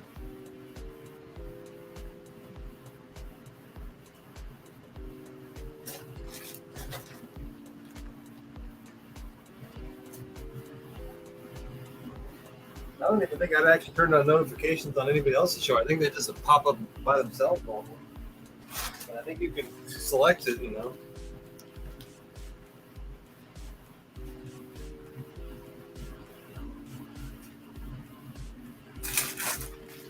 We have a whole bunch of shiitake blocks still.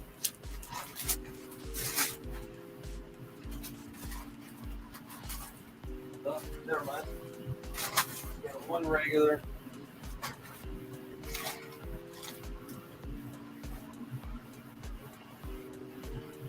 Starting to fill up our shelf out here. And I really want to fill it up with shiitake, which is why I made a whole bunch of shiitake blocks. Really get that species going into winter. That's what they say. They take 2 months to grow. So, oh damn, crickets! It's cricket season. You get crickets in my basement too. Actually, that's not a cricket. That was a little big gnat. That was a baby cricket. I have not seen crickets in this year. Last year I was finding crickets every day in my basement. It's stupid.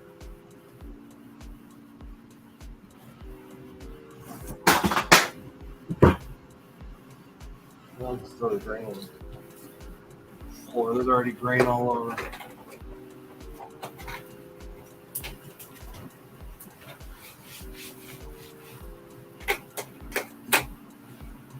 Got the 47 reactions. We're almost there.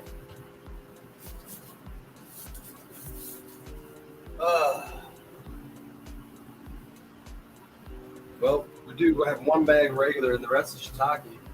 And we need to increase our shiitake blocks, and I only have one up here, so.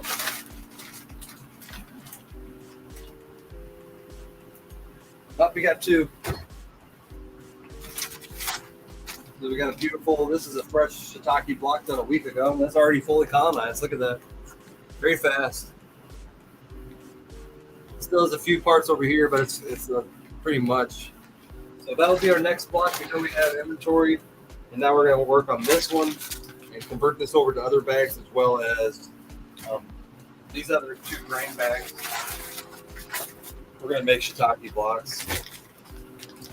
So we'll do 2 grain bags of shiitake real quick, and then we'll do a couple blocks, and then that's probably about all we can do today.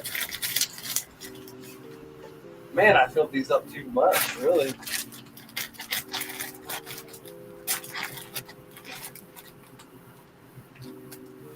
I think I may dump some of the grain out. I think I just put too much grain in it.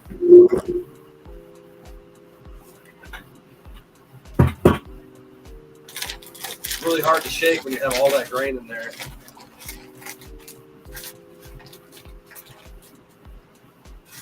And I didn't realize that last time when I was trying to shake the other bag. So I'll probably throw away about 8 ounces in this garbage can.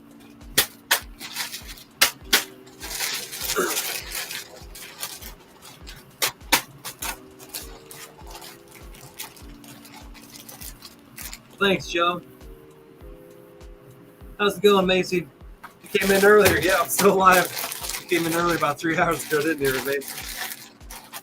Still alive here. Talked about a lot of different stuff today for sure, over 4 hours.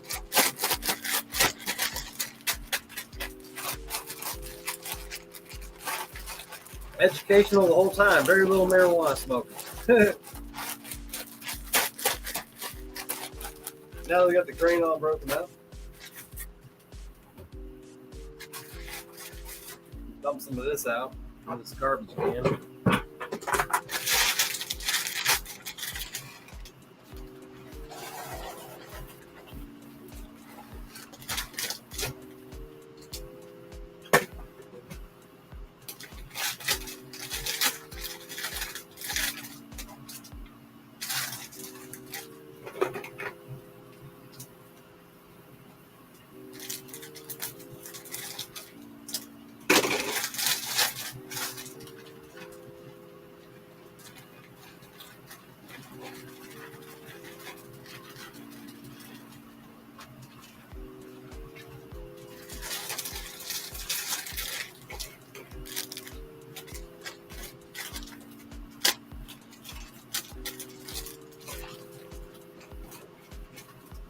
That's an extremely healthy shiitake. It smells really healthy.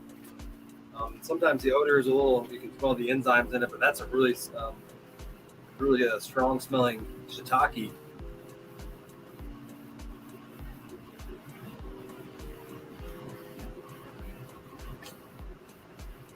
Well, thanks, Creative.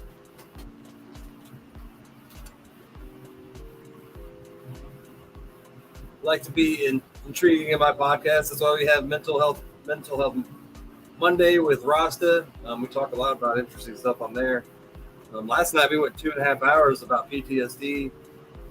This week on our Psychonaut Files, we're going to talk about the ego and how psychedelics affect the ego. So that's going to be a really intriguing conversation as well. We're not only going to talk, we're going to talk about what the ego actually is.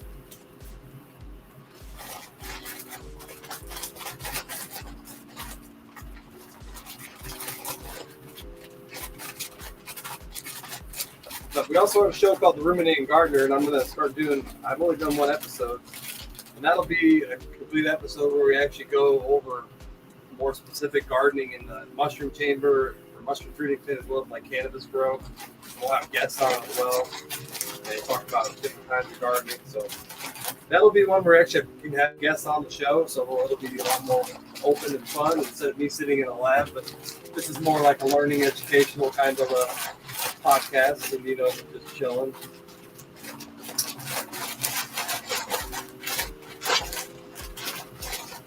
But I have talked to Rasta about him being my co-host for that, and he grows cannabis, so he can share his as well. And it's going to be a bi-weekly podcast, but I'm thinking about moving, the fact how many interesting conversations we have on the Psychonaut Files. I may move that to every week instead of every bi-week, because the conversations on the show have been very intriguing, and I'd like to talk more about it, more like on a weekly basis. Last week we talked about inner child, love, and magic mushrooms. Three very different things, but it was a very intriguing topic.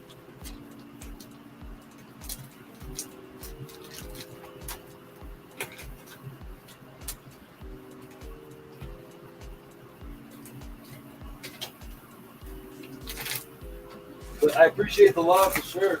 Love people joining in, and if you're learning something, hit that like button, hit that love button.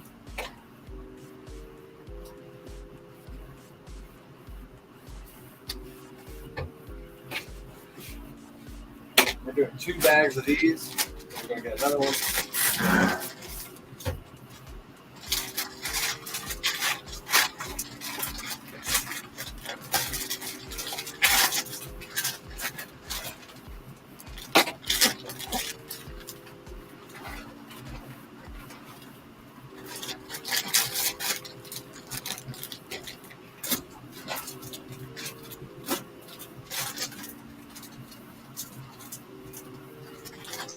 And I only got one more bag of the 5 pounds, so I don't have to deal with this overcrowded bag one more time.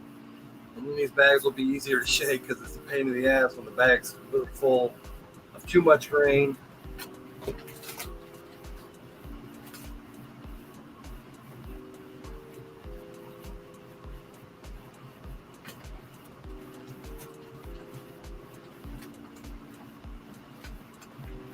I can't remember what next week's podcast is on mental health. I was trying to think to remember, because I have it written on, for some reason I can't remember.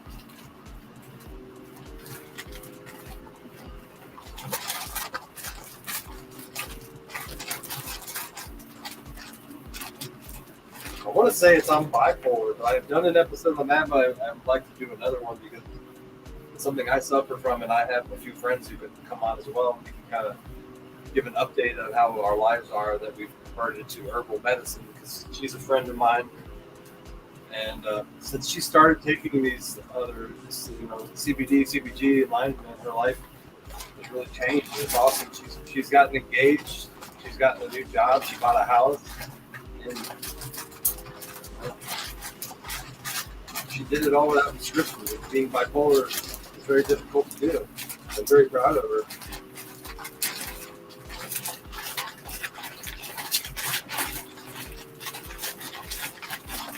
I'd like to have her back up on an episode. We can do a whole bipolar episode, because we did a bipolar episode already, and my mic was kind of screwed up the whole time, and I was disappointed how that turned out, and I learned from it. But I've learned to record better.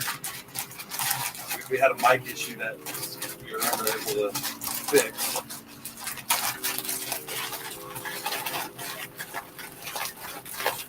Sure, plants are way better. No, I don't really go to events yet. I just do local. A lot of the events that are basically people selling illegal stuff anyway. So it's hard to compete with people, legally selling stuff.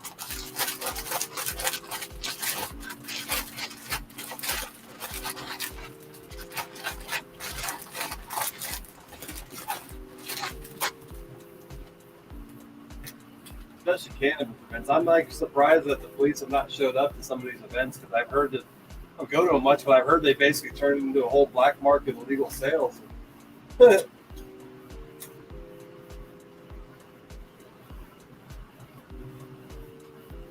Which is cool with me, but I thought we were making a whole legal market. It's cool to sell your cannabis, but it's crazy that there's people just openly selling illicit products now. Nobody gives a shit.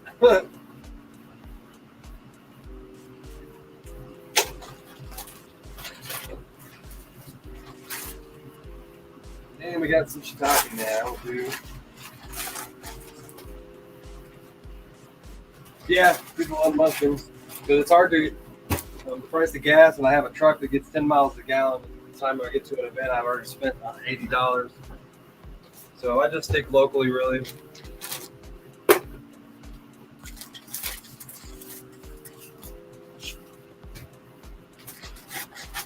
And that's probably my plan, at least, because there's 4 or 5 markets around in Quincy that I can hit up. And then there's the St. Charles market that's 2 hours away that I may go to sometimes. If I can borrow my mom's vehicle, it's 40 miles to the gallon.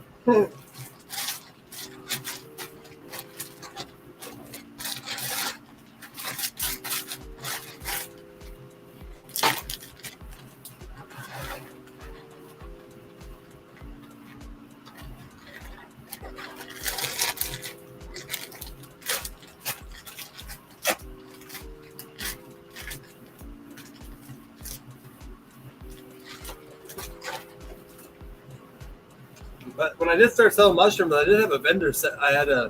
If you are a vendor and you sell at these markets, I will sell you the bags at a cheaper cost, and then you can make about 30%, 30 to 50% per bag. So I did offer that at the beginning, and I had a guy who bought 10 bags, but then I never really heard from him again. I don't really know. He just quit communicating. He said he sold 5 of them last I heard, but then he didn't never buy anymore. So anybody who's a vendor who goes to events, I do sell commercial vendor bag prices, and you can hit me up. And I don't. Obviously, I can't ship it because it costs a fortune. But if you are local to Quincy, you can always pick them up.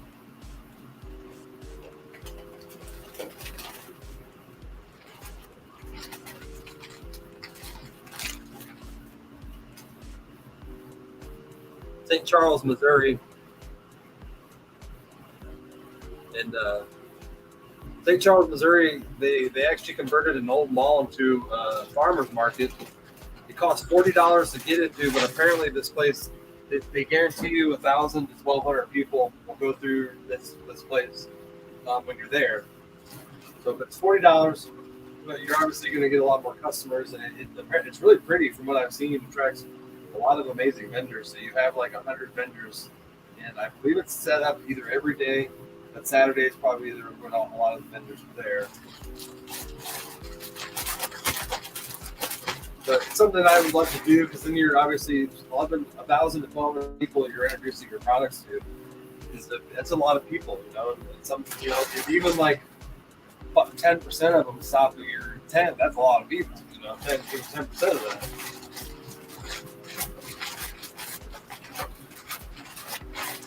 The farmers market I go to, they have a $9 fee, and then one has a $10 fee. So they're obviously a quarter of the cost, but you're not getting as much, clientele and customer in front of you. It's a smaller market. In fact, the one I paid $10 on last week, it sucked. And that made me think I might not go back to that one. And I think the people who ran it knew that I was disappointed. And I was disappointed by the way they had it set up. So they had a vegetable guy at one end, and then they had like vendors selling candles, and then they had me on the very other end. And people who come buy vegetables didn't even know I was there. And even if I complain about the way they set it up, like they don't fix it. And I told them I complained about the fact that they have a mall right next to it, and they don't ask the mall if they can do a farmer's market through the winter. Like these people are, some of these people who run the farmer's market are just old and stubborn, and they're not open to new ideas. So I was very disappointed with the way that was ran, with the fact that the other market that I go to, they actually put the vegetables all together, because I mean, if somebody comes there and buys a tomato, but they don't know the mushroom guy's there, but then that mushroom guy's next to the tent, then they know he's there. You know, it was stupid. Like five guys, this guy that was selling vegetables, he was crowded all day, and I couldn't take advantage of the people not knowing I was selling mushrooms because I was 5 tenths away from them. You know, it was stupid. Sold $40 worth of mushrooms. Like that can't keep me in business. So he did message me the next day, and he told me, you know, come back. Yeah, whatever.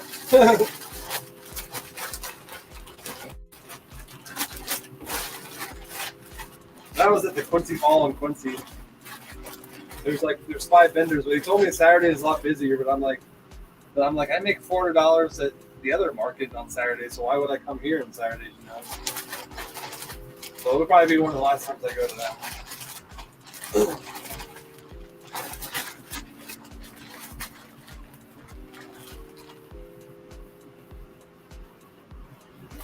Nice. Right by you, huh?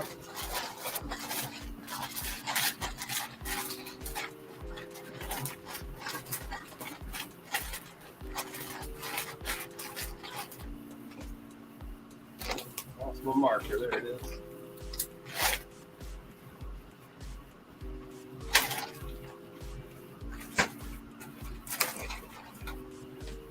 So, there's shiitake.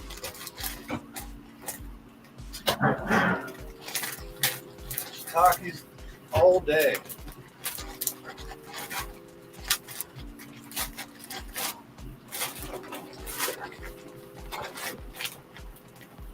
And we'll have shiitakes at this farmer's market on Saturdays, so come check me out.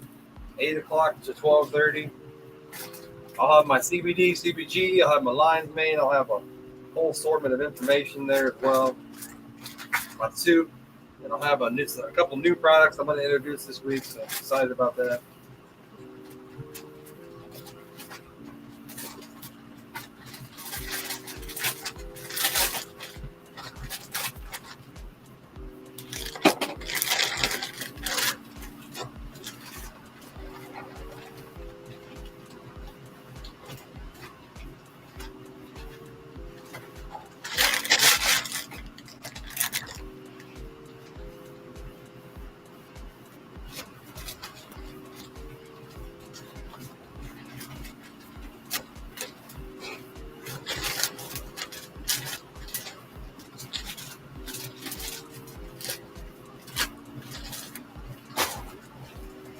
Also, the age group really matters at these markets. Like I've noticed that old people really complain about mushrooms, and they're the majority of people who are like come by there and like, you know, ew, gross, or like I don't like mushrooms. It's majority of them are 60 plus years old. And I don't really know why that is. But I noticed that the other market that I did poorly at had a lot of older people that came to it, and the older people really, all they did was they basically complained about, you know, how they didn't like mushrooms. So that's intriguing. It seems to be the middle-aged people who really consume the most mushrooms. 30 to 40-year-olds from my interactions at the farmers markets, people who really understand the benefits of mushrooms. But damn, old people, you guys are just so stubborn. You need to open your mind, eat some mushrooms. Just because you didn't like them when you're, 15 doesn't mean you won't like them when you're 65.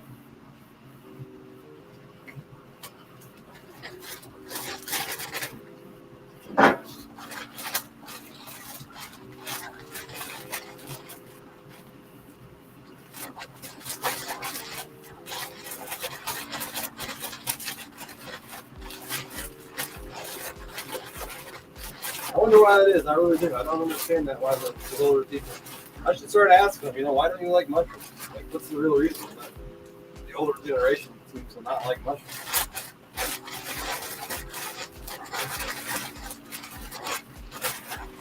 Maybe I just hit a niche in Quincy, and that's not really a fact.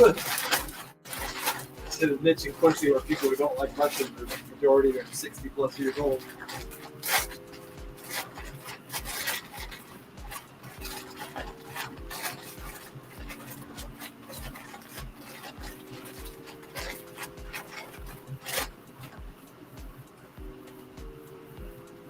And you got enough to do one more bag.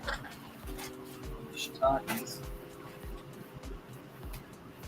That we would have done 6 bags today. That's actually more like 8 or 9. That's the most bags I've done of shiitake in a day. If I did that many every day, I'd be growing a lot. So each one of those bags is capable of growing, 3 to 5 pounds, depending on if I do a second flush soak on the shiitake blocks. So that's about anywhere from 30 to 50 pounds of mushrooms on 9 or 10 blocks.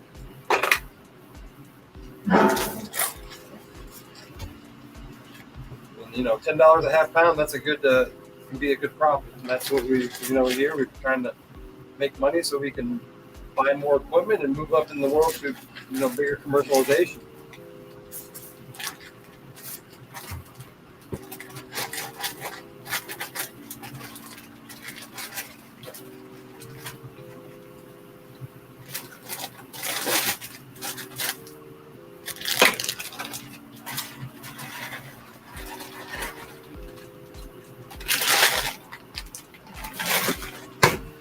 But I'm definitely getting hungry. We've been live for 4 hours and 22 minutes, and I didn't get to smoke at 4:20, man. But I totally appreciate you guys staying here. Creative Collectibles, you've been in here a while. I appreciate that, sharing me out, conversating with me. But I've hit the Facebook algorithm. I'm down to back up to 6, 7. Oh, sometimes it dwindles the longer you go on. To 7 more people. We're getting 3 more reactions. Let's see if we can hit 50.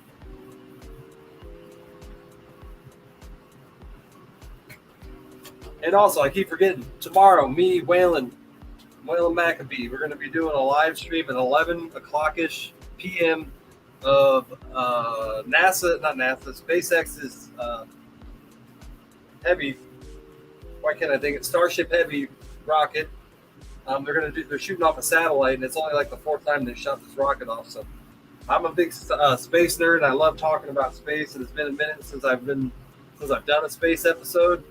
I know it's at a weird time, but it's going to be a hangout session. You'll be able to come on screen and hang out with us, watch a rocket launch, talk about science, talk about rockets. Me and Waylon likes talking about it too, so it'll be a cool podcast. No, it's just 70% alcohol in here.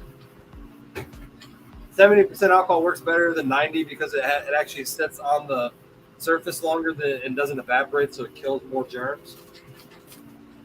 Unlike a 99% alcohol, it nearly immediately evaporates when you spray it on something. So I just have a cotton rag, and it's pretty soaked right now with alcohol, so I can use it to wipe down, anything I need to. But if you want to know, the cheapest place to actually buy alcohol is Menards. I've searched around a lot. You can buy it in 5 gallons for $120, or you can get it in 1 gallon. You have to buy a 2-gallon minimum for about $45. And I've looked everywhere in the market. There's actually no cheaper price than that unless you buy huge bulk quantities. So Menards is the best place to buy alcohol. You have to special order now because they don't keep it in stock, so it takes about a week to get to you.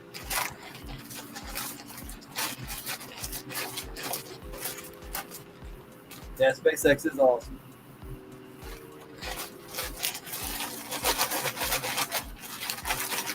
I love thinking about space too. It excites me for future generations that they're going to be out there. That's awesome. That we're going to be, we're going to become a space-faring society, and we'll be multi-planetary. It really excites me for the future, like it does Elon Musk. Like we have to be able to be hopeful for something, and what's out there gives me hope for the future. Because I don't think we'll ever stop destroying what we have on this planet. But we can go destroy things that are uglier out there, like asteroids that have no use in our universe, in our galaxy. They just float around. They're kind of dirty, dusty things that have a lot of resources. So I think the technology we develop out there can help us save this planet because we won't we're human beings. We won't ever stop destroying things. So we need to find something else to destroy that isn't as beautiful as this planet, you know. This planet is special. As far as we know, it is the most special thing in our viewable universe. So we have to take care of it.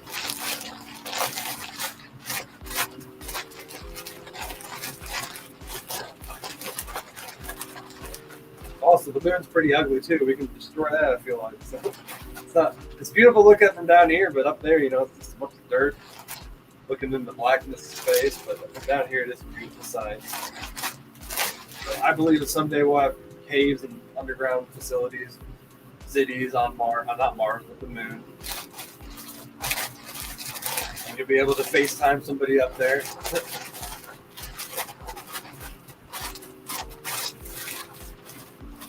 These moon hotels.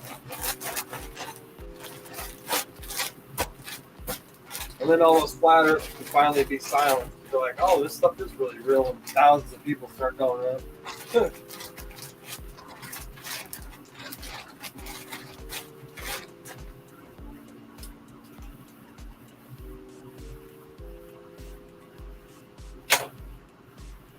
Oh, with 47, 3 more reactions. If you're in here and you haven't reacted, please do.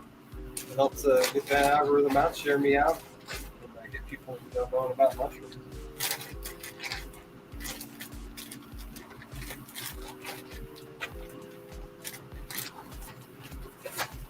All right.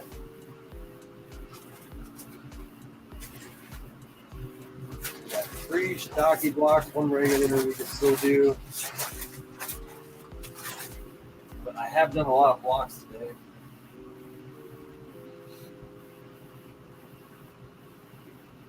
And I guess we could do 2 more shiitakes, 3 more. Move these out of the way. Our space out here is filling up really fast. That's what I like to see. Well, we're going to have to take a lot of inventory out of here, which is ready to come out. Like I said, we have a lot of shiitake blocks ready to go. I'm about to clear out some more inventory out of the fruiting chamber.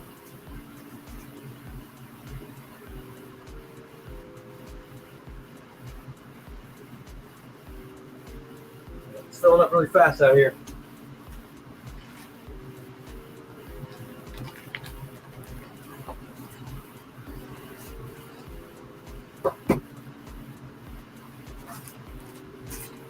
But we're pretty much dwindling here. I think we're going to stop the podcast, and I'm going to go get something to eat, and then probably do some of that later. Because I do have some more grain bags upstairs that I need to use tomorrow, but they're too hot to use.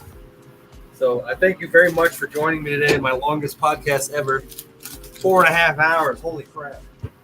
I don't mean to go that long, but it's pretty awesome.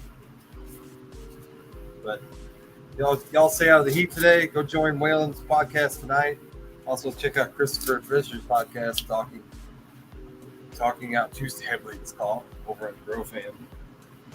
And you guys have a very great day. I'll see you all later.